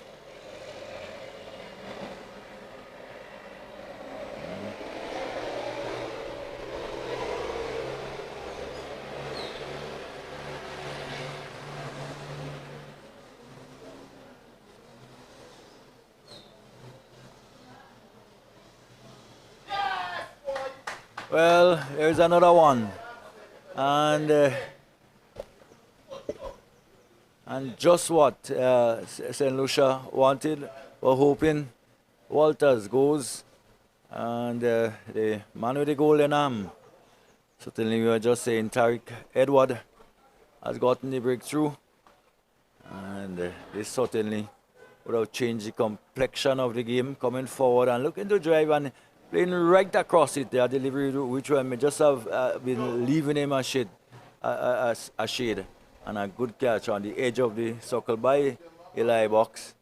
Really not a good shot at all by the young man Walters. Really should have been looking to hit that a lot straighter. Instead, probably was looking to hit it somewhere towards mid-wicket or mid-on and getting what is like a leading edge and the ball ballooning out on the offside to be taken. So he's gone. Out comes Kotoy. Kieran Kotoy, so a lot of experience now at the crease for St. Vincent and the Grenadines. 52 for 3. And these two will hope to really bring it at home or close to home for St. Vincent and the Grenadines. Yes, similar position to how St. Lucia batted. They lost a couple early wickets. And St. Vincent seems to be relishing the same sort of downfall. I mean, the wicket is not playing, any way for batsmen to be giving the wicket away. What we intend for guys to do is to really relish the opportunity and capitalize and bat as well as possible, score some runs and, put yourself in contention for selection. I think that's the main purpose of this tournament. And so far, we've seen guys give the wicket away It's not really looking good for cricket in the Windwards. You know, we want to see guys really relish this opportunity to bat. But there is two seasoned campaigners, Sunil Amris, who have West Indies pedigree, and we have Kieran Katoy, who has been around for a while, represented the Volcanoes in numerous tournaments. So let's see what they can, gather here today. So here is Edward to Katoy. Katoy plays it back towards the bowler. And what you would want to call, I don't know if you believe in that, we will. The matchup is a favorable matchup, they will say, for the right-hander against the left-hander, the off-spinner against the left-hander, and Katoy is spanking that into the offside. Very attacking player too, Kieran Katoy. Certainly spent a number of years in Grenada, of course, with the Volcano. In fact, both Ambrisana and Katoy will spend some time here with the Volcano, so must be very, very at home in terms of the conditions and everything else. Yeah, that's they're very much familiar with the conditions. Yeah. But what you have to take into consideration, St. Vincent is a little bit under pressure. Yeah. I'm not too sure how they will relish Back pressure. goes Ambrissan looking to cut it being late and not making contact. A successful over, in fact, by Tariq Edward. He continues from where he left off in the 3-day tournament. He is very economical, and also he has the ability to take wickets. He has taken one for 2 so far in his first over. And total 53 for 3. Ambris is on 6. Katoy, who has just come on, has just a single. And for the first time, the asking rate have gone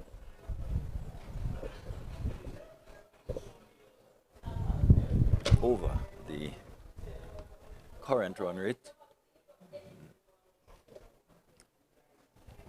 But those two at the crease, they shouldn't be too bothered No, by the run rate. Under 5 and over is quite manageable, with lots of overs remaining, 38 overs still to be bowled.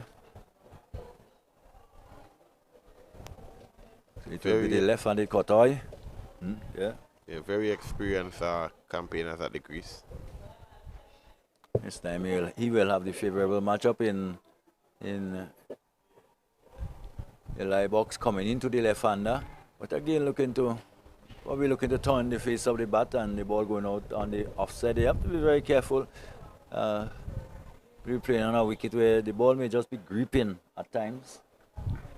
Yeah, the game is at that stage, where the wicket will, probably be depreciating a little. So there might be a little bit of particles in there that can have the ball, spinning just a little bit more. But there's nothing that probably Sunil Amris and Kieran Katoy, with the level of experience they have, wouldn't be able to maneuver and probably build a partnership to put this team in a position where they can come out victorious. Again, a little bit of concern shown by the bails is on a much, as you say, on a day when the wind has blown more consistently, seem to just be blowing the bails off the top of the stumps. Back goes Katoy and plays it back up on the onside. And it's no run. 53 for 3.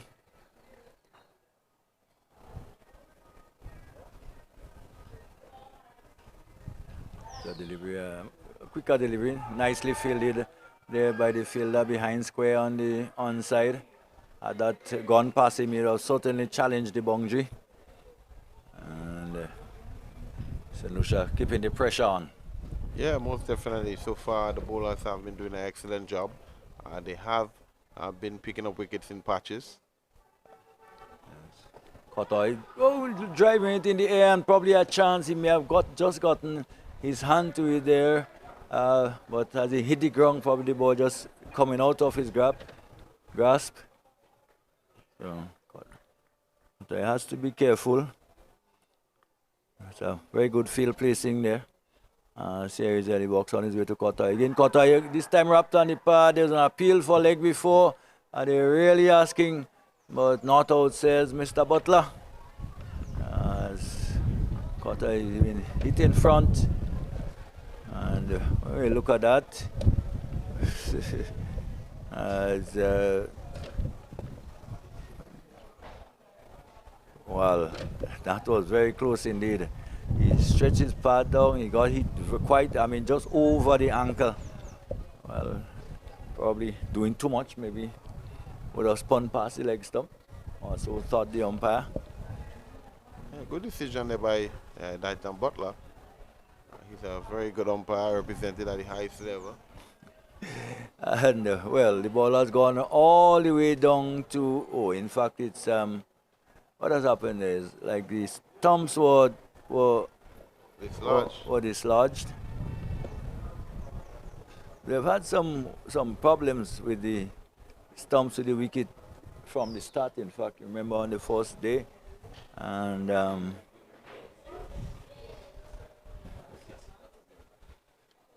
we get to see a signal from the umpire. Yeah.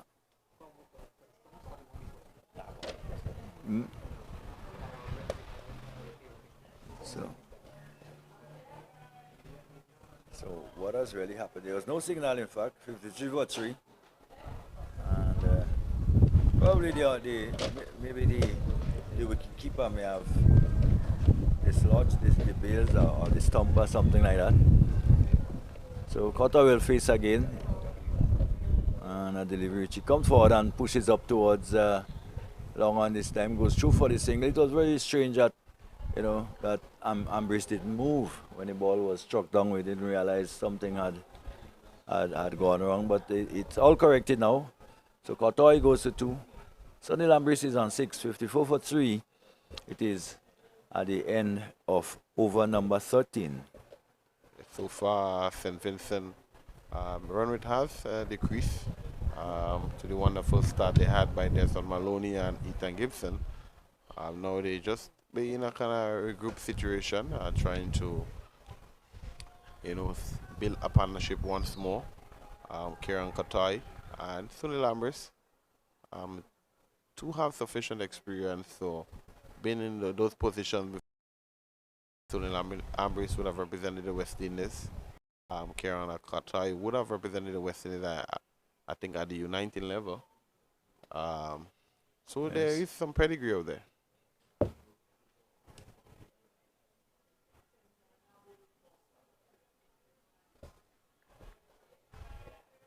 This one is a faster one outside the off stump there. So what Tariq Edward has done is has mixed his pace, such good variety in his bowling, has managed to really outfox batsmen with his variety.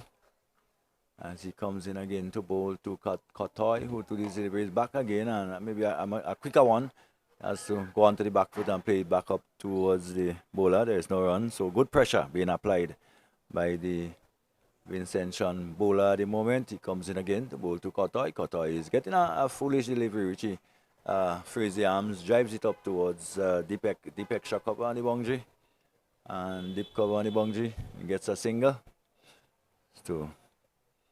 Single to Kotoy. Kotoy will go to 3.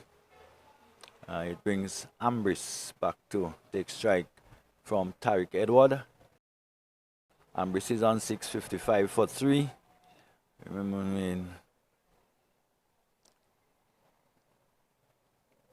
in over number 37, as here is Tariq Edward again on his way to bowl to Ambrice, who is off the back foot, gets one, it bounces a bit and takes a quick single, just knocking it out into the onside.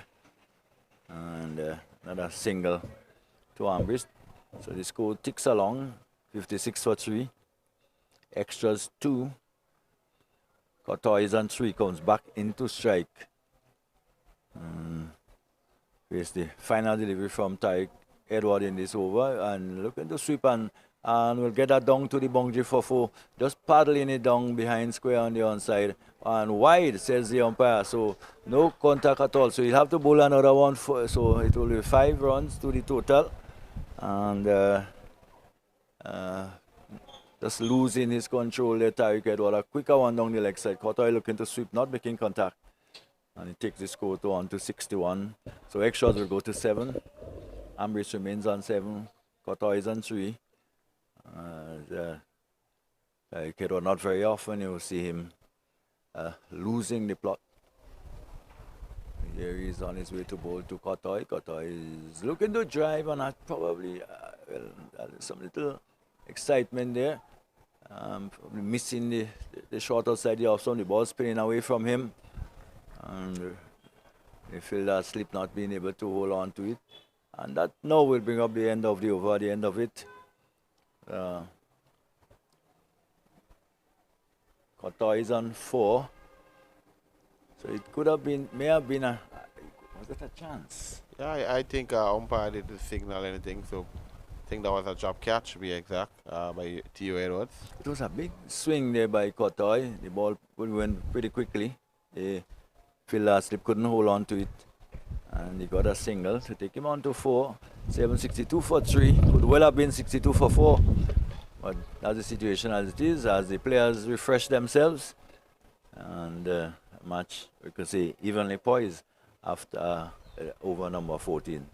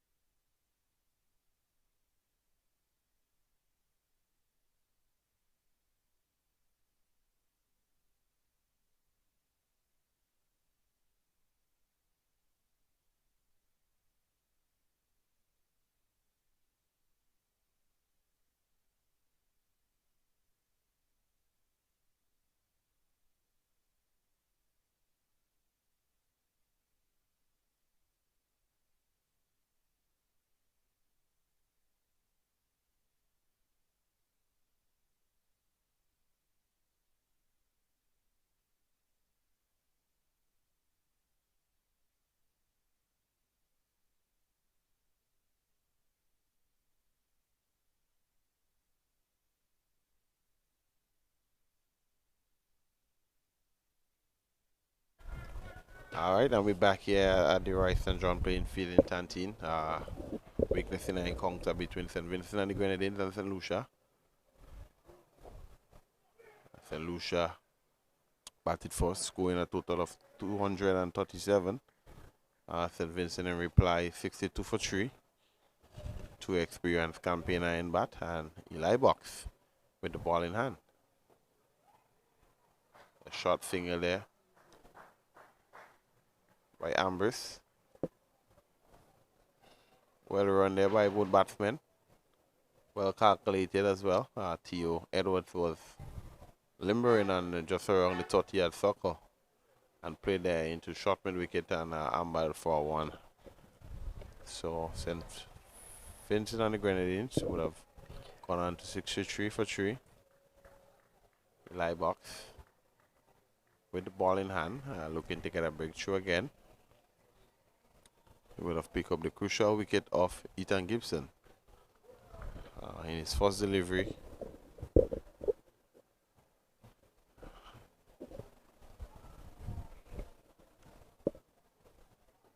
This one is well played there by Sonny Lambris. Right back to the bowler. Very easy going thus far. Call corner, mid on, mid off. Deep backward point. Is the man on the boundary. This one is short and this one is pushed to the offside. Down to the backward point fielder, extra cover fielder for only a single. Brings back Kieran Katoy to the strike. Left-handed Katoy. Very prolific batsman as well.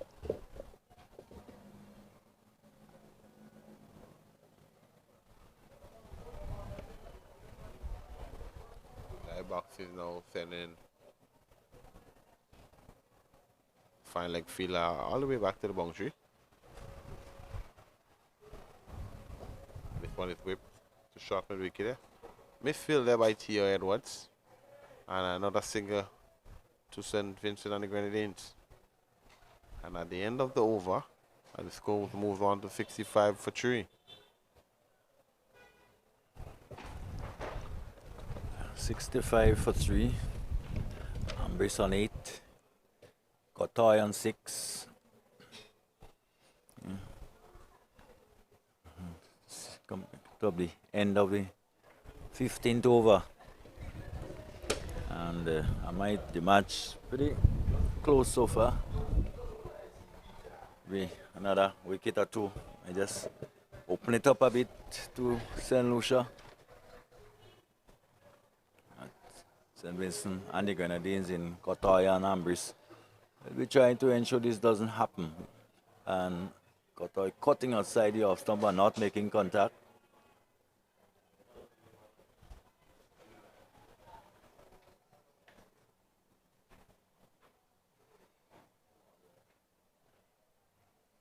Delivery again short outside the off stump. Just tempting him outside there.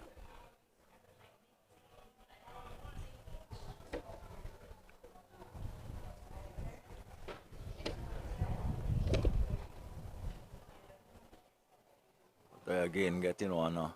Maybe more just rolling the wrist on it. And this seemed to be his shot of choice. Most of his scoring shots have been in that general area, just in front of square on the leg side.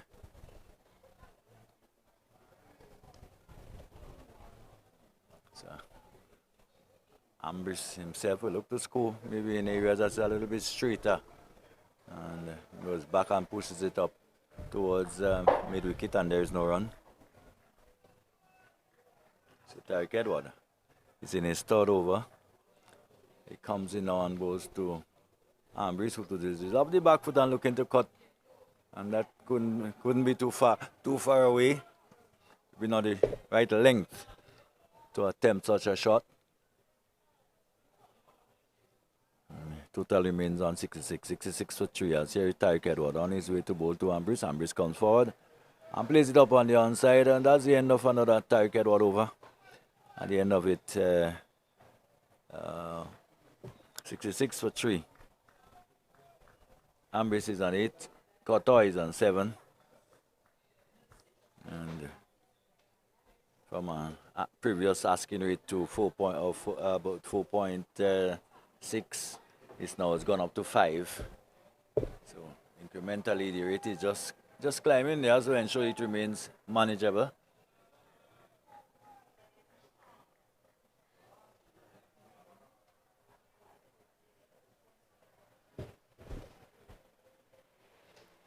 So early box will continue.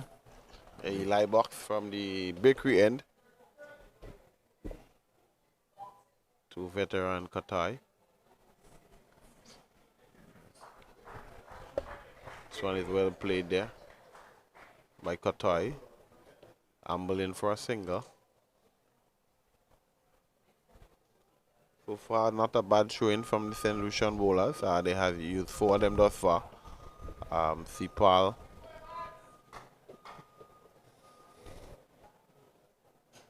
This one is played on the front foot there. Closed in well by Theo Edwards.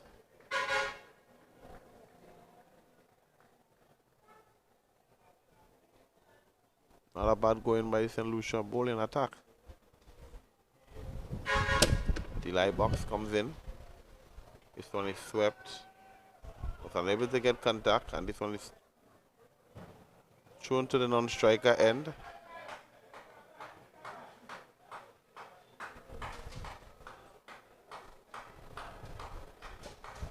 Score moves on to 67 for 3.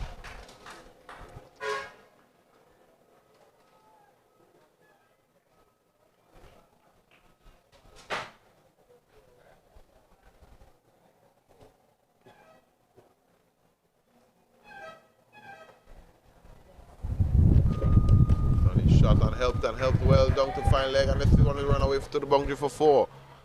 Excellent shot there by Kotai, down on one knee, and bad delivery there by Eli Box, and just helped on the way for 4.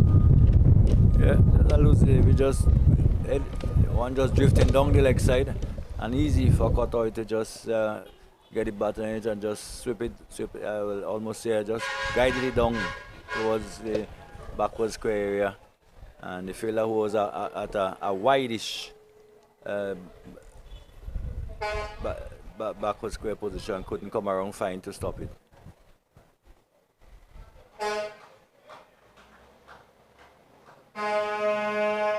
This one is sticker behind square for just a single. So Kotai have gone to 14. And I'm wondering if this St. Lucian are missing a trick here. Kotai intention is to score within around the mid-wicket area, basically come back to fine, and the field doesn't seem to be set to accommodate that type of batting, and he has been allowed a couple, I would say, very easy singles in those areas. Me being a captain, where it's got there, St. Lucia might be a little bit too defensive. They will want to pick up some more wickets to go into the middle order of the St. Vincent team. The more they allow them to settle, the easier it becomes to score. You will want to allow them to try to take as much risk as possible. Give yourself opportunity to create a wicket. Because in the context of the game, St. Vincent are well in control. They're 190 something deliveries. 98 deliveries and need 160 runs. So you need wickets. But this one is hit down to the back of the square. Fieldsman come around. Throw comes in to the wicket keeper.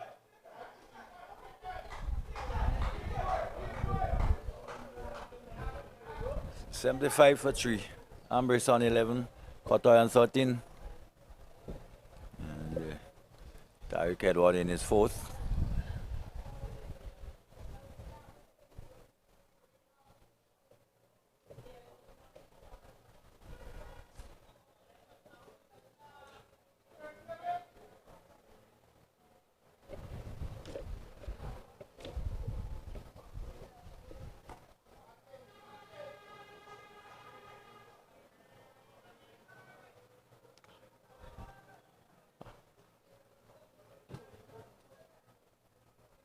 Edwards again. This one is slightly just outside the off stump there. Well left there by Kotai. Haven't really shown the inclination to score on the offside. It's a good ploy to just ask him to play more deliveries into the offside area. Well, this is a full toss. And the batsman hustled through for a single as the ball just rolled behind the bowler. And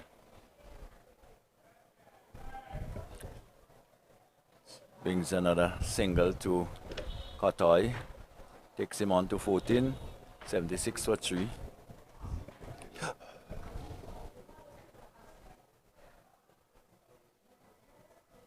Bring Ambush on strike.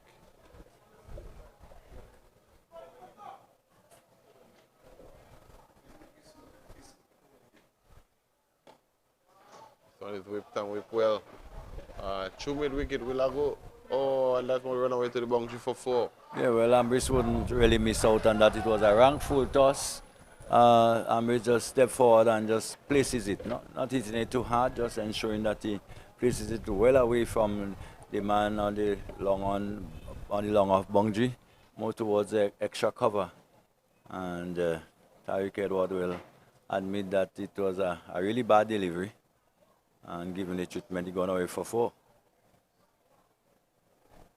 And here is another one outside the off stump, and Ambush chokes it down towards the man at the deep cover boundary and gets a single, and has been a little bit of sloppiness now coming into the St. Lucia fielding. Yeah, that's really, really unacceptable. I mean, you would have already gotten one. There was no need for that throw. But nevertheless, St. Vincent moves on to 82 for 3 after 18 overs. So, Ambush and Kotoy, beginning to form a partnership, 30 so far. Partnership of 30. Ambush on 17, Kotoy on 14.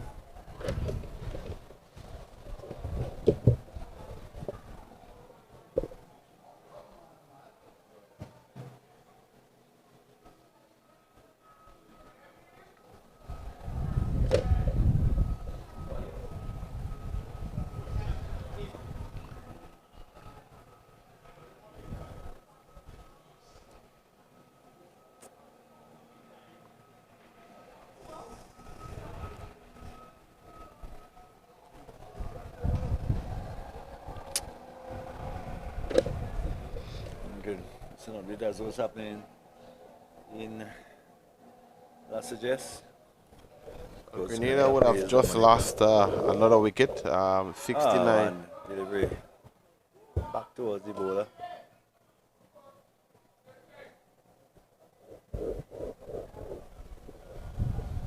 Grenada batting 69 for 3. 69 for 3. Similar situation here. Kotoy down the track and clips it down behind square on the onside. What I've been talking about, all of his shot more or less has been just little flicks around the leg side.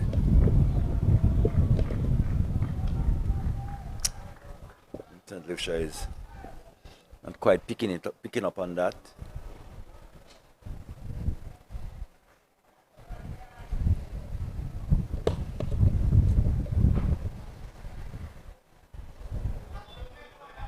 That will run away for 4. Wrong bad delivery again down the leg side. And certainly St. Lucia just losing the plot a bit. These two experienced players just seem to be manipulating the ball around, just maneuvering the ball around and finding the gaps and picking up easy runs. And it goes now to 87 for 3. Yeah, that's what experience does. It makes it much easier for you. Being experienced as those two, you'd expect them to find a way. But just like typical West Indian, we get set, we do all the hard stuff, and then we tend to give it away. So let's hope that they can remain composed, and hope that they can bring their as closest to the target as possible. But this one is hit down to the ground very easily. They down to the mid-on fielder, and this one is tossed back in there just for a single.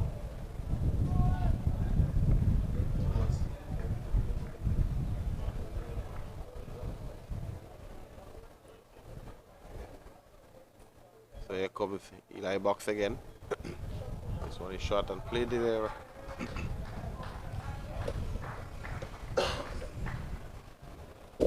Another over comes to an end. St. Vincent and the Grenadines 88 for 3 after 19 overs. Wicket to fall thus far. Desmond Maloney 22, Ethan Gibson 14, Jael Walters 8. Currently at bat we have Sunil Ambrose and Kieran Kotoy. yet to come. Dylan Douglas, Asif Hooper, Kenneth Demba, Cody Grant, Benetton Stapleton, and Jeremy Haywood. That represents a really long batting lineup. 19 overs gone, 83 for 3, 88 for 3. Which is steered away by Ambrose. That will run again down very close to the boundary. It may even get to the boundary. No, it doesn't, as it's pulled up just inside the boundary by the fielder. And 2 more runs by to Ambrose. As I say, just toying with the field, just pushing it here and there for 1s and 2s, and of course the odd boundary will come. So here's where St. Lucia has to really hold their nerves. As a delivery, again, ball short and pulled away down behind square. That will go for 4. I was just saying they need to hold their nerves, and it was a rankle on hop by Tariq Edward. Which Sonny Lambris didn't need a second invitation to put away. Put it away quite easily in the end.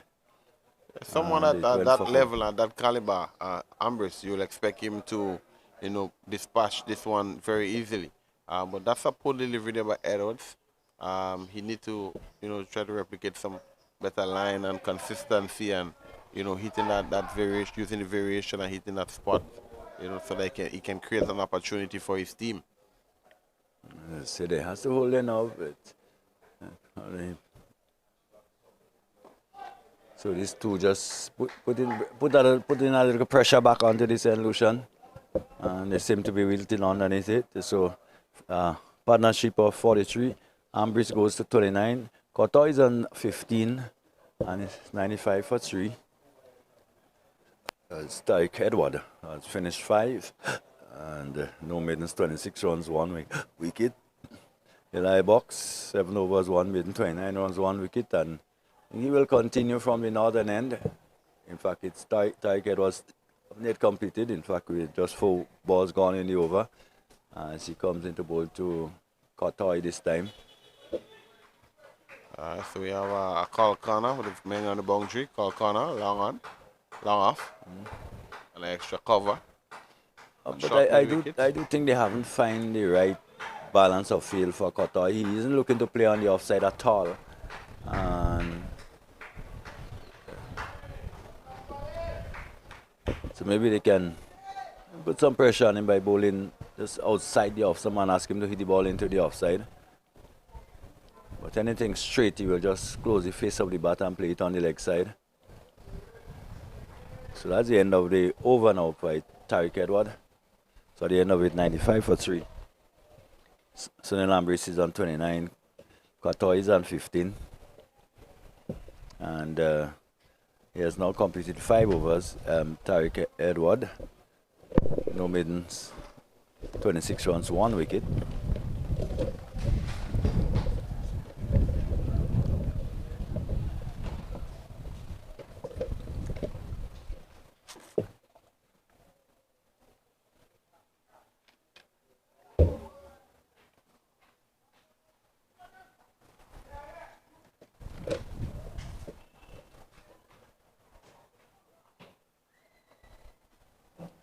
We'll have a change of bowling from the bakery end.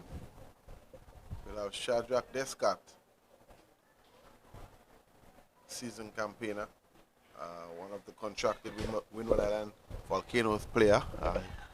He will be looking to get a breakthrough for his team.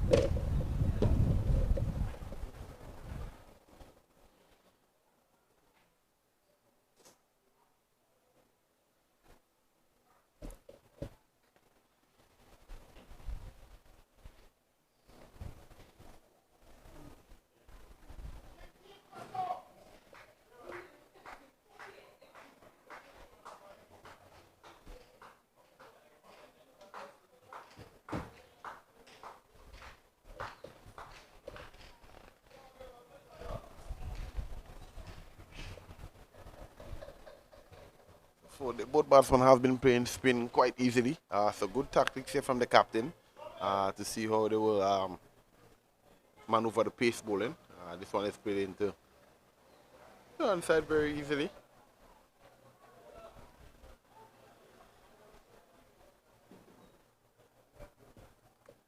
Descarte have a history of breaking a lot of key partnerships. Um, that's the reason he would have probably brought himself on to see how best he can, because it's a crucial partnership if he allow that partnership to build and they can take him out of the game. This one is clip well down to the back of the square for just a single. Both batsmen just ambling there.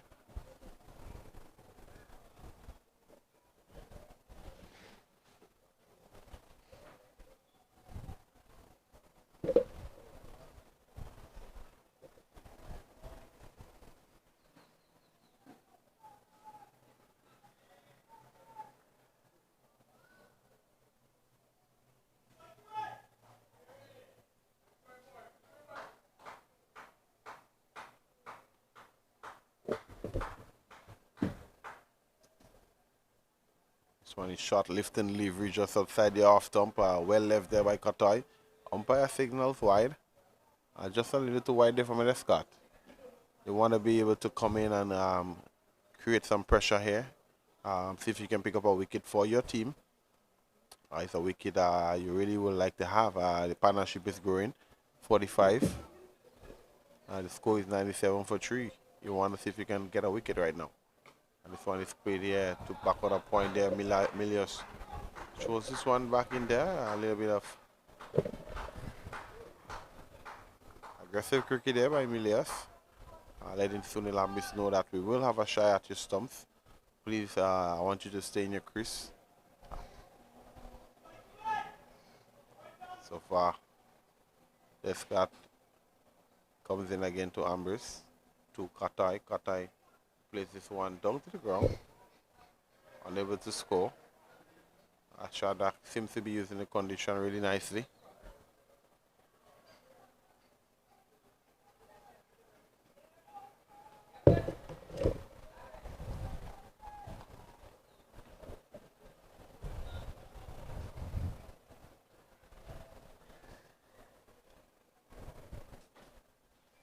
Shot delivery, pull, stop edge here. Fine leg comes around, will he stop it?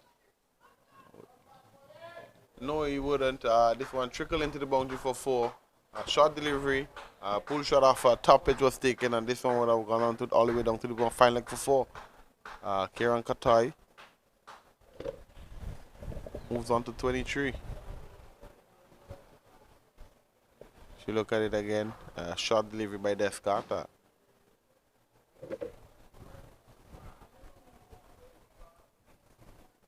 Joe was in no position there to play the pull shot. Didn't get to the line. The Bills would have rather fall as well. Not too sure what would have transpired. But another delivery. This one is played a wide delivery down the leg side. You do require 135. And asking rate just about 4 and over, 4.6. At the moment they're going at 4.9. So let's see how you can finish it over. This one is played.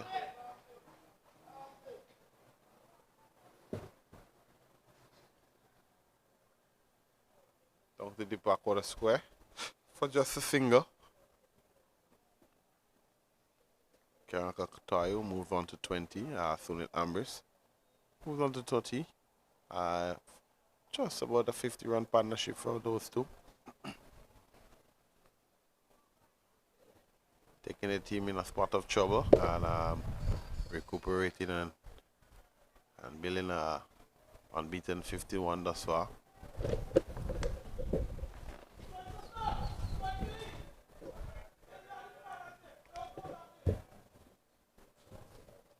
Tariq Edwards will continue from the GBSSN.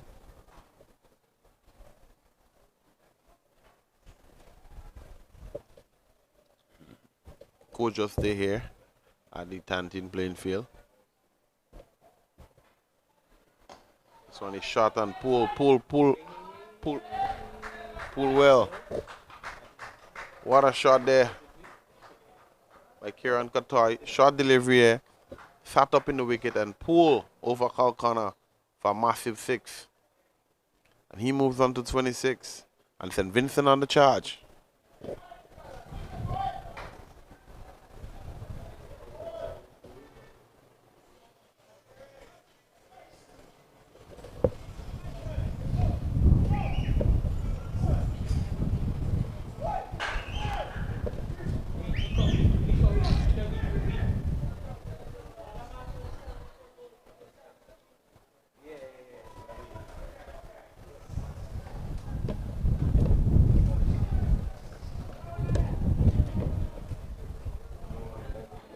A little bit of distraction here.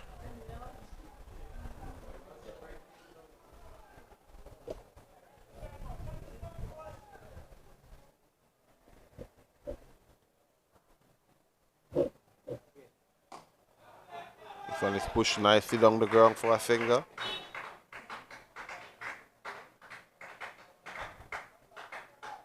Kieran moves to 27. That's who takes Sunil Ambris back on strike. St. Vincent in a comfortable position thus far, chasing a total of 237, 110 for 3. Partnership, what, 58?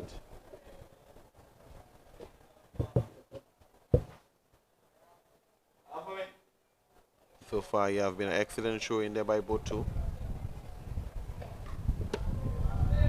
This one is caught well and midfield there by the third man fielder. Will stop it? Yes, it does. And the ambling for the second. 2 more to Sunil Ambris. The score moves on to 112 for 3. Such a good timer of the ball, Ambris. And when he gets set, very difficult to dislodge. And he's into the 30s and getting into that stage. As right now, which just comes off the inside edge.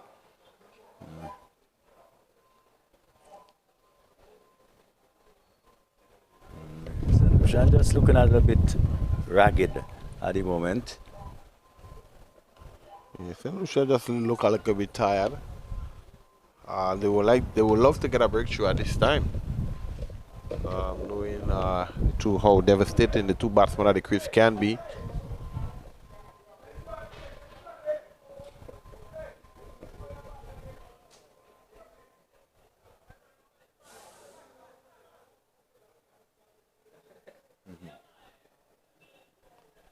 I just had someone walking past the side screen, coming to the cricket.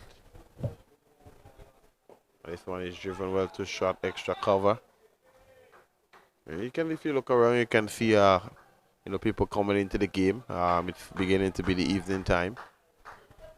Sometime this evening, if the game goes on after work, you might get a lot of people showing up here at the Royal St. John playing field to witness some great cricket action.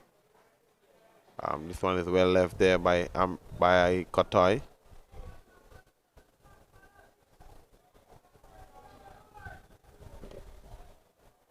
So at the end of the over, 113 for 3. A partnership of 61 for Kieran Kotoy and Sunil Ambris. Kotoy on 27, Ambris on 33. St. Lucia will continue with Shadrack Descarte from the bakery end. And if you look closely over that end, you will find you'll see the pan around the pan house. Sometime this evening, if the game goes on to a little bit late, you'll have some sweet steel pan music from Grenada. But here comes Descarte again to Ambris.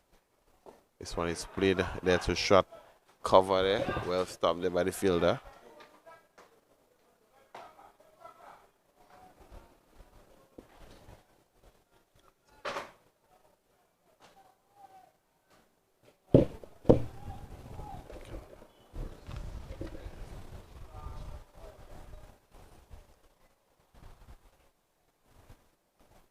It's played it gently to short cover again. Not too bad at the Ambris. Shadrack Descarte we're working tremendously hard to get his team a valuable breakthrough. He being the captain, you will expect him to try his utmost best to see how best he can lead by example. thus far. It's not been an easy task for him. Sunil Ambris and Kieran Kotoy is up for the challenge. This one is clip. Oh, and what a soft dismissal there. Clip there, straight to short mid wicket. And Shadrack Descarte got in the breakthrough there. And Sunil Ambris have to go for a well played 33. Well, just flicking it into the onside. And a good catch in the end by the man at short mid wicket. It was firmly hit though. Delivery just on our body off stump, and Ambris looking to play the man at short mid wicket and just managing to find him. So the breakthrough has come, and I think the St. Lucia was just beginning to look a little bit jaded out in the field, and that would rejuvenate them quite a bit, and they will try to see if they could continue to make inroads into the Vincent batting. Of course, now another very experienced player out in the middle, Dylan Douglas, and Ambris comes back to the pavilion to make it 33. It must be a little bit disappointing that he had to exit the scene at this point. Yeah, I think he will be disappointed for someone at that caliber getting a start and putting his team in a relatively good position. Not able to, replicate and continue. But nevertheless, he will hoping that Kieran Kotoy and Dylan Douglas can stay and see if he can carry the team home. But St. Lucia, on the other hand, will be looking to pick up wickets. Will feel like they're in a chance to win this game. Yes. The wickets is the key. 113 for 4. Kotoy is on 27.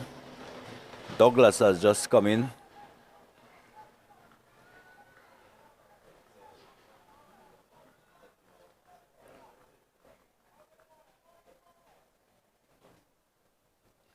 All it means is that there is a new player at the crease, and of course he has to get started.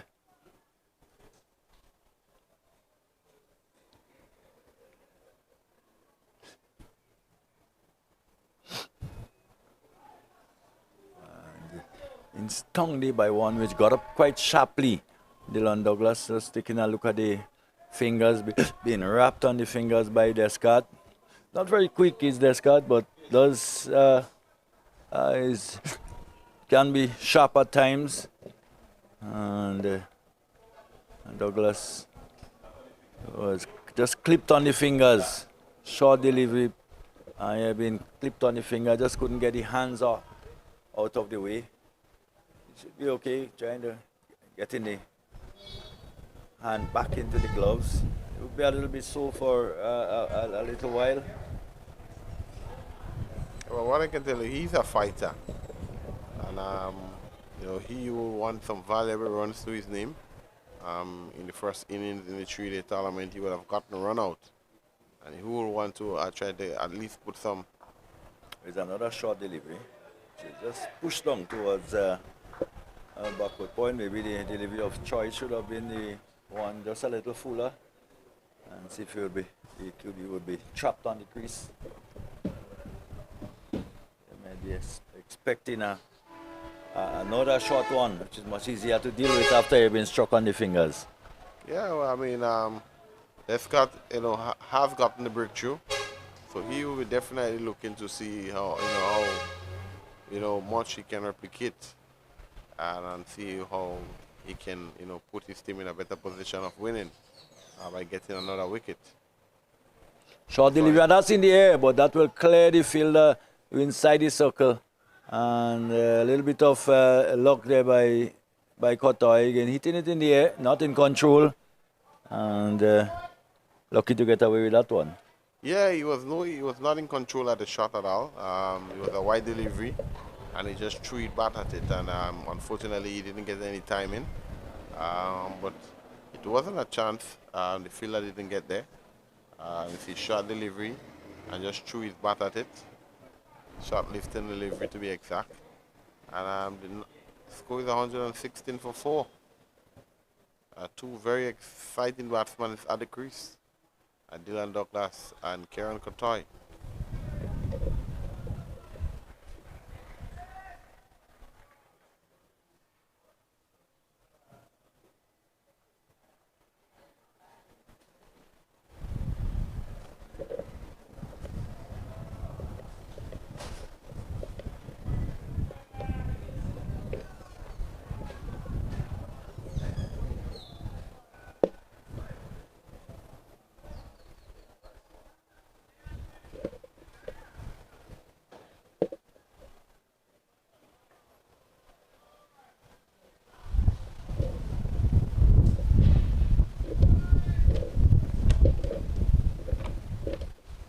So another change by the Dominican. Royce Paul comes into the attack. And this is a good decision. When you look at the matchup, especially with Dylan Douglas, he can. Dylan Douglas is a very explosive player, very aggressive as well, and he against the spin attack. He always want to be aggressive. So the more aggressive he can be, the better the chance of St. Lucia, getting a wicket. Can take a game away from you as well. But this one is pushing there, pushing well.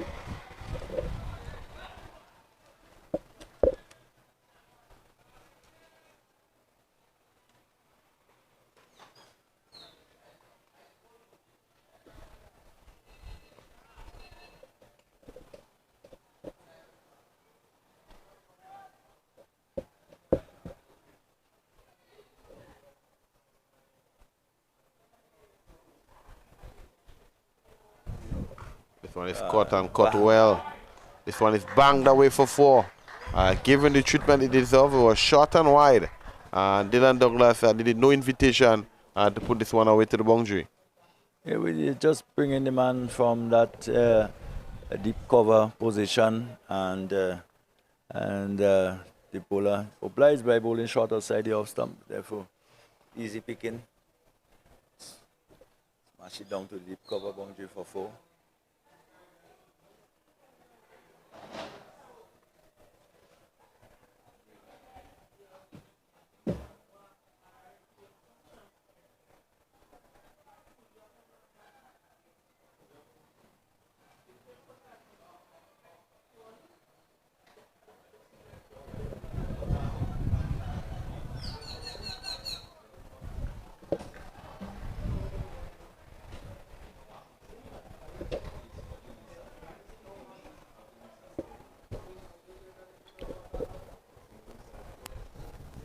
$120 for 4, and Douglas is clipping it up on the onside. There is no runs. 124. Douglas is on 5. Cotter is on 29.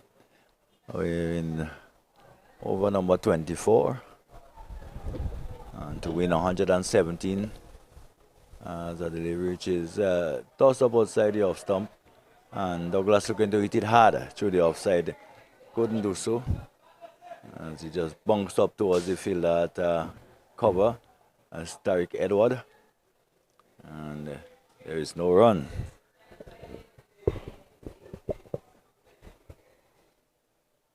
Harris Paul again, a delivery which is just taking the edge and going down towards Studman. That will run pretty close to the boundary, and it will go, will it now? Well done, well pulled back there by the fielder, rowing away towards Studman, but they will come back for a third. But a delivery totally defeated the batsman, and only managed to get the outside edge and going down towards Studman, and picks up 3. So end up with 123 for 4.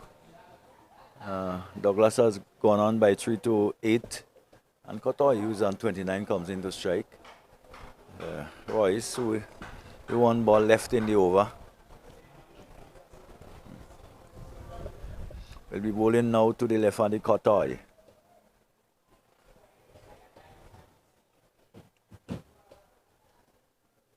Flat delivery, which Cotter just tugs into the onside, and diving away there, Tariq Edward in the short mid-wicket area, and managed to prevent the single. So at the end of the over, 123 for 4. Dylan Douglas is 8, and Kieran Cotter is 29, and Royce, who had just completed 1 over, no maiden 7 runs.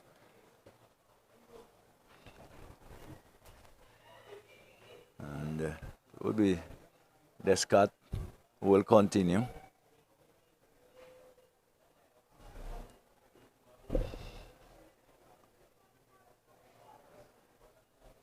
At the crucial wicket of Sunil Ambrose.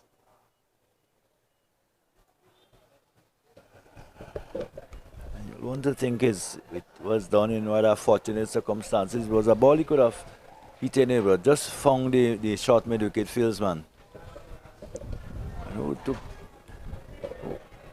took a good catch in the end too, I must add.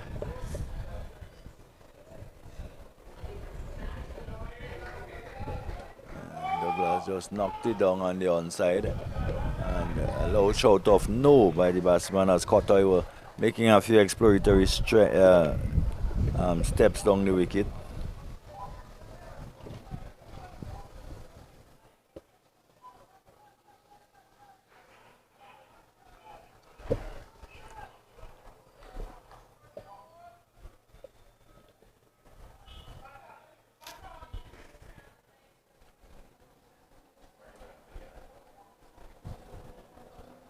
Here's a delivery chase. Hit over the top and down towards the man fielding on the sweeper boundary.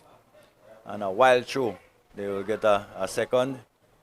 So it was a good bit of fielding, but the throw was nothing exceptional. They managed to go through for a couple.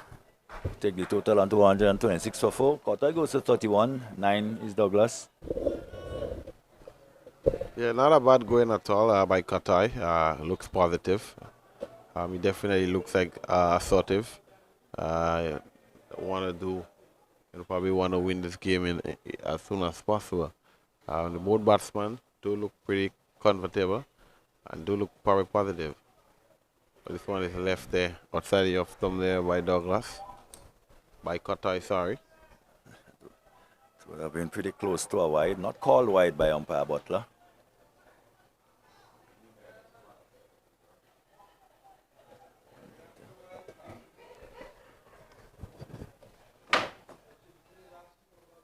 Not bad going at all by. Shot delivery, pull well.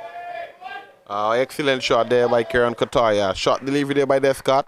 Got into the pitch of delivery and opened up his body and hitting that one down behind backward square for a wonderful 4. Cotoy moved to 35. And St. Vincent on the charge. So far, it has been an excellent show by Kieran Cotoy. And the St. Vincent batting, although they lost a couple wickets, but they were scoring tremendously fast. So St. Lucia will have to try to get as much wickets as possible.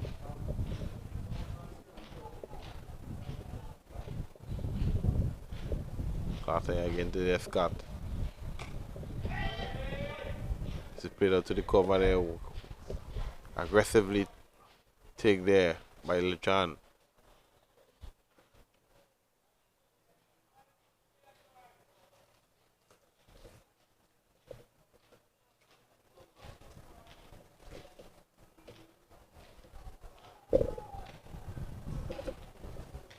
So here comes Descarte again from the bakery end to Kieran Cotoy. This one is driven well. Glorious shot there by the big man. Got into the pitch of delivery, the over pitch delivery by Shadrack Descarte.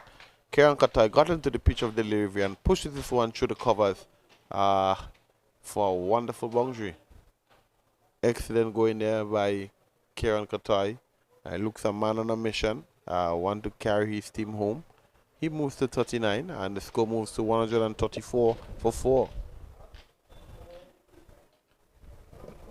Not a bad show in there thus far by Kieran Cotoy. He is a seasoned campaigner, representing the Botanical Garden Rangers in the Dream 11 VPL. And over the years, he has been a dominant batsman. Also played for the Windward and Volcanoes for a number of years. Also had some cricket as well in Barbados with the CCC. So he is a relatively complete player, also experienced player as well.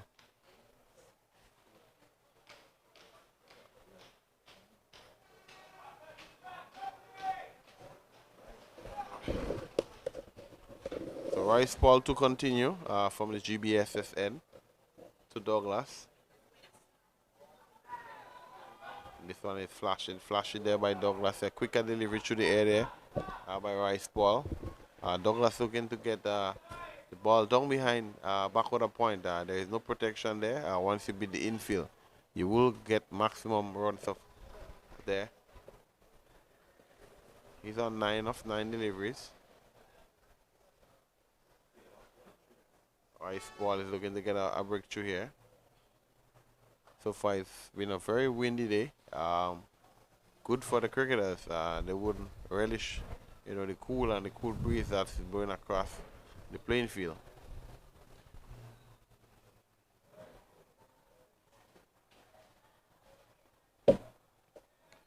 Ice Ball again to Dylan Douglas.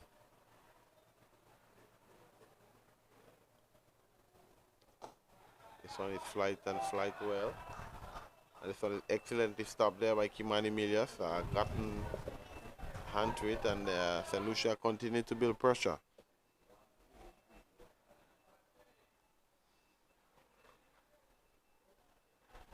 And this one is hit through the covers there, and Descarte come around.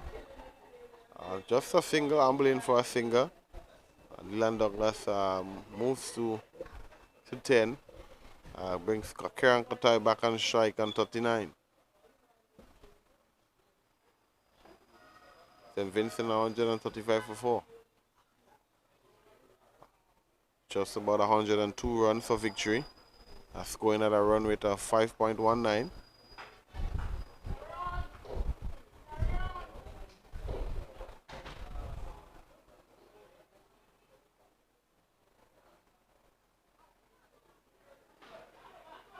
This one is cut, but not cut well enough. By Qatar, and no run.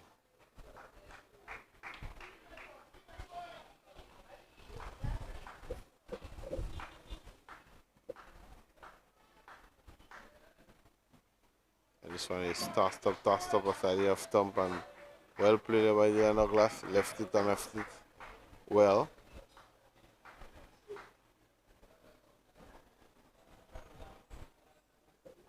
Ice Ball.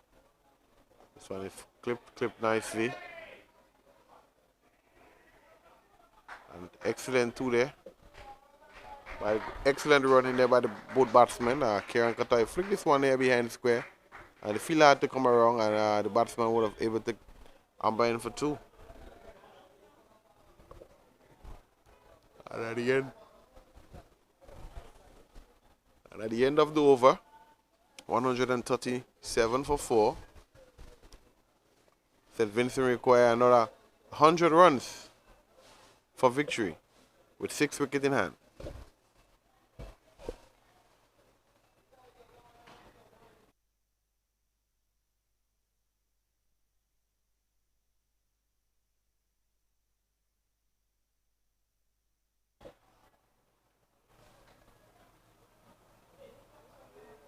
We have Shadrack Descarte to continue.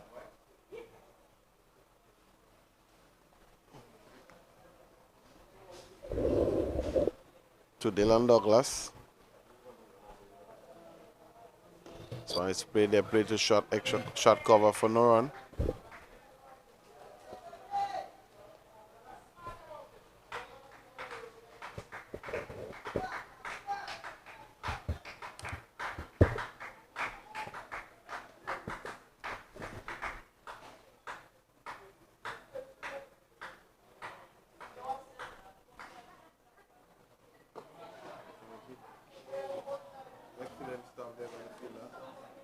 This one is hit on the up there.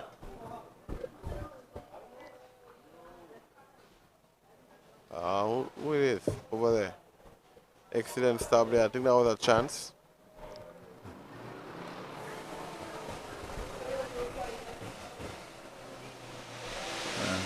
And look like Tariq Edward out there. Yeah, not a bad stop. Excellent stop.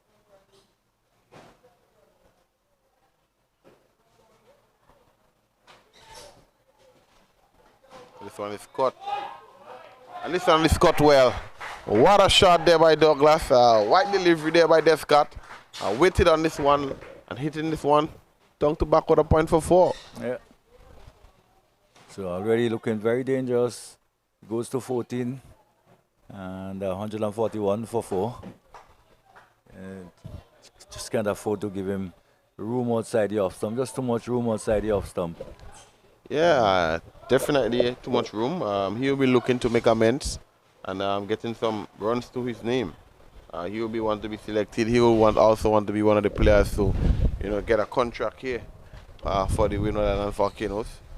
So he will look into try his utmost best to see how much and how well he can do in this tournament. And this one is hit Again, this way one has over. gone a long way. Long way. Excellent shot there by Douglas. Short delivery with no pace on it. Slower delivery as well. And this one is hit it way down behind. Fine leg for 6. Up and over.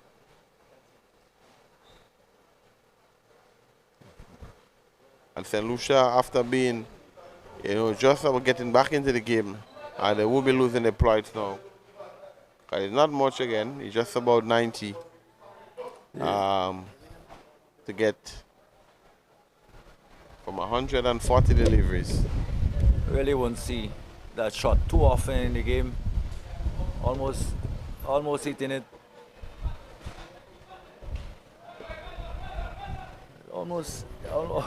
Almost turned around and hit it almost, facing the other direction.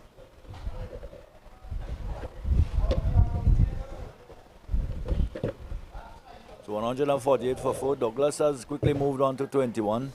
Cotoy is on 41. Descarte nearing the end of his 4th over. Has gone for 33 so far, so has been a bit expensive with 1 wicket. And is allowed appeal for it, but that's not out, says the umpire. It's like pitching outside the leg stump to the left-hander.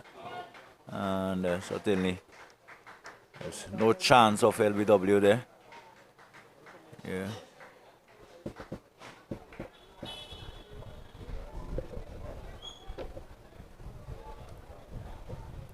So 148 for 4. Douglas is 21. Cotoy is 41. After 27, so the whole of 23 overs to go. And the asking rate now under 4, so very easy task really now for St. Vincent and the Grenadines.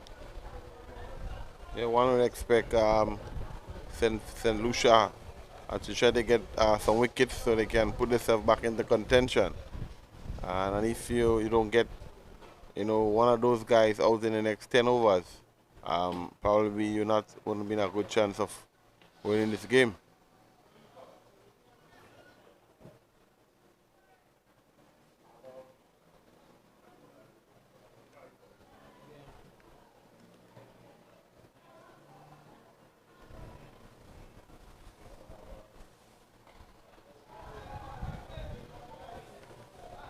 This one is Rice Paul again to continue, and this one is hit to extra cover.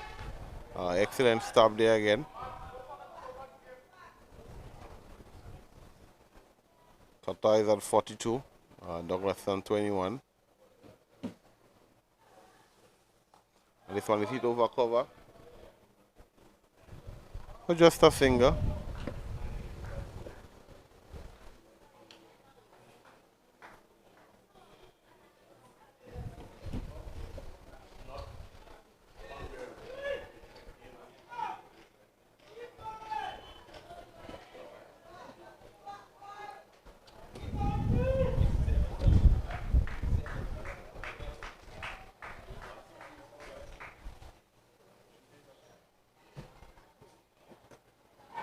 Partnership now 37.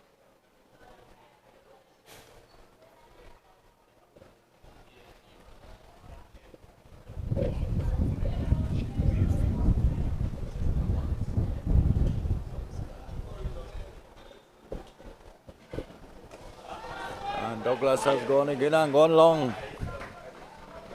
Looking to finish it in a hurry.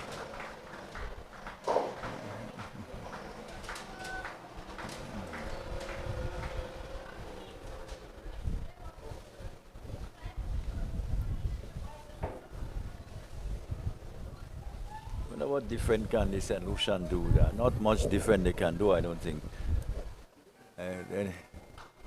Dylan Douglas and Karen Katai just look really good. They look very positive, and they look people on a mission.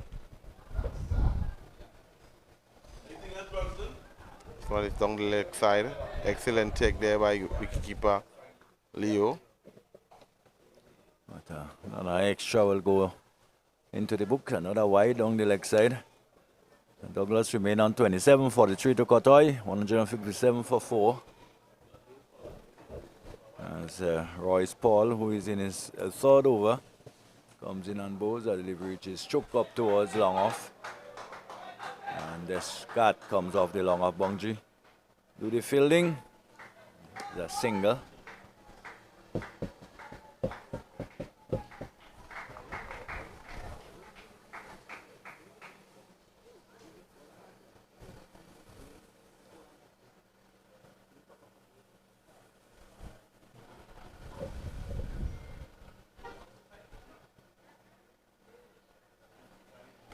Pulled away. That will go all the way again by Cotoy. A delivery short of a length. And pulled away down towards a wideish long on. And it goes away to the boundary for 4 again. In fact, over the boundary for 6. So they're doing this thing very easy now. 164 for 4. Cotoy has gone on to 49. But they just shot and just opening up and hitting it over wide long on for 6.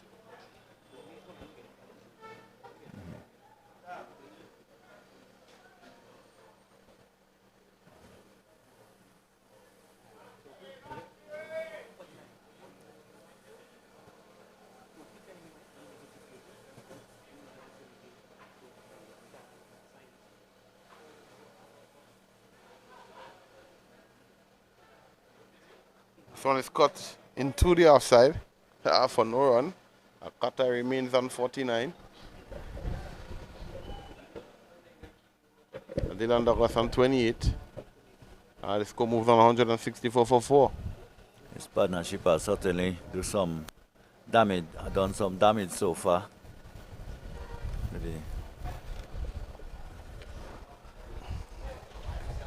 Yeah, the both are very explosive batsmen.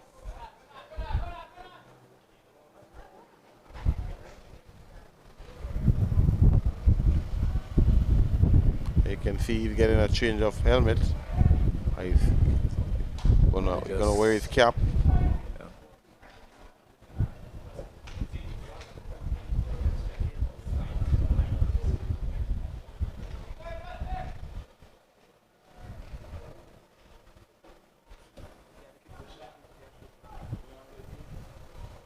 At times the players probably would have been very, very humid under the helmet. It's been very hot under the helmet over the last few days.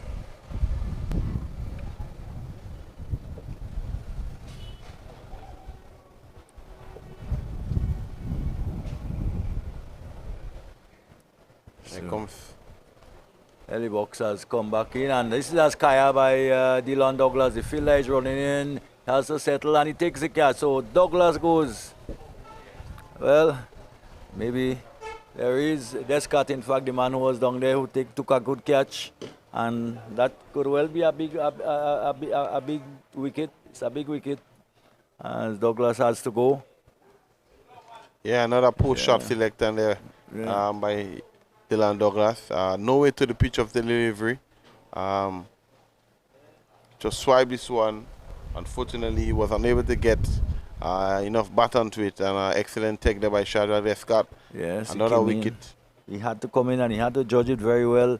He settled under it and he make sure he took it very well.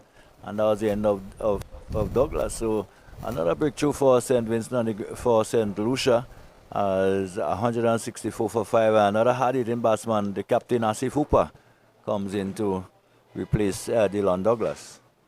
Yeah, that's very disappointing from Douglas. You expect him to relish those opportunity, not just give a wicket away. You will expect him to want to score, probably get to a half century, get to a milestone, and putting himself in contention for a selection at the regional Super 50 level. But nevertheless, you will be disappointed. But he will definitely, knowing him as an individual, he will definitely want to relish the opportunity tomorrow and probably get a big score. But St. Vincent is falling into further trouble. 164 for 5. Asif Hooper, the captain, will join Kieran Katoy, who is on 49. And another breakthrough by Eli Box. Yeah. So he's now picked up his second wicket. He's in his 8th over. It's been pretty tidy too. Just 29 runs. Yeah, definitely the man for the plan. He has gotten the wicket of Gibson, Ethan Gibson, fourth delivery. And now you have gotten the wicket of Dylan Douglas with his fourth delivery. So there is something with his fourth delivery. After starting off a spell. Let's see what happens here with Asif Hooper.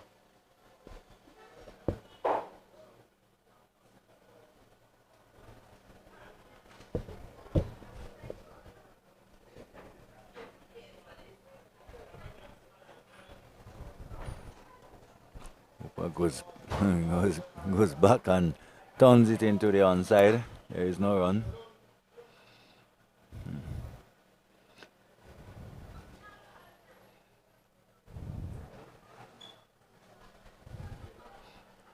Bad one down the leg side. Signal wide.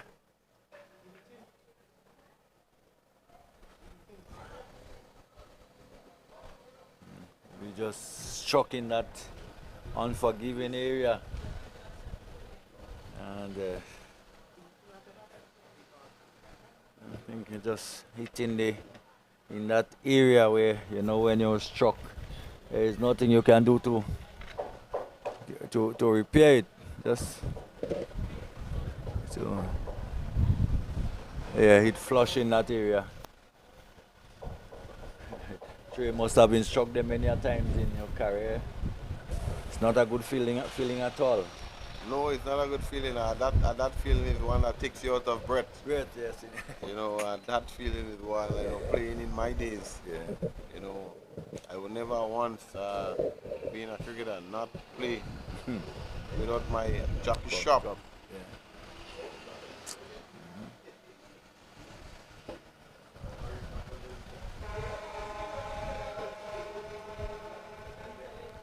Sometimes the type of pain that can last for days.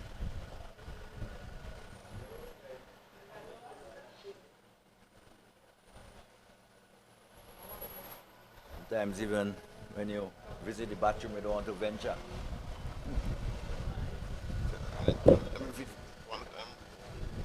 But he's up. Will you feel a little better in a while?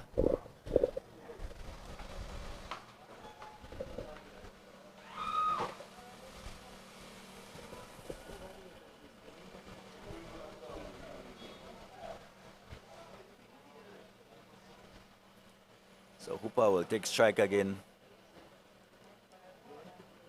from Eli Box.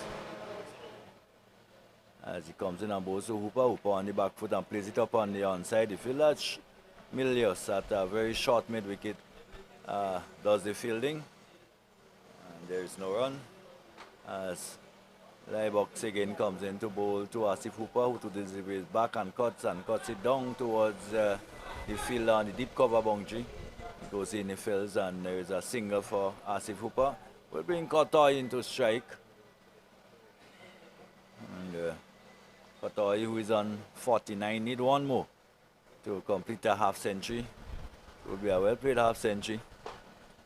Coming at a really important time for St. Vincent and the Grenadines. And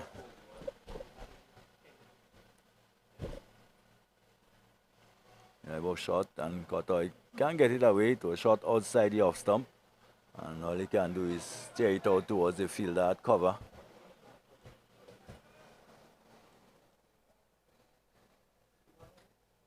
Let's see.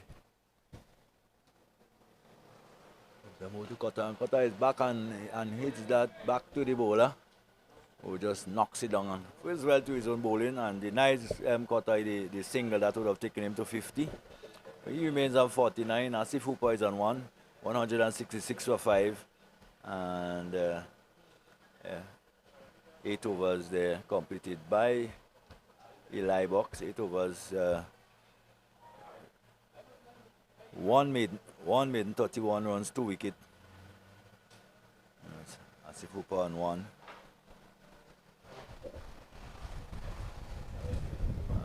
It will be Tariq.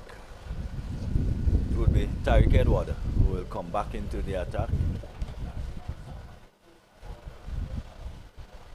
He has come back from the southern or the GBSS end.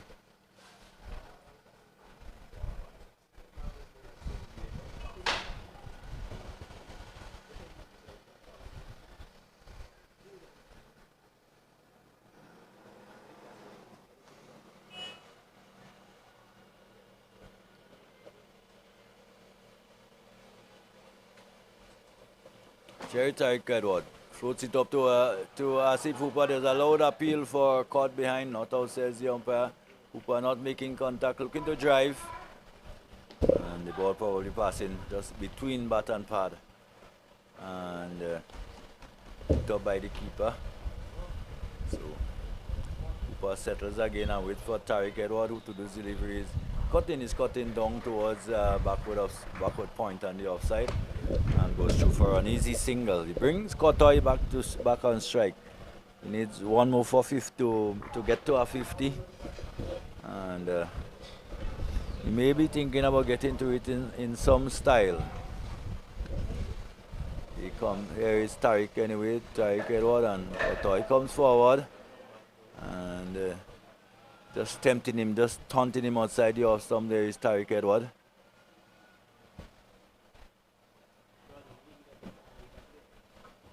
There is Tariq Edward again to Kotoy. Kotoy signs off the back foot and can't score, can't get a single, so being kept on 49 rather agonizingly for a period of time now.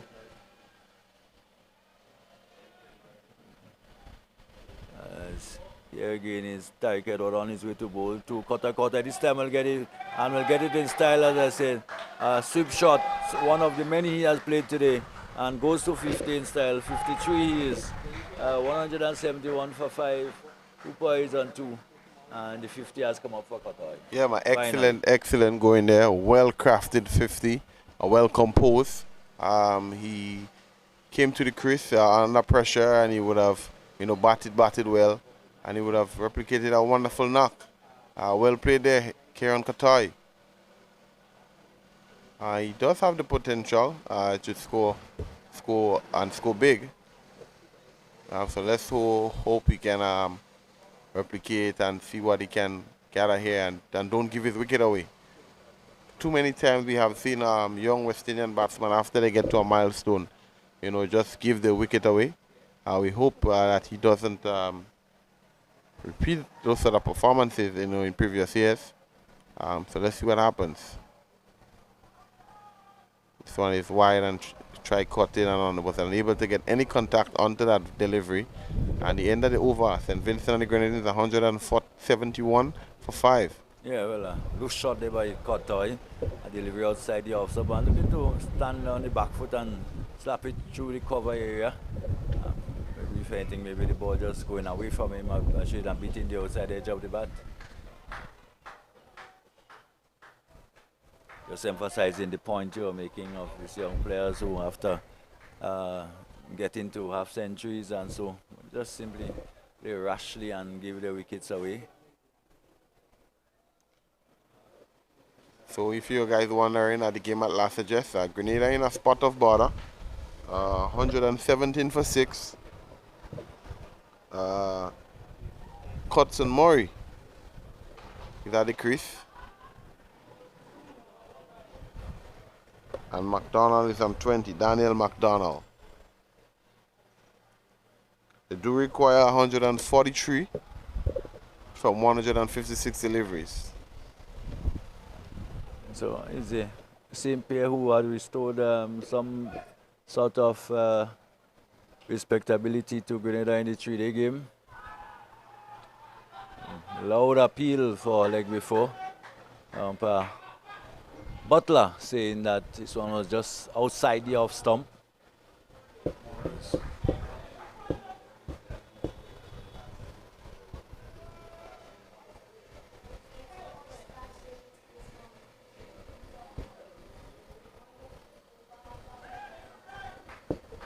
This one is played into Here offside. No run there. St. Vincent in a comfortable position at this point. I need 65 runs from 117 deliveries.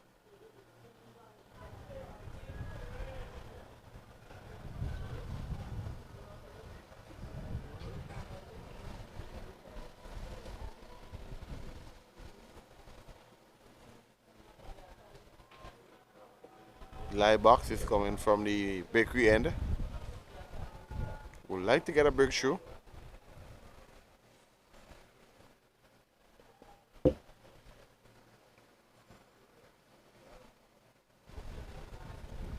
Relatively new partnership.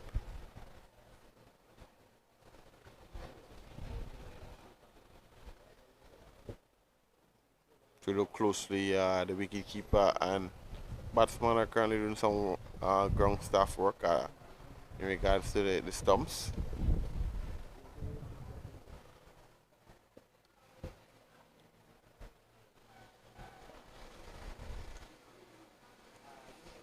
We're here at the Royston John playing field.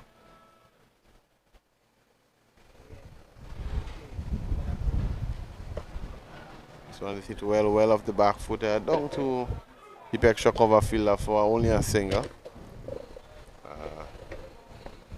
This will take care and tie it to 54. Brings Asif Hooper on strike.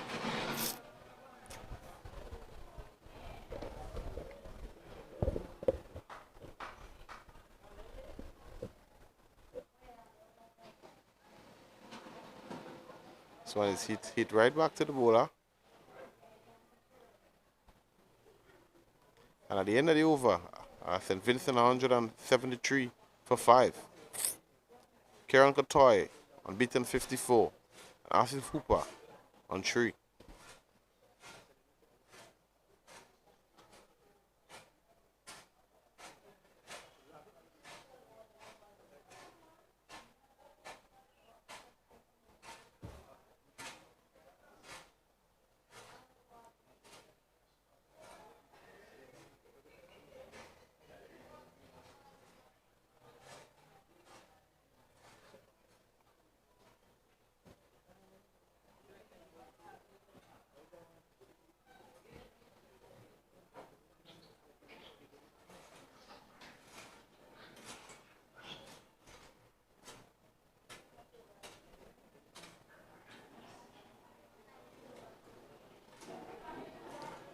Play continues here.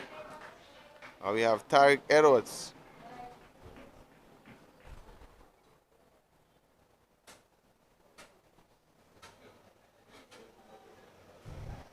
Slower through the air. Well left there by Katai.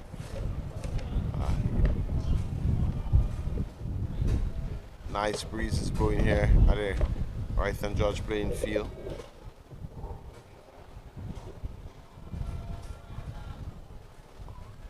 From east to southwest. It's rather refreshing.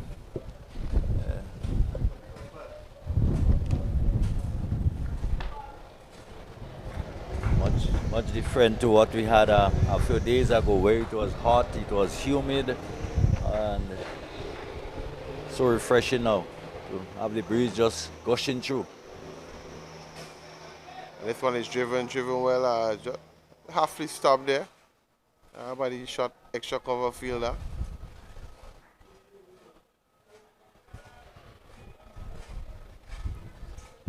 Brings Asif Hooper on strike.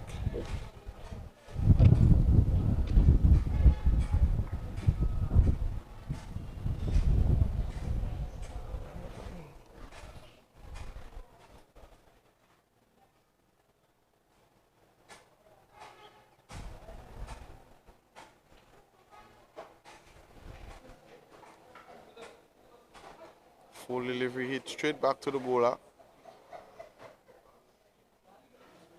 That's a bad delivery there. But Asif Hooper was unable to put this one away or unable to score. But here comes Edwards again. This one is well left, just outside the off stump there.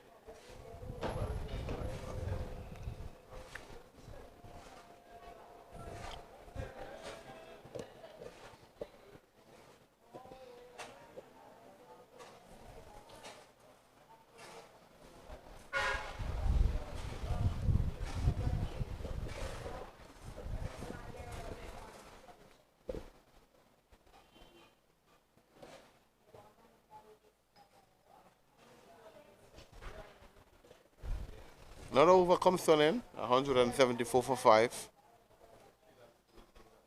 We have Eli Box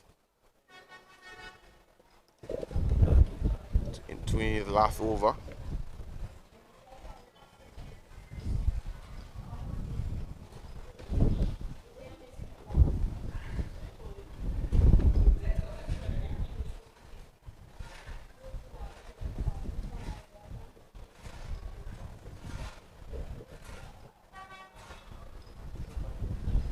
To come from the bakery end, 9 overs, one. This one is well bowled there by Eli Box. So 9 overs, 33 runs, 2 wickets thus far.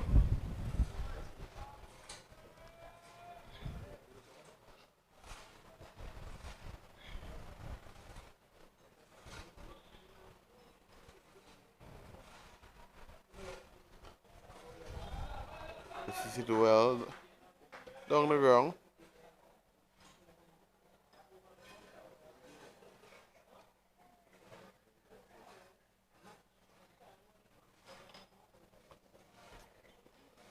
St. Vincent required just about 62 runs left to win this game. Short delivery, this one is cut. Cut to the deep extra cover fielder. Just only a single.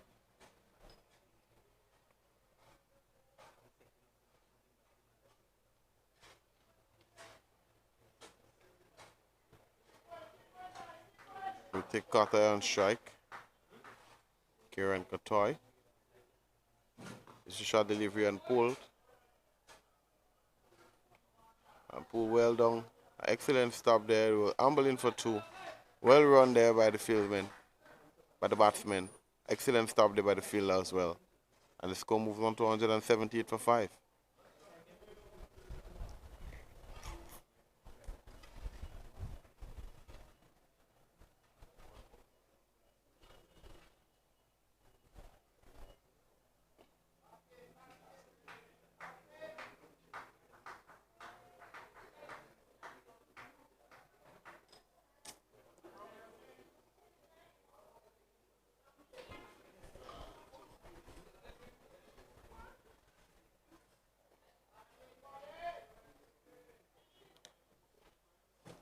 There's a wonderful spell there from Jaden Eli Box. 10 overs, 1 maiden, 2 wickets, 37 runs.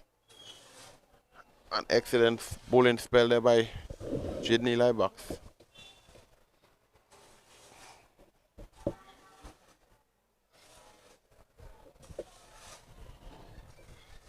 Valuable effort there by him, but unable to really create the inroads in the St. Vincent batting lineup as he expected and wanted to.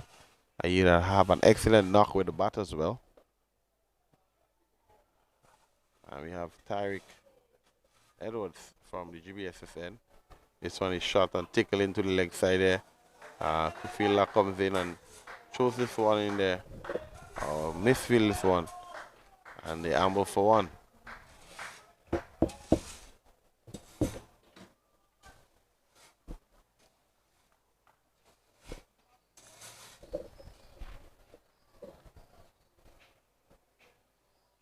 This one is well left there by Kotai.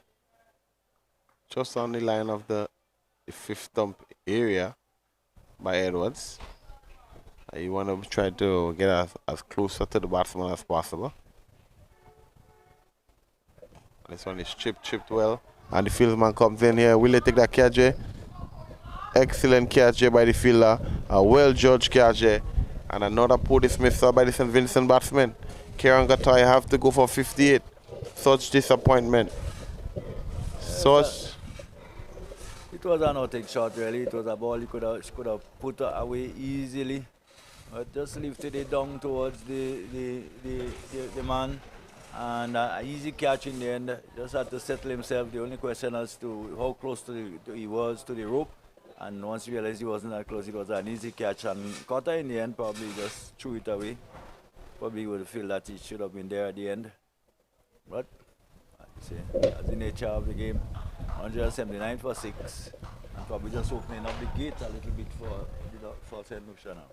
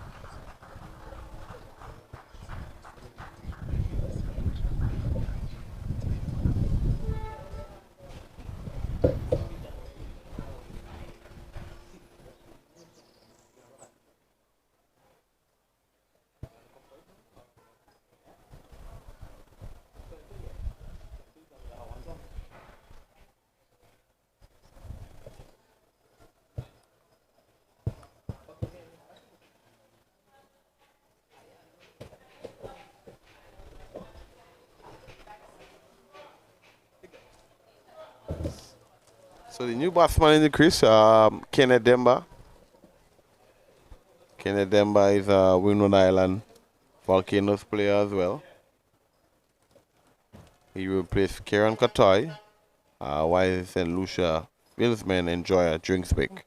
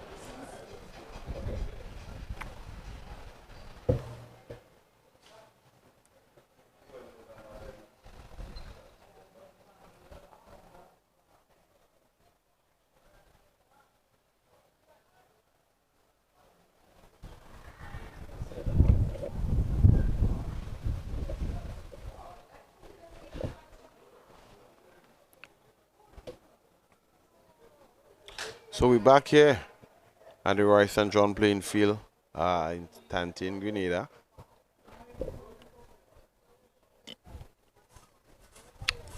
We have an exciting contest which between the St. Lucia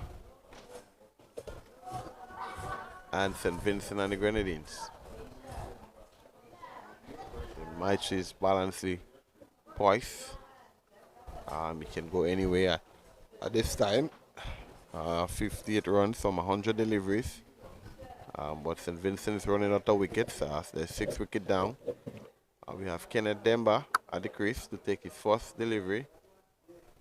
And he's played back in the onside for no run.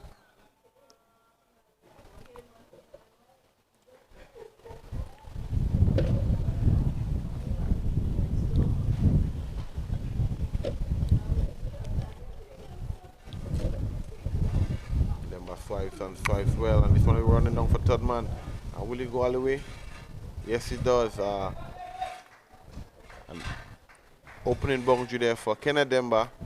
This one was flighty just at the off stump, and hitting this one down to third man for his first boundary. St. Vincent move on to 179 for 6. Guys, a little bit of fortune there for Denver. It's really just a swipe outside the off stump because on outside edge and the ball went in the air for a while.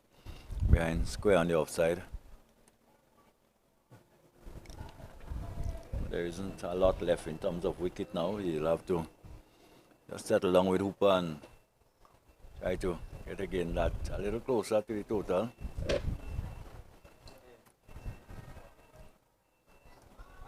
And this one is cut and cut well again by Demba. What a shot there by Kenneth Demba. Given the treatment he deserves. Short delivery, wide outside the off stump. Demba flashes, peel off the edge and all. Run away for 4. Well, fortune favors the brave. Hooper probably saying to him, you need to get a little bit above it, but at the end of the day, there's no one there. It went into that vacant area and down to the boundary for 4. Yeah, well, Kenneth is no. It's always a good shot when it doesn't go where when it goes where there isn't fieldsmen. Right. You don't want to hit the ball 2 fieldsmen, you want to hit it where there are no fieldsmen. Yeah, most definitely. Well, Kenneth is no rabbit. He has a first class 50. So he should be able to maneuver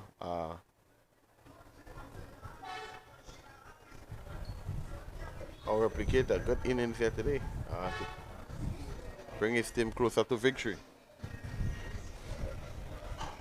Small matter of 50 runs to be had now.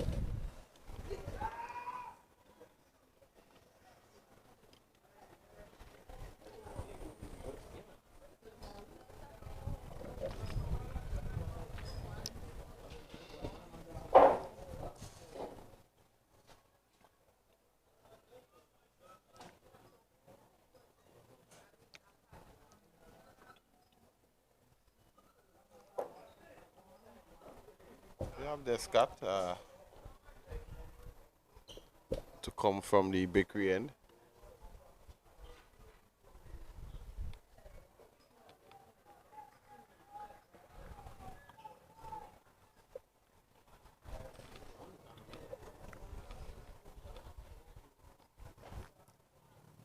So wide delivery down the leg side.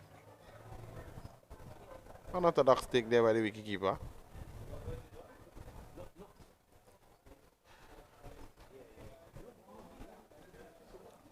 Descarte will be looking to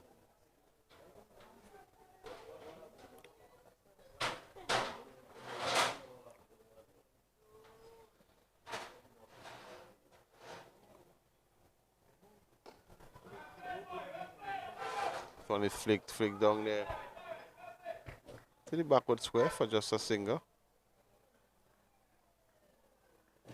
Hitting this one there, hitting it airborne. Was unable to find the fielder. And they amble for a single. Takes Kenneth Demba to strike. Right-handed batter Kenneth Demba from Dominica in St. Vincent.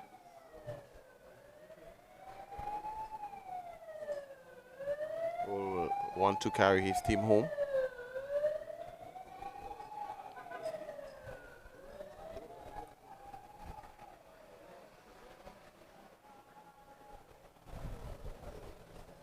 But he faced up to Shadrack Descarte of St.Lucia. It's the really cut. And cut well for just a single there.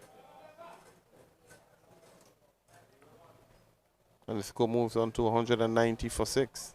And all of Denver's 9 runs have come from basically cut shots, all down towards, all of them would have been down to the third man region. It's probably his favorite shot, his favorite area of scoring. Yeah, and that's one of the area he always get out at well, trying to cut.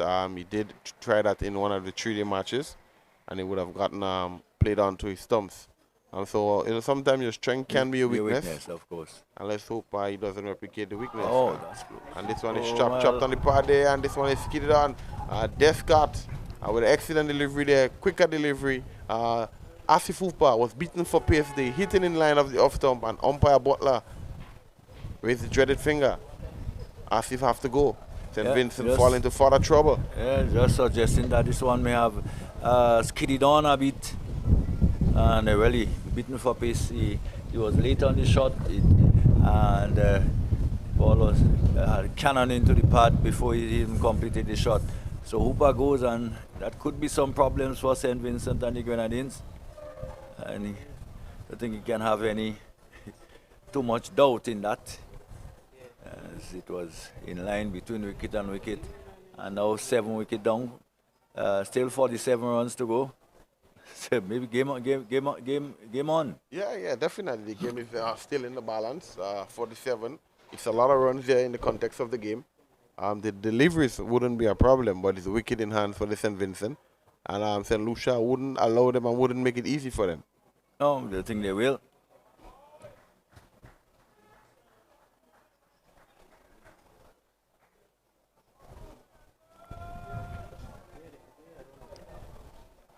They have managed to get into the lower order of the St. Vincent the Grenadines batting. See if Hooper is gone, and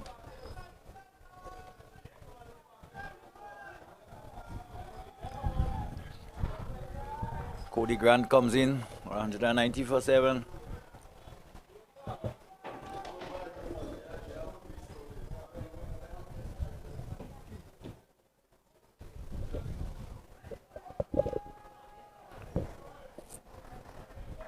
A little bit surprised that they are not a little bit more attacking for the new batsman. It was the opening bowler for St. Vincent and the Grenadines. One would expect Descarte to probably implement a slip just to give himself that extra option so he can pick, see if he can pick up another wicket. But he will probably have different plans in mind. But let's see how capable Grant is with the bat. In the air and just away from the man at mid wicket, and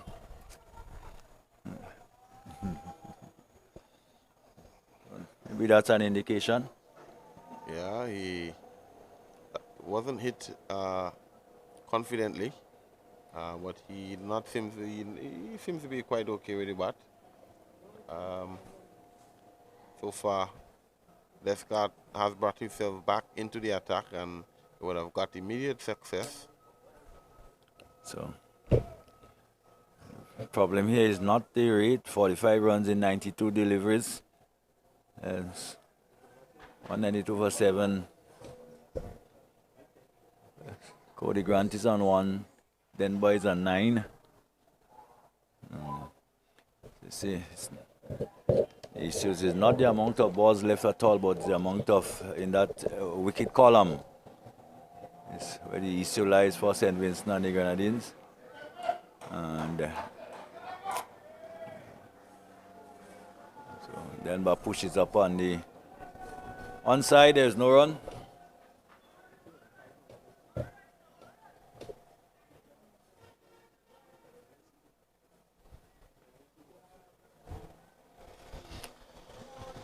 He's known to hang around for the Windward.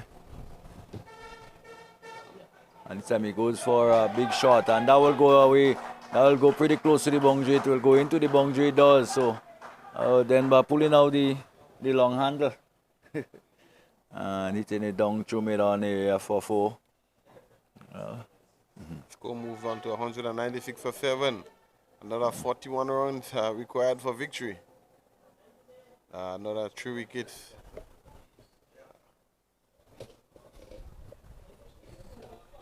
I think what would be interesting would be to see how the lower order plays the spin bowlers.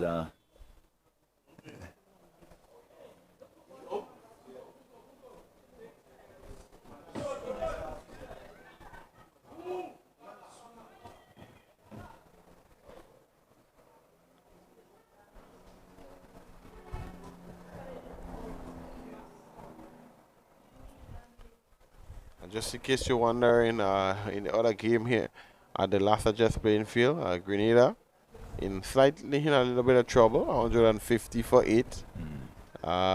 Chasey need 110 of 108 deliveries. Daryl Cyrus is a new batsman. Departing batsman Daniel McDonald. And Sherman Lewis is on the non-strike gazette on 7. So Grenada will need someone to get probably a big score, probably Cyrus or Showman if they want to, get this victory against Dominica. Dominica seems to be really in control. They did well in the 3-day tournament, and now they're, relishing the opportunity against the Grenadines.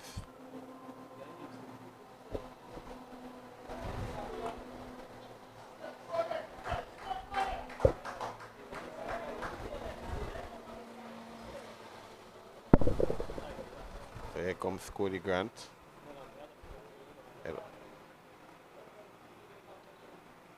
Cody Grant hit this one. Kennedy Morning on strike again. On 13. Cody Grant on 1. Try get one in his final over also.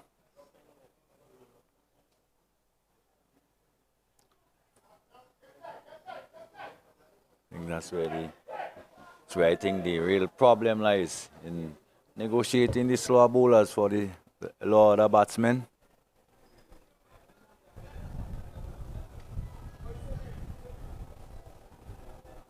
Let's see what.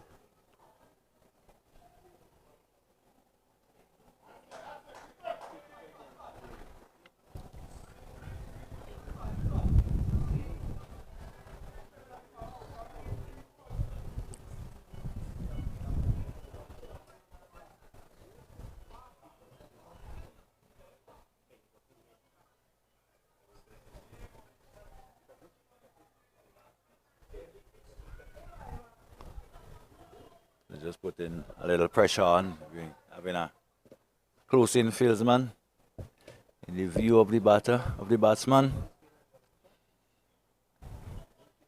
Yeah, he's going a little bit attacking, and that's good captaincy. Excellent captaincy by Descarte. You wanna try to get as much wicket as you can. You wanna because you just still feel that you the Bulls and Vincent and the Grenadines is out to win the game. And that's where the problem lies, as I said, is lower order batsmen.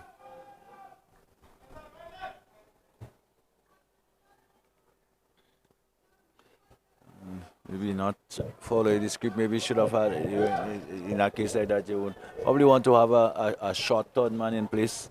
But just that type of swipes that will more often than not go over the gully into that short third man position.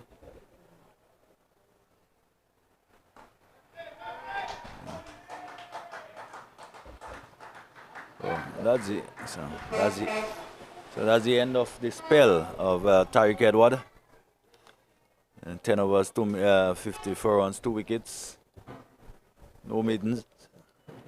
Yeah, not a bad spell at all. He would have just, keeping track in where he left off in terms of the 3-day tournament. He was pretty good there as well, and he come today and he really, relished his opportunity.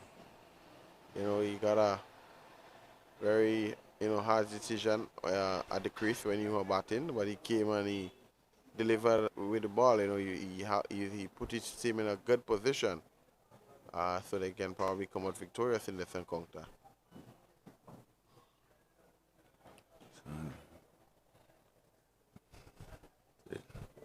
Descarte will continue.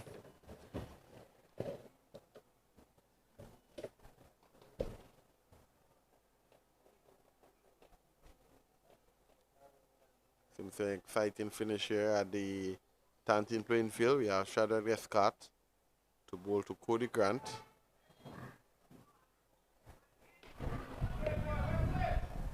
This one is hitting down to the covers. And will they come back for 2? Yes, they do. Not a bad shot there by Grant at all. No, just waited on the ball and pushed it in through the cover area. A diving effort by the fielder at extra cover. And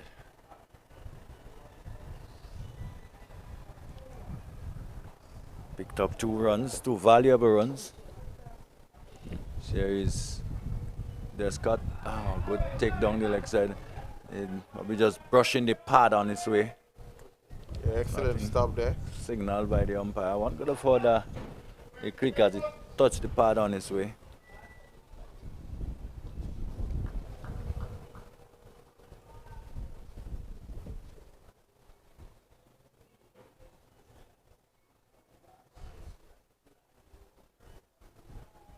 and a little grope at it outside the off stump.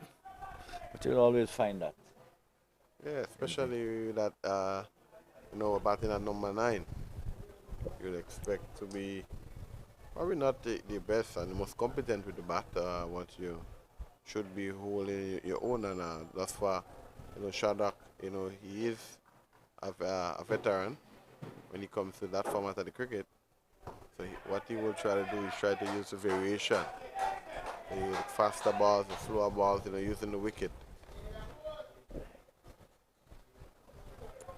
Well, these low order batsmen too, they do believe they has batting abilities, and when they go out there, they want to show that they can stick around for some time, or they can score as well.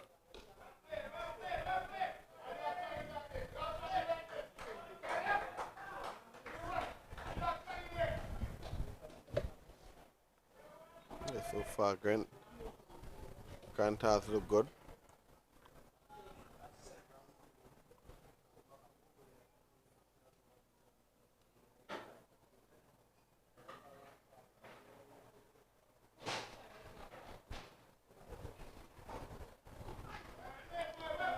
This one is flicked here.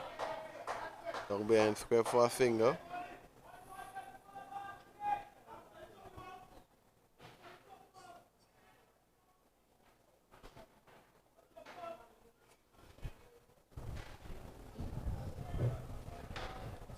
So Descarte has finished 6, has 4 left. 202 for 7. And only a matter of 35. And St. Lucia and the Grenadines should feel rather confident that they can get that remaining 35 runs and score a victory here.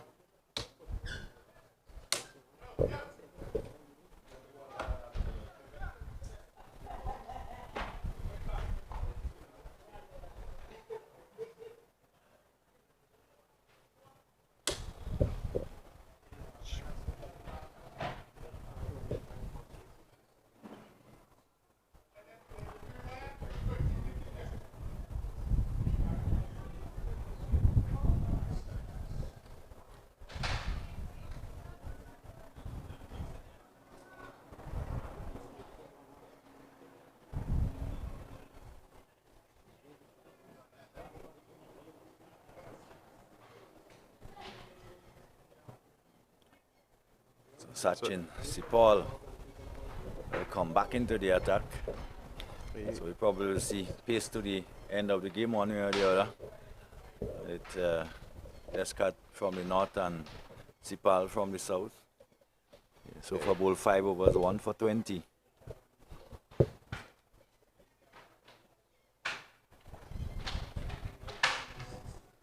You would want to think that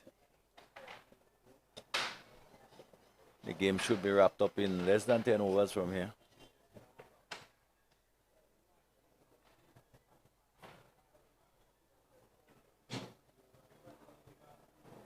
This one is driven well. A quick single there is attempted. Had he picked it up, it would have been very interesting. It was just a hit and run. And Descarte, they feeling that he could have done better. Yeah, I was aiming for a runner chance. Yeah, I was unable to pick up cleanly. But thus far, he hasn't done too wrong in regards to today. That brings Kenneth them on strike. Shot delivery there. Well played there by them.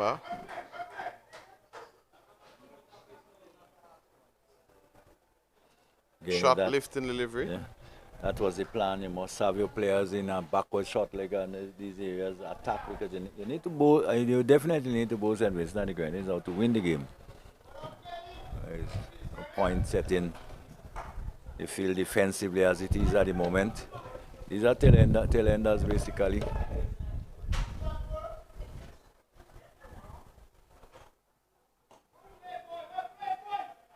one is clipped there.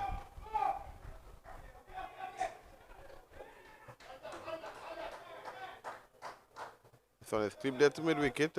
Fumble there by the batsman, fumble by the fielder, and they was only able to come through for 1 run. Paul is really putting his effort into it, really putting his back into it, trying to replicate a wicket, trying to put his team in a better position than they were. But let's see what Lemba does. Lemba guide this one to backward a point.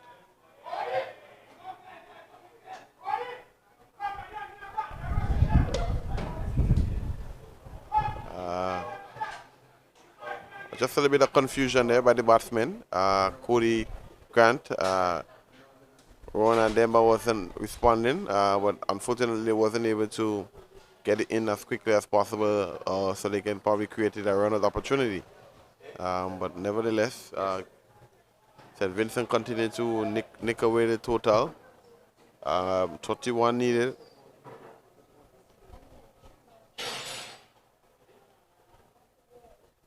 Excellent lifting delivery there by Sipal. Seems to be really ready and up for the challenge, the Sipal. He's disciplined thus far. He's been accurate. He has been hitting the shots hard. He do have a big wicket of Desmond Maloney in his locker.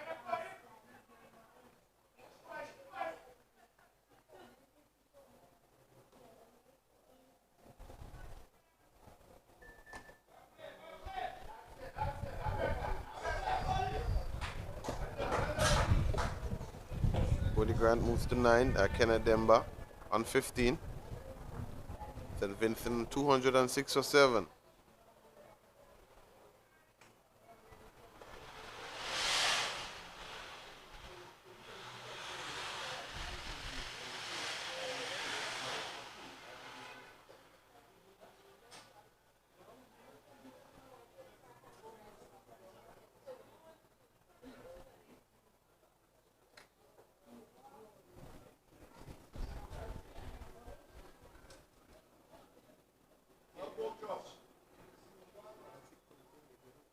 So you'll see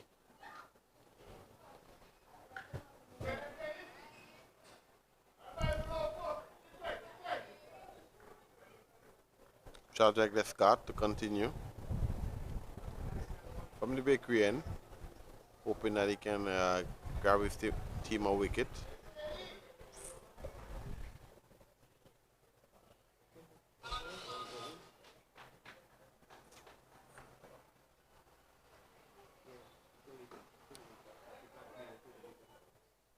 This is driven back to the bowler and also returned back to him, having a try at the wicket. Kenneth Demba was fortunate enough to get back to his crease. They need another 31 runs of victory and 71 deliveries.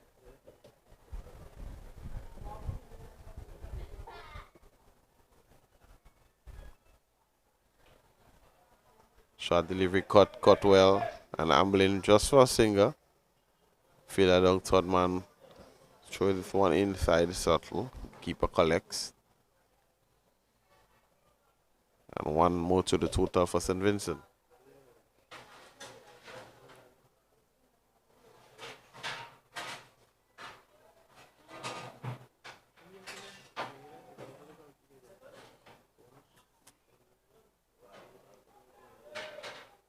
Here comes Descarte.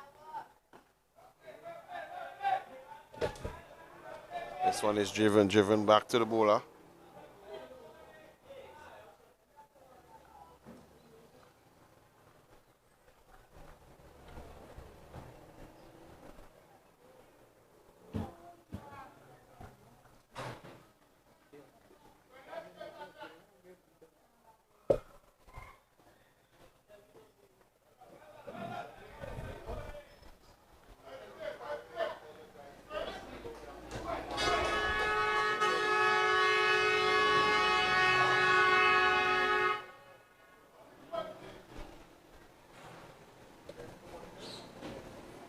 Descarte really looking to get a breakthrough here.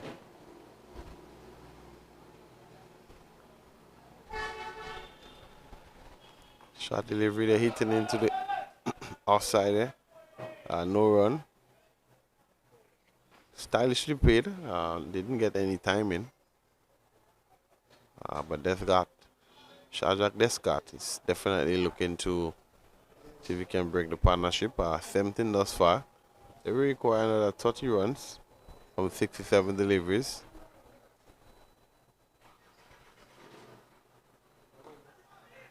And this one is flicked and flicked well. And this will run away down to the boundary. And what a shot there by Cody Grant. This one is flicked through with the wicket. Without a doubt, definitely run over to the boundary for 4. And St. Vincent get closer to the target.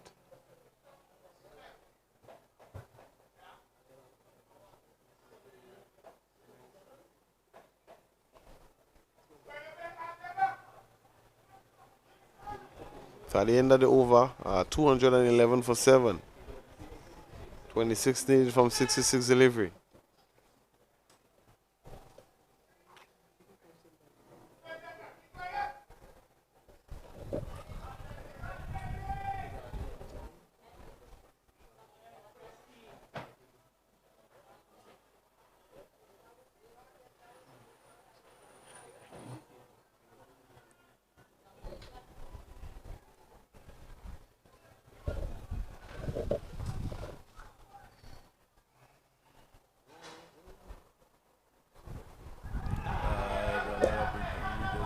Them was chucking on the pad, umpire Manwarin said not out.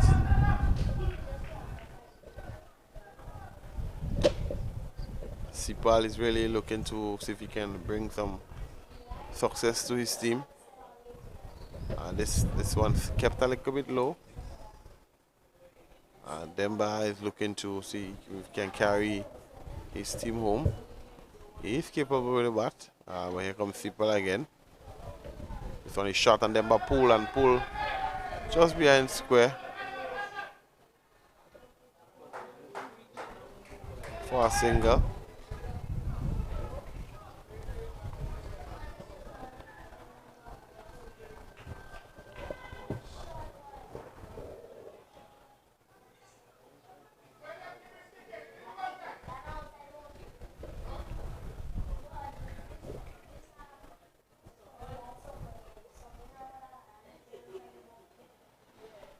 Another shot delivery there by Sipal. Well played there by Cody Grant.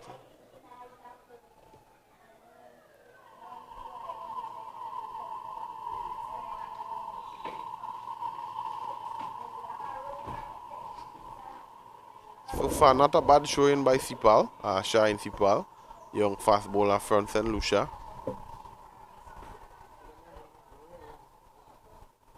Definitely looks good. This one is driven up well back to Sipal.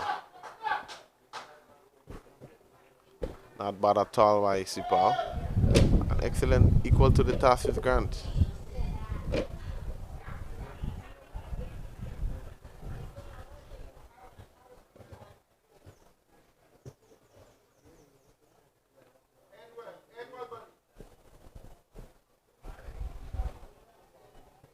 He's in his 6th over. This one is driven well. Halfway stop there by Descarte, what was able to contain and no run was taken.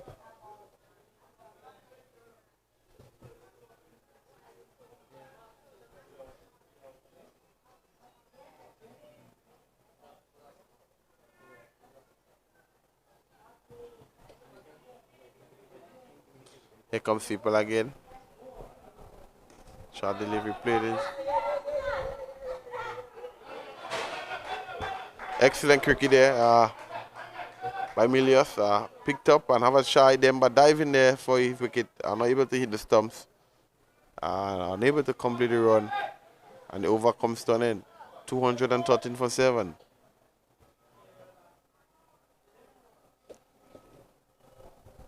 St. Vincent need another 25 for victory from 60 deliveries. With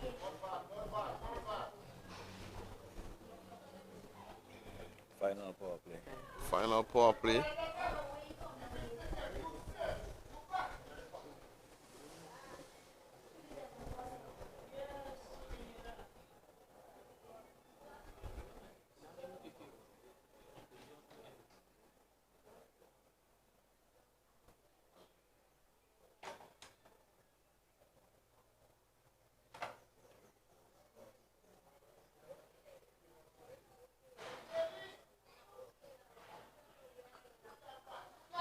We have Descarte again from the bakery end here at the Rice St. John playing field in Tantine. Looking to see if he can muster a break this partnership of 22 between Demba and Grant. This one is straight to short mid wicket. Excellent stop there by Kimani Milias. You can see a straightest long off and a kind of squarish mid wicket. Clear plans there by Descarte, trying to contain them from scoring and also trying to contain them get wickets. And this one is hit well. This one is smack by Kenneth Demba over the head of the fielder. Pitched up by Descarte and dismissed with no respect there by Kenneth Demba for a maximum. Kenneth Demba moves to 23 and St. Vincent moves closer to the score. Just 90 needed. Will Kenneth Demba have the ability to carry his team home? Here comes Descarte again, searching for a wicket. This one is short delivery there, played straight back to the bowler there. Excellent cricket there by Kenneth Demba. Excellent cricket there by Shadrack Descarte from St. Lucia. Indeed. And they know each other very well. They would have, I'm sure, met each other in the net and so on a number of occasions. So they know each other's game.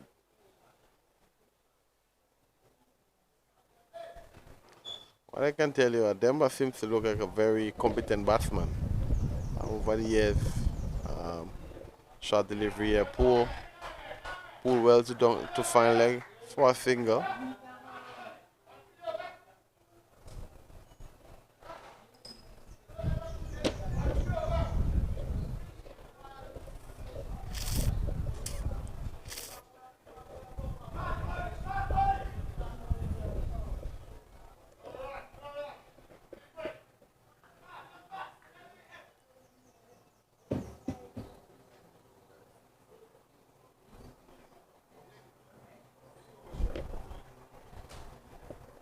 Descarte continues.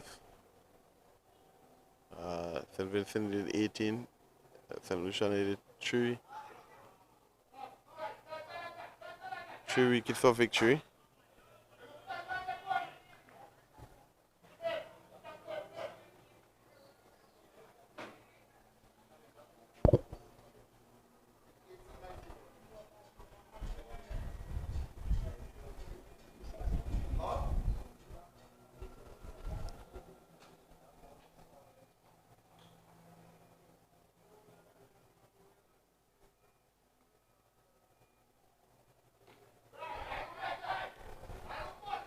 So at the end of the over,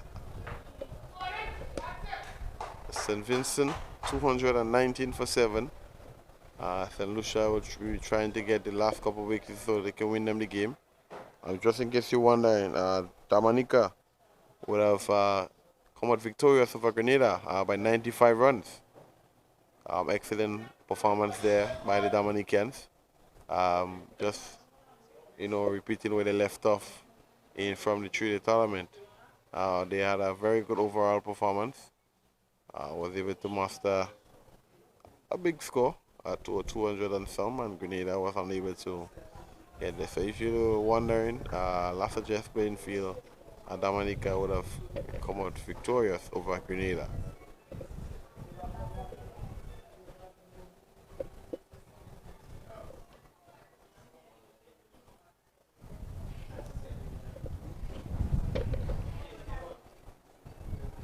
So Rice Paul will continue from the GBSSN to bowl to Kenneth Demba.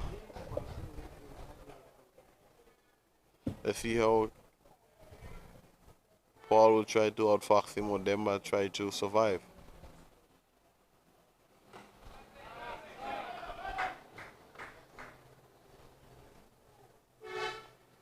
This one is driven there, well stopped there by the fielder.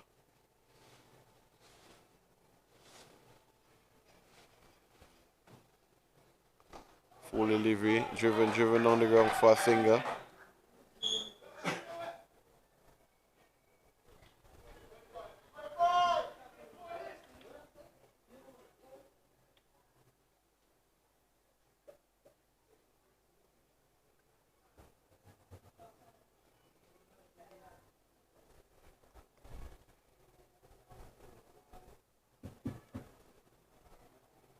Here comes the ice ball again.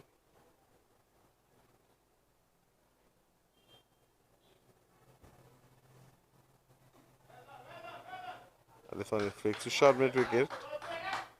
And no run to the batsman. 17 runs needed.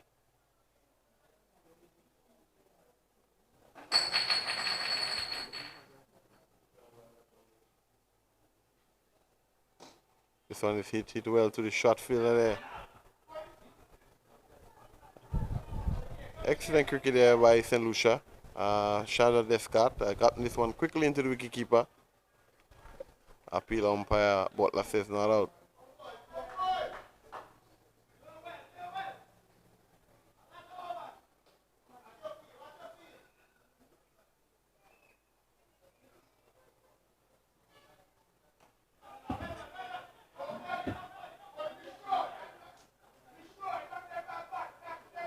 This one is played into the offside. Well fielded there by the fielder in the cover region.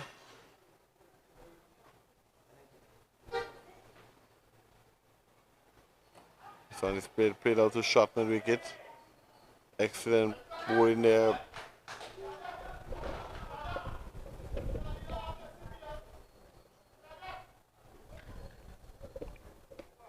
And at the end of the over, St. Vincent and the Grenadines 220 for 7. Need another 17 runs from 48 deliveries.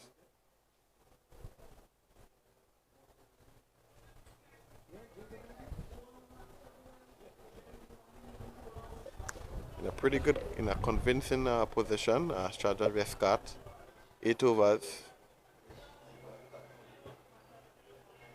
58 runs, no maiden, 2 wickets, and he will continue from the bakery end.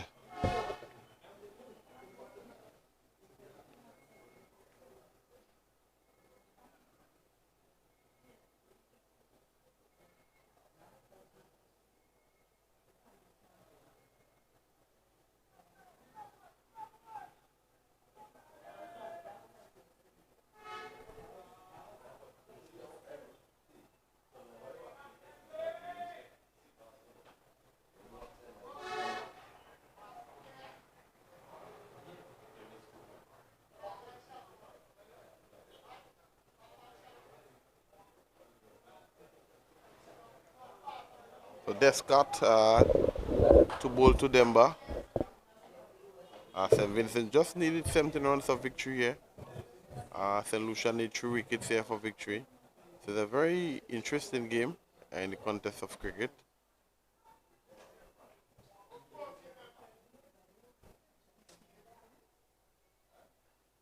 Demba guided this one down to third man.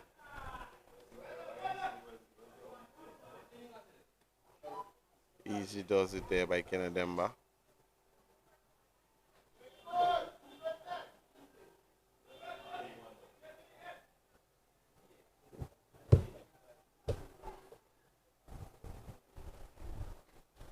Cody Grant takes strike.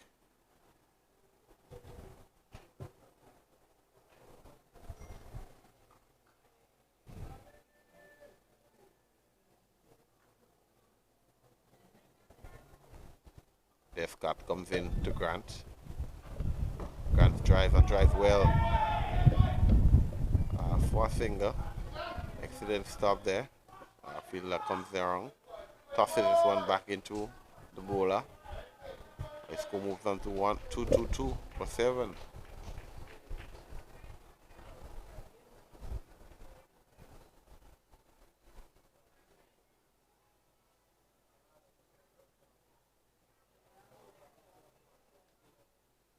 Here comes Descarte again.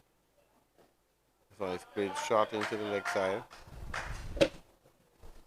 Unable to get a run.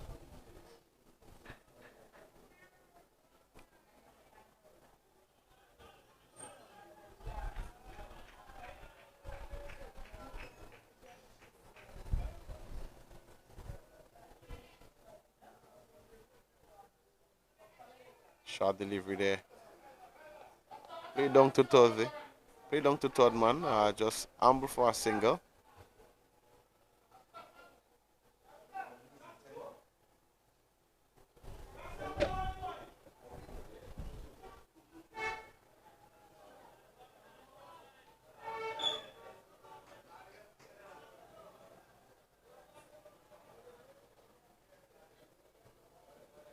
Here comes Descarte. This one is drive. Back to the bowler.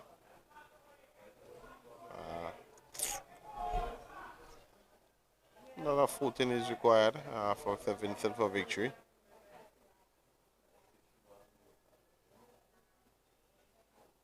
St. Vincent, St. Lucia need a wicket or two to make it interesting. The moment it's just Miang going on.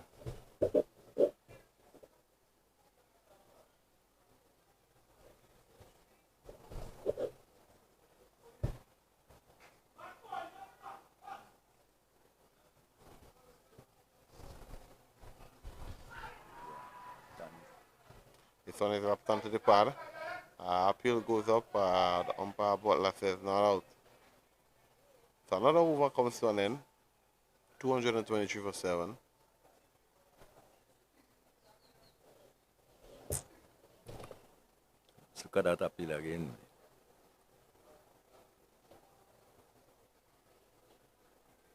Swatch the appeal.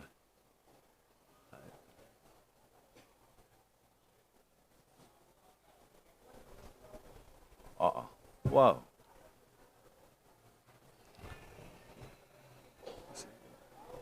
So, I was asking you whether you did look at the replay of the appeal.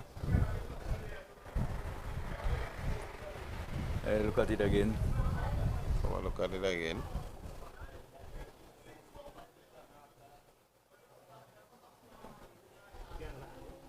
We'll probably get another angle.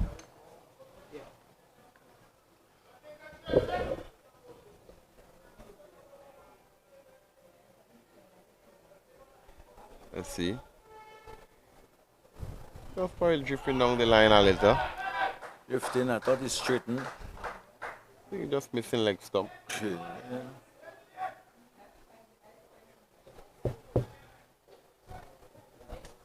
Another single goes down.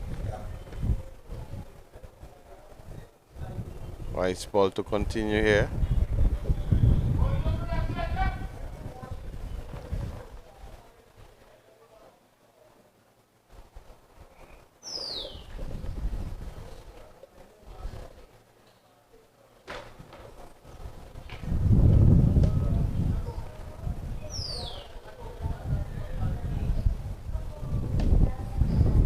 St. Lucia is going a little bit attacking.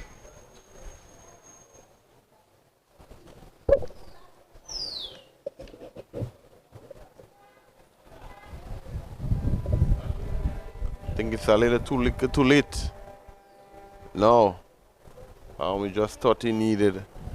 Well, they need to probably make a double breakthrough, as I said, in order to bring back some interest. So they could have been a little bit more attacking a little bit earlier. Yeah, I would agree. I would definitely agree.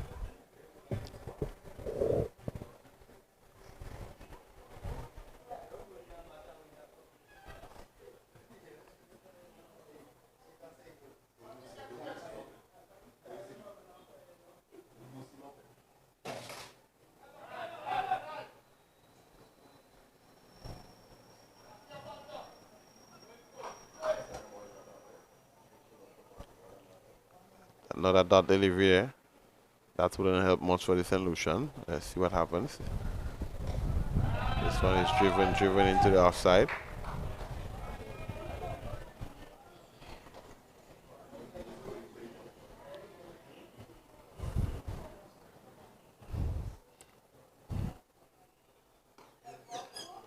This one is played into the offside again by Grant. Not seem to be too busy. Seems to, want to take as much deliveries as he can.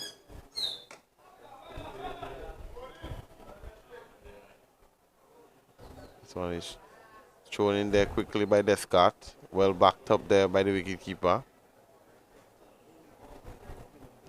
Grant partnership of 34.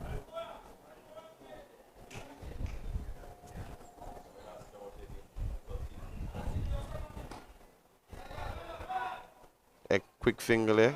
Well run there by. Maybe just a little too flat. You want the tail ender to be sort of looking for the ball. He just probably bowling a little too flat, a little too short. Tug him Yeah, on, you tug him want on the front foot a little bit more. you want to entice some attacking stroke from the batsmen. You don't want them to just relax and not be positive. So let's see. They have someone's coming. Change a bowler from the bakery end. We have Kenneth Demba on strike. He's on 28. Cody Grant on 15.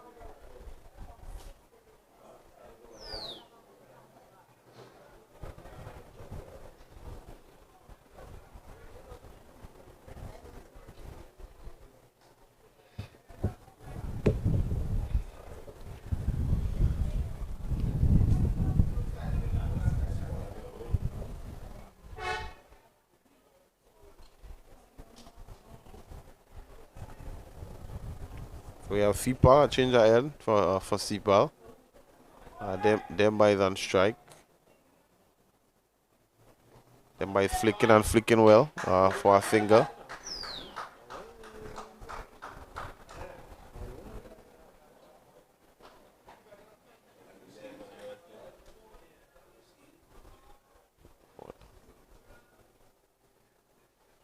That will take Demba to strike actually. This Cody was the one flicking, this one not flicking, this one behind square. Demba is on strike. Season campaigner.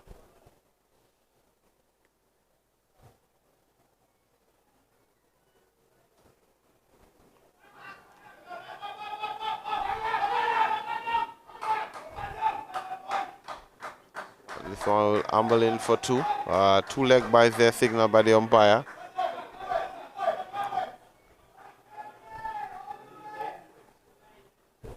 Nine needed now, single digits of 34 deliveries.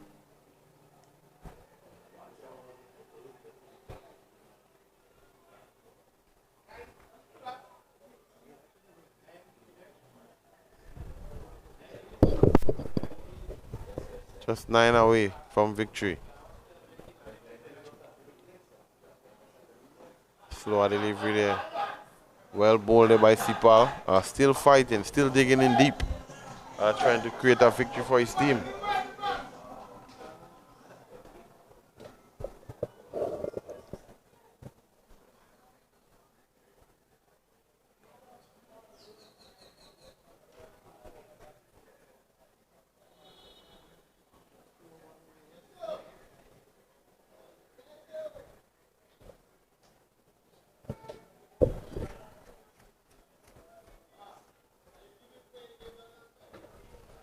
Here comes Sipal again into Demba. Wide delivery here, flicked well down to fine leg. Well stopped there by the fielder down to fine leg. The amble in for a single. Excellent take there by the wicketkeeper as well. And the score moves on to 229 for 7. Just 2 strokes away.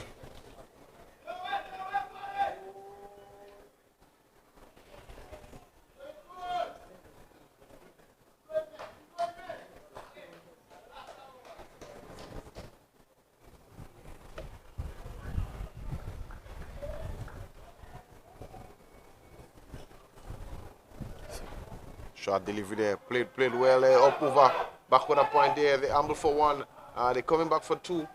Excellent throw there by the fielder as well. Another 2 runs continued. Grant moves on to 18.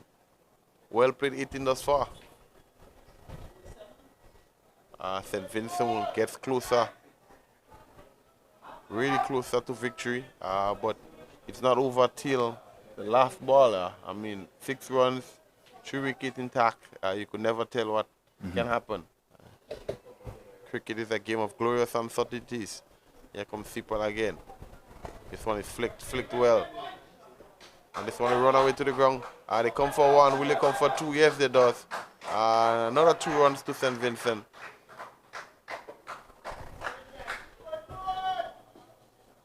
And just 4 needed now. So far, it has been an excellent day for the St. Vincent batsmen, partnership of 43, Kenneth Demba on 29, and Cody Grant on 20, well played 20 thus far. They were in a spotter border when the both batsmen got to the crease, and they were able to recuperate and build what a wonderful partnership to carry the team home. But it's not over. They still need another 4, and let's hope they can do it and do it in style. But it wouldn't be easy because Rice Paul will have the ball for St. Lucia and will want to win this game for their country. And the ball is in his hands, and he has 6 delivery to see if he can get 3 wickets off St. Vincent to win his team this match.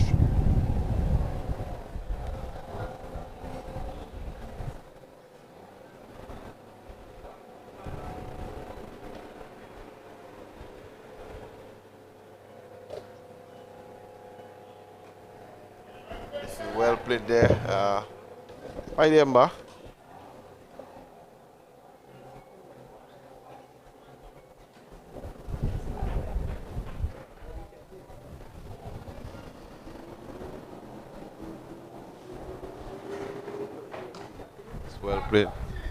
Well played there again by Demba. Easily played down the down 2.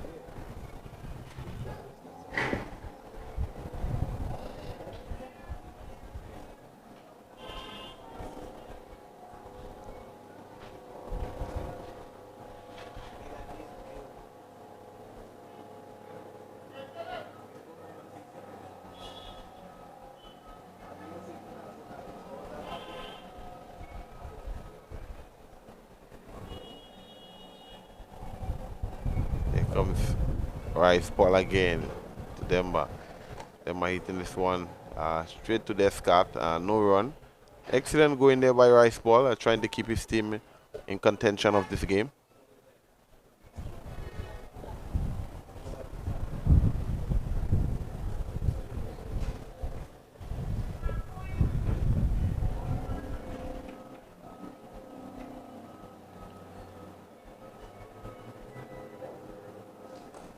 One is cut over cover there, and an excellent shot there by Kenneth Demba, and he will bring his team victory. Excellent knock, excellent partnership in a spotter border. Kenneth Demba and Cody Grant just won this game for the team. St. Vincent and the Grenadines 233 for 7. Yeah, well, they needed, after they lost the 7 wicket, they needed 2 players to stick around and just to steady things for St. Vincent and the Grenadines. And they found that in Cody Grant and, of course, Kenneth Demba, who has done that for the Windward already in the past. So they have the experience and they managed to pull it off. So a good win for St. Vincent and the Grenadines, a good game overall. And probably St. Lucia probably may look back at a few instances. They could have gotten 20, 30 more runs. But that was not to be. St. Vincent and the Grenadines come away winners. So winners by 3 wickets, and we'll move on. So that's the situation here at the Roy St. John Park. St. Vincent and the Grenadines winning. Remember in that St. Lucia would have batted first and scored 236 runs, and St. Vincent and the Grenadines 236. St. Vincent and the Grenadines in reply, 236 all out. In fact, they batted only 37.3 overs. And St. Vincent and the Grenadines are getting to 237 for 7. And coming away winners. They probably batted for a little bit longer. There was only, 45 and there's 4.2 overs remaining. And winning here at the national city. But St. Lucia still fought. They give it the best they can.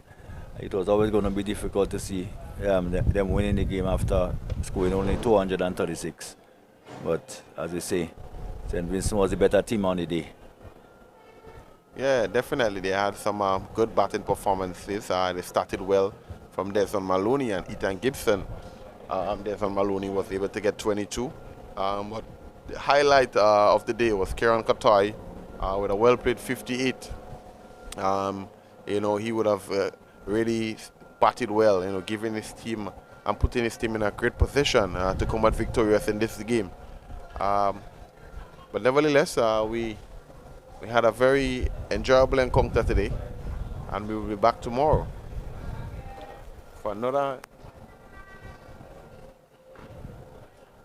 Yeah, for what we hope would be another intriguing game. If Grenada will come to town for the first time tomorrow, yes, I think it will be Grenada tomorrow. I think Grenada versus, we'll just check St. the, Vincent. and the Grenadines. Yeah. So we're in for some great cricket. So we hope you will join us then. So,